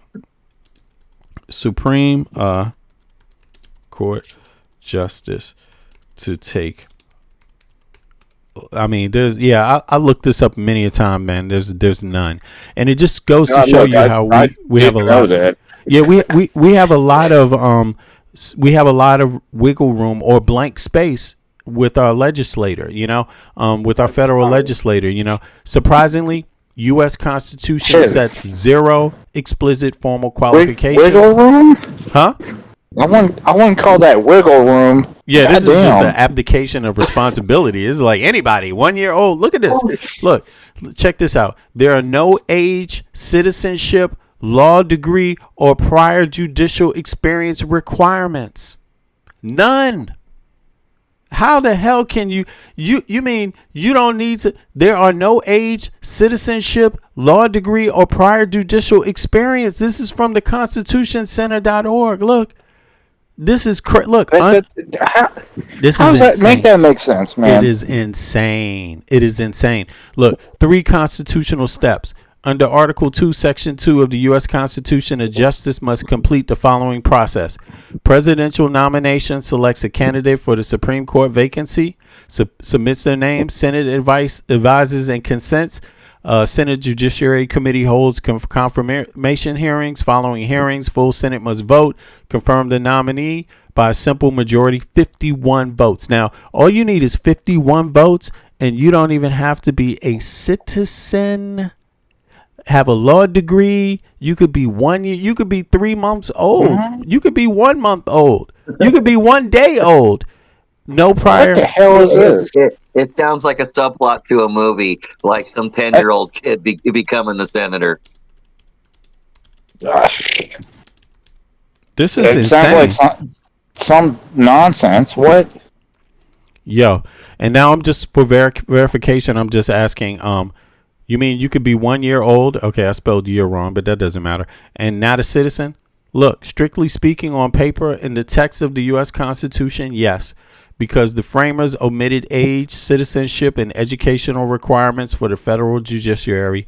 The Constitution does not explicitly forbid a non-citizen or a 1 year old from being nominated. So, that means get the fuck out of here. Yeah, what? Yeah, exactly. But the thing is one thing is going back to, feudalism, where basically it was all kept in the family, along king lines, all that kind of stuff. But this, that's going back, much farther, folks. We're talking like the 1500s here. Yo, English McCormick says somebody born last night.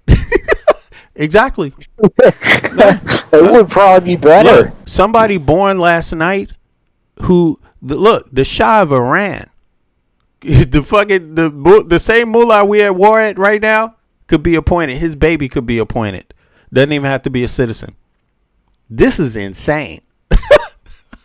But it just goes to show you how much we have. Look, this is why Trump is the goddamn president. It goes to show how addicted they are to power and control. And that's one of the inherent problems with Republicans is that they gain power and control, but then they don't do anything with it. They don't fix anything. Yeah. It's sad, man. It is sad.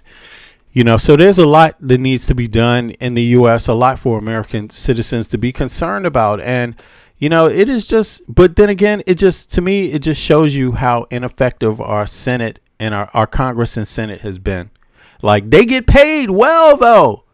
They get paid well. Dude, it's all about that money. They're getting loads of dollars.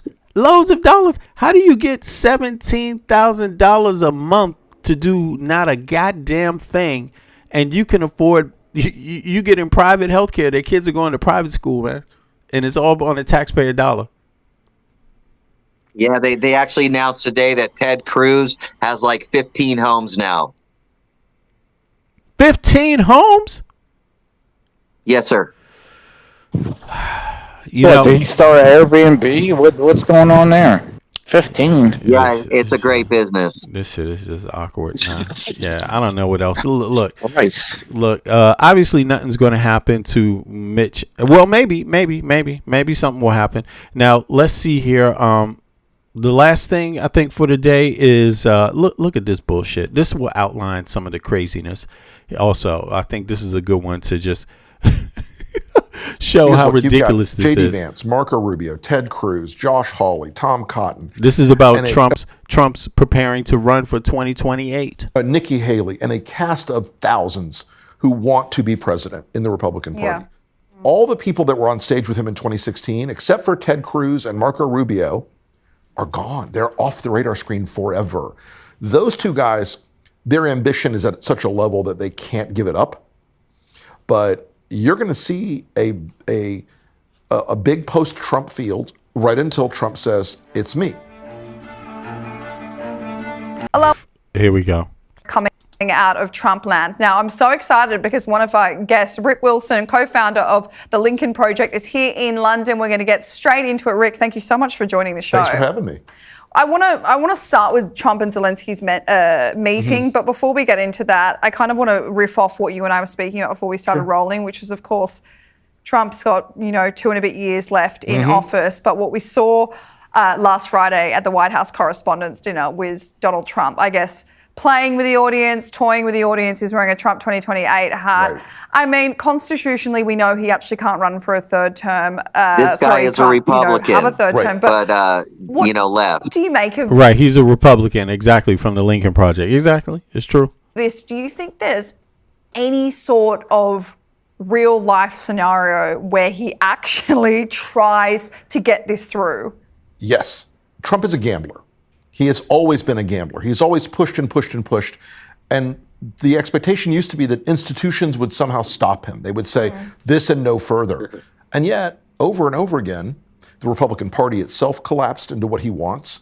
The Congress has collapsed into exactly what he wants. The Supreme Court has collapsed into what he wants. So if you're Donald Trump, even though you're 80 years old, you're in terrible health, the law and the Constitution says you can't do it, why not roll the dice? He will do that in some way, and he'll take it there's an arc with Trump where he'll say something, and when critics respond that badly, his people will all say, oh, you can't take a joke. He's trolling you, ha, ha, ha.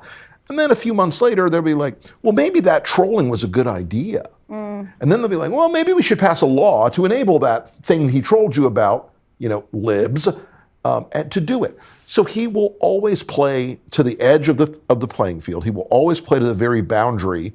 And so far, No one has stopped him.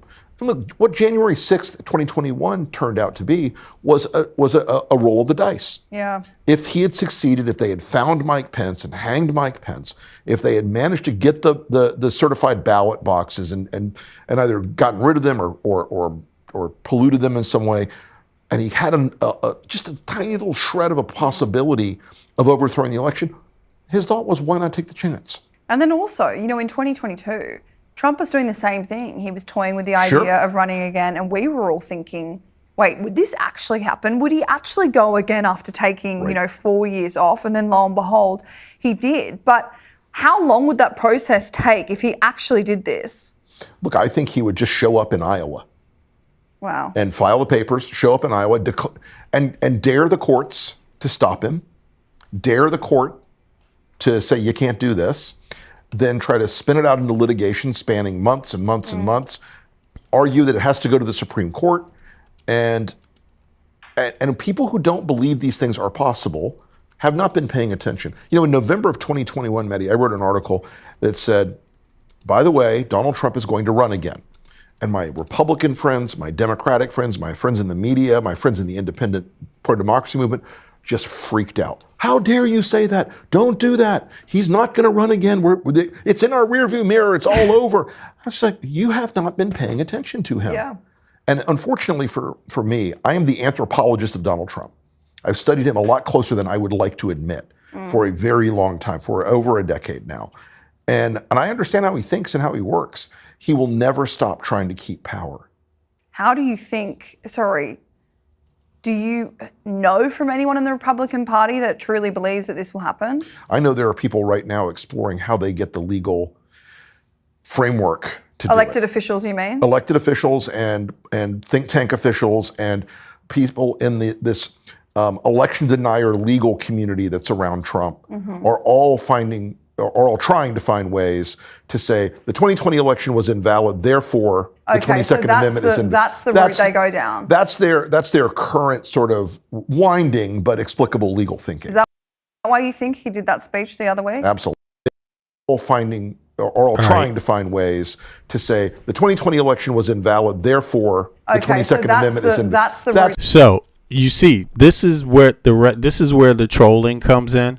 This is where the disinformation comes in online. This is why you see all the trolls out there saying the election was no good, 2020. This is their point. Their point is that right there. Very serious. So if you're a person that is out here spewing that the election was no good, you're basically a person that is advocating for Trump having a third term. A third term. Essentially. How does that make sense? Why does that make sense? That's still not supposed to be permitted, right? But they are looking for a way. So be careful about what you say, and what you advocate for, because you might be stuck with Trump again. And there's some people that actually literally believe it. Some of them are trolls, but there's others that follow the trolls, right? That believe, hey, despite what is going on in the U.S., Trump is the best president ever. Where the evidence is, hard to find. It's hard to find any rational evidence. There's no numbers that back that up, right? There's very few people you could find that are doing, the average American is doing far less, but yet there's still so many Americans that you hear say, hey, it's great. Things are happening wonderful. So he's breaking down what that point, that line of thinking is all about. That's around Apparently Trump. He's serious. It's crazy. Elected officials, you mean? Elected officials and think tank officials and people in this election denier legal community that's around Trump are all trying to find ways to say the 2020 election was invalid, therefore the 22nd Amendment is invalid. That's the route they go down. That's their current sort of winding but explicable. He believes it. Say that again. I'm pretty sure Trump is serious, just because he don't know what the fuck is going on ever. Yeah, and well, like the guy here just said from the Lincoln Project, he's saying that there's people backing him up on this. They're the same people that back him up on everything are backing him up on this. Like, they're trying to find a legal way, and their legal loophole, obviously there's been a lot of loopholes for Trump, but this next loophole will be the 2020 election was invalid. So somehow that means he's supposed to be able to have a third term. But think about this. There was no legal loophole really for for Trump not being, for Trump not having to step down, right? He lost the election. The congressional members counted the votes. Mike Pence did not change anything. And so therefore Biden became the president, right? But people were looking to do something. They were looking, and they even had that Jan 6 riot. That's what that was about. They were demanding that they throw out the electoral votes and replace some of the votes. They were saying they were illegitimate, right? So, but when you combine that with the fact that they use physical violence to invade the Capitol, and look, then he gave them a pardon. Then and how is the legal process going to play out? It's eventually going to have to go to the Supreme Court, right? Trump Didn't he pardon everybody from January 6th? Yeah. But if it was any legal doubt, if there is any type of legal process, right, it would go through the Supreme Court. If Congress doesn't reject it, it goes to the Supreme Court. Supreme Court has 6 right-wing judges. Now, let me just see. I mean, to me, it sounds like that. I'm gonna let this play a little bit more and dig that up real quick for people, and then we're gonna be out. I appreciate everybody for coming out today. Yo, my new guest. It's been a pleasure to actually have you up. Yeah, VCon. Okay, I appreciate that, Eric. Yeah, VCon, it's been a pleasure to have you up, sir. Thank you so much for coming up. It means a lot. It means a lot to myself, but it means a lot to Americans, because we got to break down this culture war, and because it is dangerous. And so more of us, just regular average Americans that know each other, need to stand up right now and show everybody else that, wait a second, there's a big sector in the U.S. Society that we don't give a goddamn about these things that they're talking about, and this conversation is a perfect example. I'm from D.C., you from Pennsylvania. You see what I mean? And we had a good old conversation today. So I want to thank you for that, man. Oh, hold up. Take a pause real quick. Yeah. What if I've actually been trolling this whole time? Well, damn, you're a good ass troll if that's the case, but I don't think so, man. I know you're genuine, man. Yeah, I know, man. But listen, I respect you a lot, man, for hopping up. But not only that, the way you hopped up too, man. You didn't let me tell you what to do. You didn't let me get away with calling you a troll. You were like, oh, fuck this. I'm gonna hop up. I'll show you how easy that is. I'll just hop up. I'll take the man's advice. And you did. And that's exactly why I do it that way, because you hopped up, bro. And that's what we needed. You see what I mean? So you separated yourself from the trolls, straight up.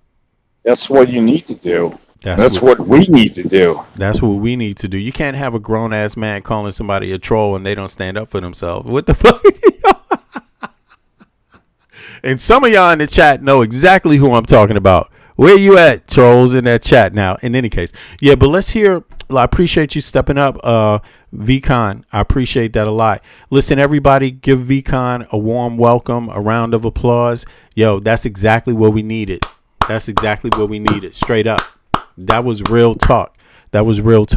Now, unfortunately, it's 4 hours and 12 minutes, so we got to wrap this up. But I want to play a little bit more of this guy. I forget his name, from the Lincoln Project, and then I'm going to try to dig up some information about how that would play out in the courts if something like Jan 6 would happen again, right? If they happen to change the votes, what would the legal jeopardy be at that point? How would it play out in the courts? So so I appreciate you hopping up, bro. Let's do this. Legal thinking. Is that why you think he did that speech the other week? Absolutely. 100%. Okay, so back in 2022, when we didn't know if Trump was going to run for another term, it was actually quite interesting because we started seeing a lot of elected Republicans publicly saying, look, it's time for new leadership. Mm-hmm. They weren't trying to badmouth him per se, but they were publicly for the first time coming out and saying, look, let's try someone younger, let's try someone different. Right. And it was really interesting to actually see that. But then, of course, he gets the nomination and they retreat, back into their caves. So how do you think those Republicans would be feeling if this is where he's going? Oh, they will be very angry. Because look, you've got J.D. Vance, Marco Rubio, Ted Cruz, Josh Hawley, Tom Cotton, and Nikki Haley, and a cast of thousands who want to be president in the Republican Party. And political parties naturally have a cycle where people are coming up through the farm team, either as governors or in the Senate. And Trump disrupted that in the GOP. All the people that were on stage with him in 2016, except for Ted Cruz and Marco Rubio, are gone. They're off the radar screen forever. Those two guys, their ambition is at such a level that they can't give it up. But you're going to see a big post-Trump field right until Trump says, it's me. Now, there is an alternative in that model where he anoints his son, Don Jr., who is very of the MAGA culture, to be the designee. There's an alternative to that where the third Trump term just happens to be held by his son. Then again, he doesn't like his son that much, so we'll see what happens. If you had to place a bet on it, or you had to put a percentage on it, Rick, what percentage would you give that Trump is going? 90. Wow. I mean, short of some physical malady that takes him off the board, he does not ever want to be investigated or go to jail. He does not want the crypto scams that the family is running. He does not want these deals that Witkoff and Kushner have made with foreign powers to come out. He does not want the Defense Department contracts that his sons have suddenly mysteriously gotten. We become an investor in a defense contractor, and suddenly the DOD hands out money. He doesn't want any of that front and center. But he might, if the midterm elections swing in favor of the Democrats. He's going to. Oh no, we're gonna end up with an accountability function in Congress for the first time in a very long time. Before we move off this, you mentioned before he's not in good health. No. Can you elaborate on that? Do you have, first-hand knowledge that, the president, we can look at him all we want, but do you have... Look, I don't have his doctor's notes. Yeah, of course. But the people around him that still talk to people around us, increasingly he is a managed asset. They're very careful how long he's out in public. They're very careful about the events he does. They're very careful about trying to keep him away from the phone in the middle of the night. But they haven't succeeded in that, Of Rick. course not. Because people will say, do you think it's actually Donald Trump? It is. If it's not Trump directly, he's dictating it to Natalie Harp, who is his personal aide, or to Stephen Chung, who is his communications social media guy. Because some people might argue, okay, well, there's a Truth Social post every minute, on the hour, every hour from 10 p.m. right through till 5 a.m. That surely can't be the president. I mean, you would hope not, because you would hope an 80-year-old president is getting his rest. But I don't believe that he's scheduling posts. No, I don't believe so either. And many of the posts obviously contain bizarre spelling errors, bizarre grammatical errors, because Trump is, vaguely literate. And typing very fast. Right. And, that's a man who, whether it's Adderall or something else, he's up all night. Very frequently. Sleep hygiene is important with older people. No. Wow. Well, I want to get your thoughts. We'll go into kind of the news of the day. So Trump. All right, now let me stop it right here, and I want to show you guys what came up regarding the electoral votes, and if a Jan 6 style thingy happened to turn out differently. Here's what came up. Let me see here. Is the audio good? Yeah. Let me make sure it's not too loud. If the events of January 6, 2021 had played out differently and Congress had voted to reject enough electoral votes to prevent Joe Biden from reaching the 270 vote threshold, the U.S. would have entered an unprecedented legal, political, and constitutional territory. The legal framework and course of action to contest or navigate that scenario rely on three primary mechanisms: constitutional procedure, judicial intervention, and state-level action. Check this out. Man, this is scary, actually. This is scary. I mean, to be honest, I'm so glad that I asked this question because it poses many other questions. But it definitely makes it, make you wonder, like, how easy is it to overthrow an election? And what could stop it? What is necessary to stop it? Now, obviously, you see right here, it requires votes in Congress. So this election, these midterm elections, people need to understand. These midterm elections are, to one degree, are very simple. Do you want to get rid of this fucking administration or not? If you don't want to get rid of this administration, then you will not turn out to vote in this midterm election, because it literally hinges, it stops right there with who is in Congress. That's the first step in stopping him. Who is in Congress? Now check this out. The legal framework of course of action. Okay. The immediate constitutional trigger. I don't want to go too fast. I want you to see what I'm reading. The immediate constitutional trigger, a contingent election. If Congress rejects the electoral slates and neither candidate retains a 270 vote majority of electors, the process immediately shifts from the Electoral College to Congress under the 12th Amendment. To Congress.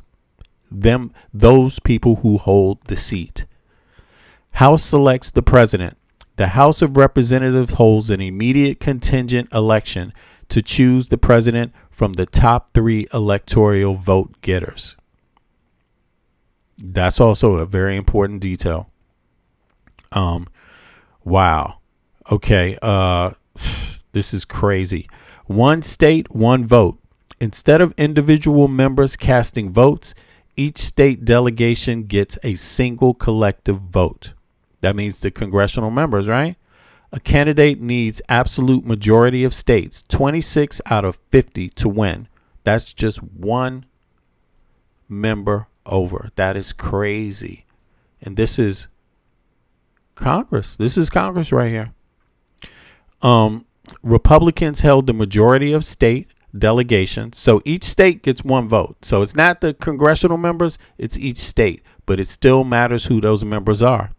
Republicans held the majority of state delegations, meaning Donald Trump, that was in the last one, meaning Donald Trump would have likely won a contingent election.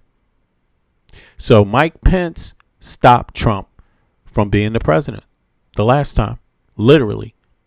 You could say that. Maybe the other ones wouldn't have voted for him, but the fact that he refused it to do what Trump ordered him to do stopped this process from happening. Now, what happens after that? The Senate selects the vice president. The Senate separately votes. So this tells you it's very important. Mitch McConnell. Yeah, these people, these elections, these midterm elections for Congress and the Senate matter. They almost matter even more than who the president is, even though the president has more power than any other president has ever had in the history of the country due to the recent Supreme Court rulings. Okay. Senate selects the vice president. The Senate separately votes on individual lines to elect the vice president, requiring 51 votes. Again, a simple majority, one more than the other. The legal battles and court challenges. Had Congress thrown out the validity of certified state electors, the Biden campaign affected states and voters would have filed immediate emergency lawsuits. So this means it matters who is there on the state level too, right? Yeah, all these factors matter. Am I reading too fast? Okay, emergency filings at the U.S. Supreme Court. 6 Republicans right now, very right wing, very in favor of Trump, have turned out for Trump, 90% of the time for all this crazy shit. Wow. Direct claims litigants would file emergency injunctions directly with the U.S. Supreme Court, arguing that Congress exceeded its constitutional authority under the Electoral Count Act of 1887 and Article 2 of the Constitution by discarding lawfully certified state results. I don't even give the Supreme Court this much credit. I think they would just be like, throw this on the emergency docket and get it over with. Fuck having a hearing about it. Really, the political question, obstacles, a major legal hurdle would be whether the Supreme Court would agree to hear the case. Courts often avoid on disputes between the president and Congress under the political. So it all stops there at Congress. If Congress says no, it would never make it this far. But Trump might fight it, right? For some reason, you never know. And then what would the Supreme Court do? So this is a precarious moment for the United States. There is no simple way of knowing what the outcome could be, regardless. To me, it seems like money plays a bigger role than anything else. Corruption plays a bigger role than anything else. I mean, sadly enough, when it gets to the Supreme Court level, like political question, obstacle A, a major legal hurdle, whether the Supreme Court would agree to hear the case. Courts often avoid ruling on the disputes between the president and Congress under political question doctrine. They could always say, fuck that. We do it differently this time like they have before, which holds a certain constitutional duties belonging strictly to the legislative branch. Constitutional crisis. If the Supreme Court ruled that Congress acted illegally, but a congressional majority refused to follow the court's ruling, it would trigger a direct standoff between the judicial and legislative branches. In theory, but who controls? It depends. Again, it depends on who controls the Congress again. The Congress really can pretty much stop all of this, and they have some say. Equal protection and due process claims. Lawsuits would argue that the discarding millions of certified citizens' votes violates the 14th Amendment, but they're already trying to get away with certain parts of that. Don't you hear them MAGA talking points all the time? The founding fathers didn't intend on these amendments. It's not in the Constitution there, even though that's bullshit, because the first line in the U.S. Constitution is who will write laws, and that's Congress, and how they will be I written. just want to say there was record of them burning ballots. Say that again? There was record of them burning ballots, like mailboxes. Yeah. So this is a scary moment. I mean, I don't think people should sit down and expect things to just turn out right on their own. I think people really need to goddamn be concerned, pay attention right now, vote, get as many people to register to vote, but also pay attention and put pressure. Like, make sure you vote. Make sure this Congress is for upholding the law, the next Congress. Make sure the next Congress wants this dude out of power. Like, vote for people that want this dude out of power. Yeah, you want them to have these people you elect to also advocate for rights for Americans, universal health care, to believe in things like that too. Just average fairness in the tax code and these kind of things. But if you don't get rid of Trump, that to me, that seems like the most serious event. And here's the problem. You got to elect people that have integrity. You have to elect people that have integrity, because, if they don't have integrity, they won't even do what they say they ran on. Equal protection and due process claims. Lawsuits would argue that the discarding millions of certified citizen votes violated the 14th Amendment of equal protection and due process, effectively disenfranchising voters in the rejected states. All right. 3, state level counter actions. Okay, this is going to be interesting. State executive injunctions.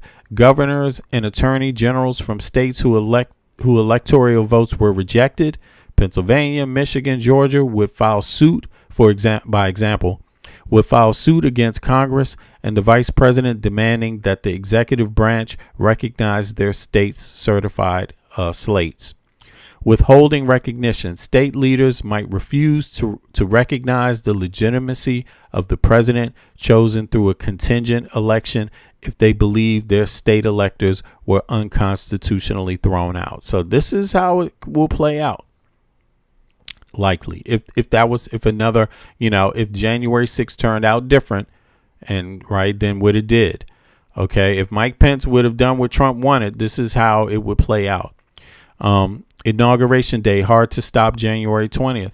Under the 20th amendment, the terms of a sitting president and vice president automatically end at 12 p.m. on January 20th, regardless of whether the election dispute is resolved. If no president is chosen by January 20th, if the House fails or is blocked from completing the contingent election by noon on January 20th, the vice president-elect chosen by the Senate becomes acting president. So you see, the Senate might have a role in that too. So pay attention to the Senate elections. Also, they're very important. Even somebody like, even someone in Kentucky, for example, Mitch, right? Okay. And also Rand Paul, right? They matter. For as an example, if neither, so vote their asses out. If neither the president nor vice president is selected by January 20th, the Presidential Succession Act dictates that the Speaker of the House, example, MAGA Mike Johnson, if he's still the head of the House. So in other words, get your ass out there to vote in this midterm election. Special elections also. Nancy Pelosi, as an example, that was who was the head of the majority party when before, right? That was it. Was that Democrats? But that's not the case now. Now it's MAGA Mike Johnson will become acting president until Congress resolves the election. So this is what MAGA Mike Johnson is going for. Because the chaos of January 6th exposed the legal ambiguities, Congress passed the Bipartisan Electoral Count Reform Act, ECRA. The law explicitly clarifies that the vice president's role is strictly ministerial, raises the threshold requirement for members of Congress to object to electoral slates, and binds Congress to accept electors certified by state governors unless overturned by the court. And who is the court? The Supreme Court. 6 right-wing judges that gave this president more power than any president has ever had in the history of the United States of America. None of our ancestors, none of our parents have ever seen a president in the history of the country, in their lifetime, their grandparents' lifetime, their great-great-grandparents' lifetime, their forefathers' lifetime. You have never seen another president with as much power as Donald Trump has been given under the Supreme Court. So that's the gist of it. I recommend people look this stuff up, take it seriously, pay attention to these elections, encourage people to get out there and vote because it is your tax dollars. Right now, we pay these members loads of money. We pay them a lot of money. They get really good salaries by the American people. The American people really pay our elected officials, federal elected officials, very, very well. And, let's see if they treat us well in return. But on that note, I'm going to be out. I appreciate everybody for hopping up on the panel. VCon, it's been a pleasure having you up, sir. Appreciate that a lot, Mr. VCon from Pennsylvania. Yeah, we got another East Coaster in the house. You know what I'm saying? Blue collar family. And thanks, VCon. Yep. I'll give you a salute. But don't forget about them penguins. They give you all the money. Those what? The penguins. Oh, yeah, the penguins. What do you mean in the chat? Yeah. Oh, okay. Yeah, everybody get the penguins up. Y'all get the penguins up. Come on. This shit is working. We got all the possibilities. You could also become a member. Thanks a lot for reminding me.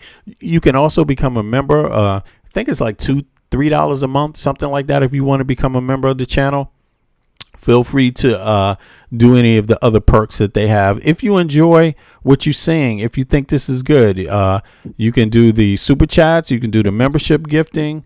Right. Also, you can give somebody else a membership if you want them to enjoy the channel also more. I don't do much private stream or member streams, but I will start if we get enough. We need it. We will see how it's going. But right now, I'm pretty happy with the results. Where we going? I think we got like last month 600 new subscribers, so it's going pretty well. Last year, about 8,000 subscribers in the last year. So I appreciate everybody for watching the channel. I have a grown ass viewership. My viewership is like 35 and up is like 70% of who watches this. This is 35 to like 65, something 66, 60, maybe 70 years old. Yo, I have some grown people watching my channel, so I appreciate you all for backing me up and making the channel possible, you know. And it really tells me, you know, first of all, it's an honor because it tells me I'm not doing half bad. If people that have lived this long in our country, you know, have selected my channel to support. So I appreciate you all so much, even though I don't call you all out. A lot of the people that watch it, I see the data on the back end, so I know who's watching. And 70% of my followership is actually Americans, and they are 35 and up. So yeah, I appreciate that. Yeah. So on that note, hold on, let me see something just for good measure. I'm going to time one little person out here just before I get out of here. Just to, you know, just to say I see you too. Don't be in my chat talking shit about Democrats. What the fuck? Fuck you, man. You heard more on this channel than you heard ever, you know, in a lifetime. So be honored to be educated by your fellow American. Now, yeah, but on that note, I'm going to be out. I appreciate everybody for coming out today. We got another stream set up for tomorrow, so check that out. That is about the AI revolution. Michael Best from Brooklyn is going to go in. We're going to go in. It's only about AI tomorrow, y'all. It is only about AI and the worry, the trouble that is emerging with it, the dangers that are emerging with it. So come on out.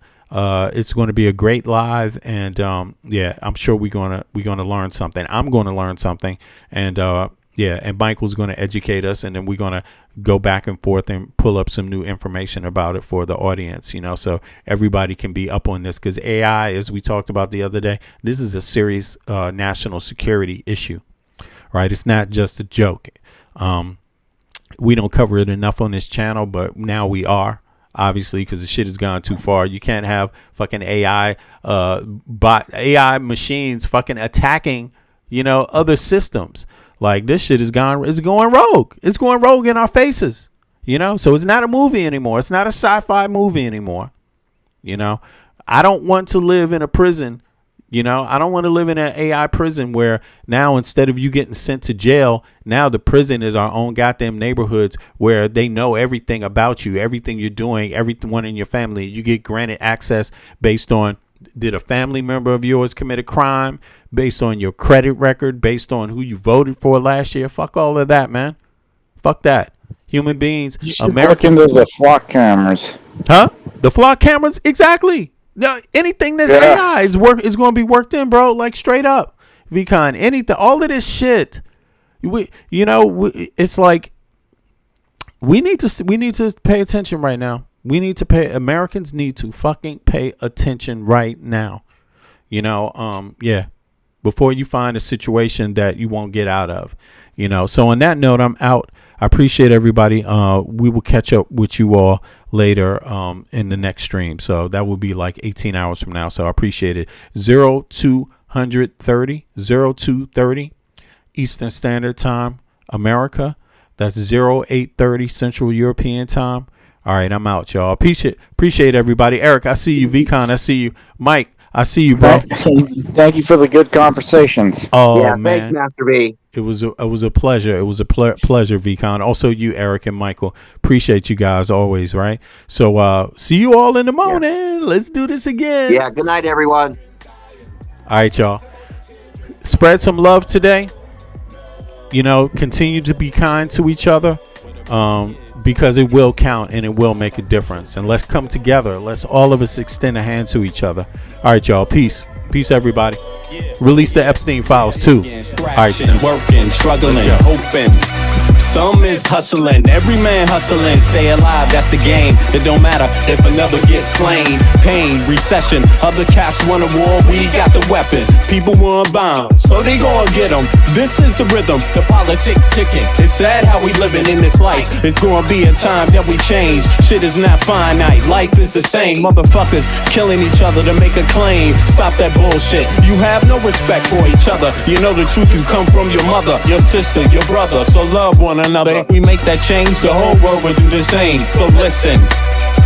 Only this one love. Every day the children dying. What about the children crying? No, no, no. What about the kids? Don't forget the children. Tell them about the children. What about the children crying? Oh no, no, no. Yeah, I wish someone would tell me when is the suffering gonna stop. I see time ticking, fuck your watch. There comes a time when man steps to the plate, but it won't matter if your mentality is fake. Where I'm from, we got a system, overcrowded prisons, 2 cents an hour, man. Listen, shit don't change if we keep exploiting each other. One day you find out you only did it to your brother. A homeless mother, a baby, no supper. She got a husband and father, they both love her, but they can't find work cause the people with the power, they got a strange way to govern. Their price tag say nothing. Life is funny, then again it's really not. People dying for what other people got. I asked God if he could come and change the shit. He said, hell no, it's you that's gotta change, bitch. Every day the children dying. What about the children crying?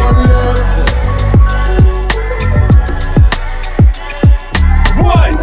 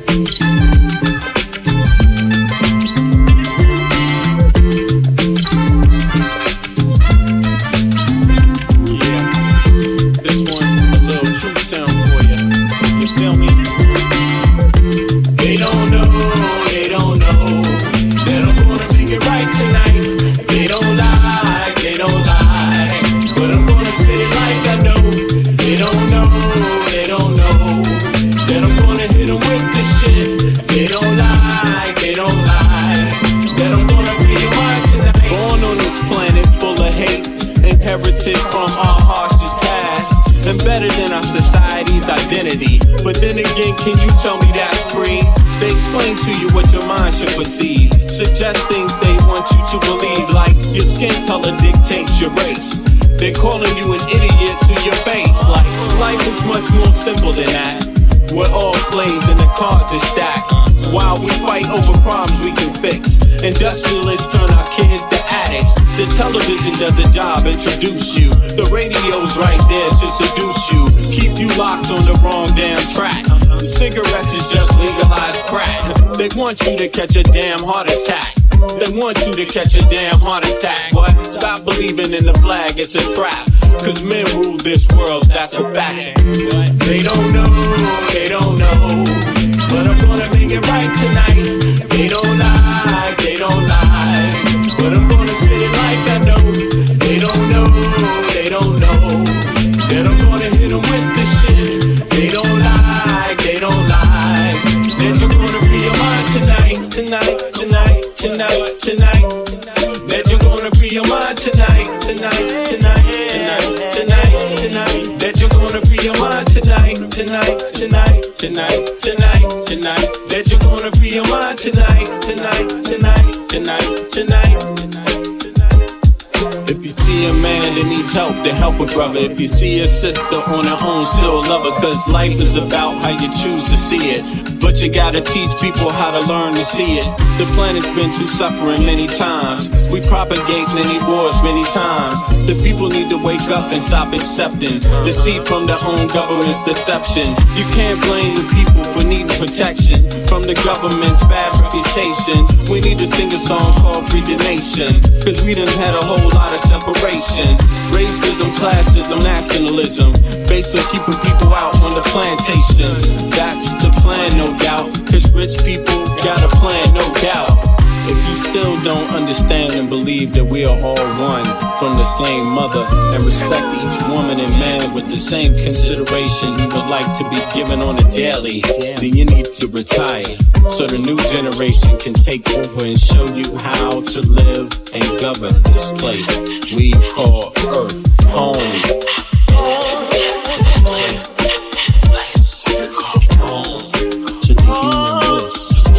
Everybody here, yeah.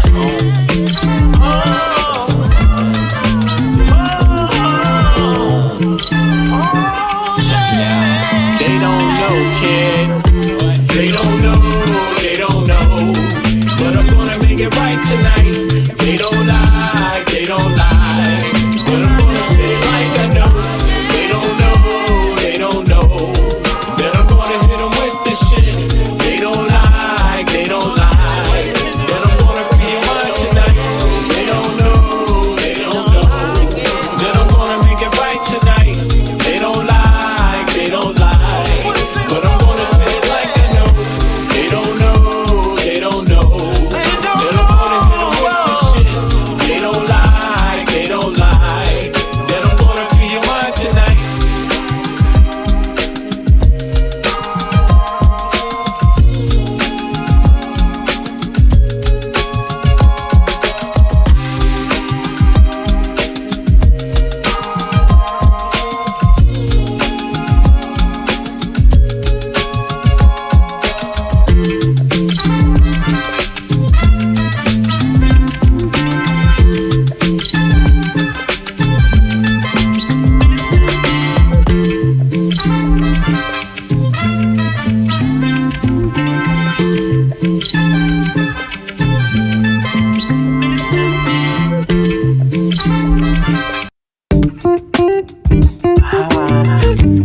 To all the ghettos around the world. And yes, you know the struggle goes on. People trying to survive, hold on. But we know it's been so long. Pain without a limit, so wrong. When am I walking? Sometimes I think about, does love still exist? Yeah, I have my doubts. On the street, I check out how brothers been living. Yo, let's just say, kid, it ain't no Thanksgiving. We got people shooting dope, ain't never heard of hope. We got others with the gat and the brothers with the fucking scope. As I enter the projects, enter rec rooms, some brothers might see the doom. I see my man Paulo, fat pockets of papes. He knows the neighborhood biddies with all the dopest shapes. There goes Rollo with the blowout fro. He's got a gap, hey yo, brothers gots to go. No show is live with narrate, fuck Memorex. My man Rollo's got a gat at Paulo's chest. One slug blasted out, down boy died. Now show me some love, kid, it sounds like a fucking lie. The struggle goes on, people trying to survive, hold on. But we know it's been so long, pain without a limit, so wrong. Sometimes I think how the world come to this, a place where every man and woman needs a therapist. Mass confusion, people living in delusion, justify all the bullshit through the Constitution. Meanwhile, the masses struggle to survive. I think we're too busy to hear our people's cries. Single mothers struggle to raise families, genocide committed through famine and disease. I wonder if these things will ever cease to exist. I know it could if we cease and desist, giving all the power to the industrialists, giving all our power to the damn commercialists that see us just as being sheep in this world, that want us to do what we're told like boys and girls. Oh God, I wanna live another day so I can help provide equality in this day. The struggle goes on, people trying to survive, hold on. Though we know it's been so long, pain without a limit, so wrong. Everybody round the globe, open up your earlobe, your third eye, and then decipher the code. Through knowledge, understanding, then bring love into the concept instead of bling bling. Truth instead of bias, educational methods. Twisting, contorting God's message of love for every human being. Listen, motherfucker, don't you hear the screams? It's time to do much more than talk, debate, and spread hate. We need to think and at the same time investigate. Understand what our actions may create. Before continuing the cycle we procreate. We can clone humans, but at the same time we can't feed humans. The future of man is actually looming. It's really depressing, it's true, man. Yes, you know the struggle goes on. People trying to survive, hold on. Though we know it's been so long. Pain without a limit, so wrong. Yes, you know the struggle goes on. People trying to survive, hold on. Though we know it's been so long. Pain without a limit,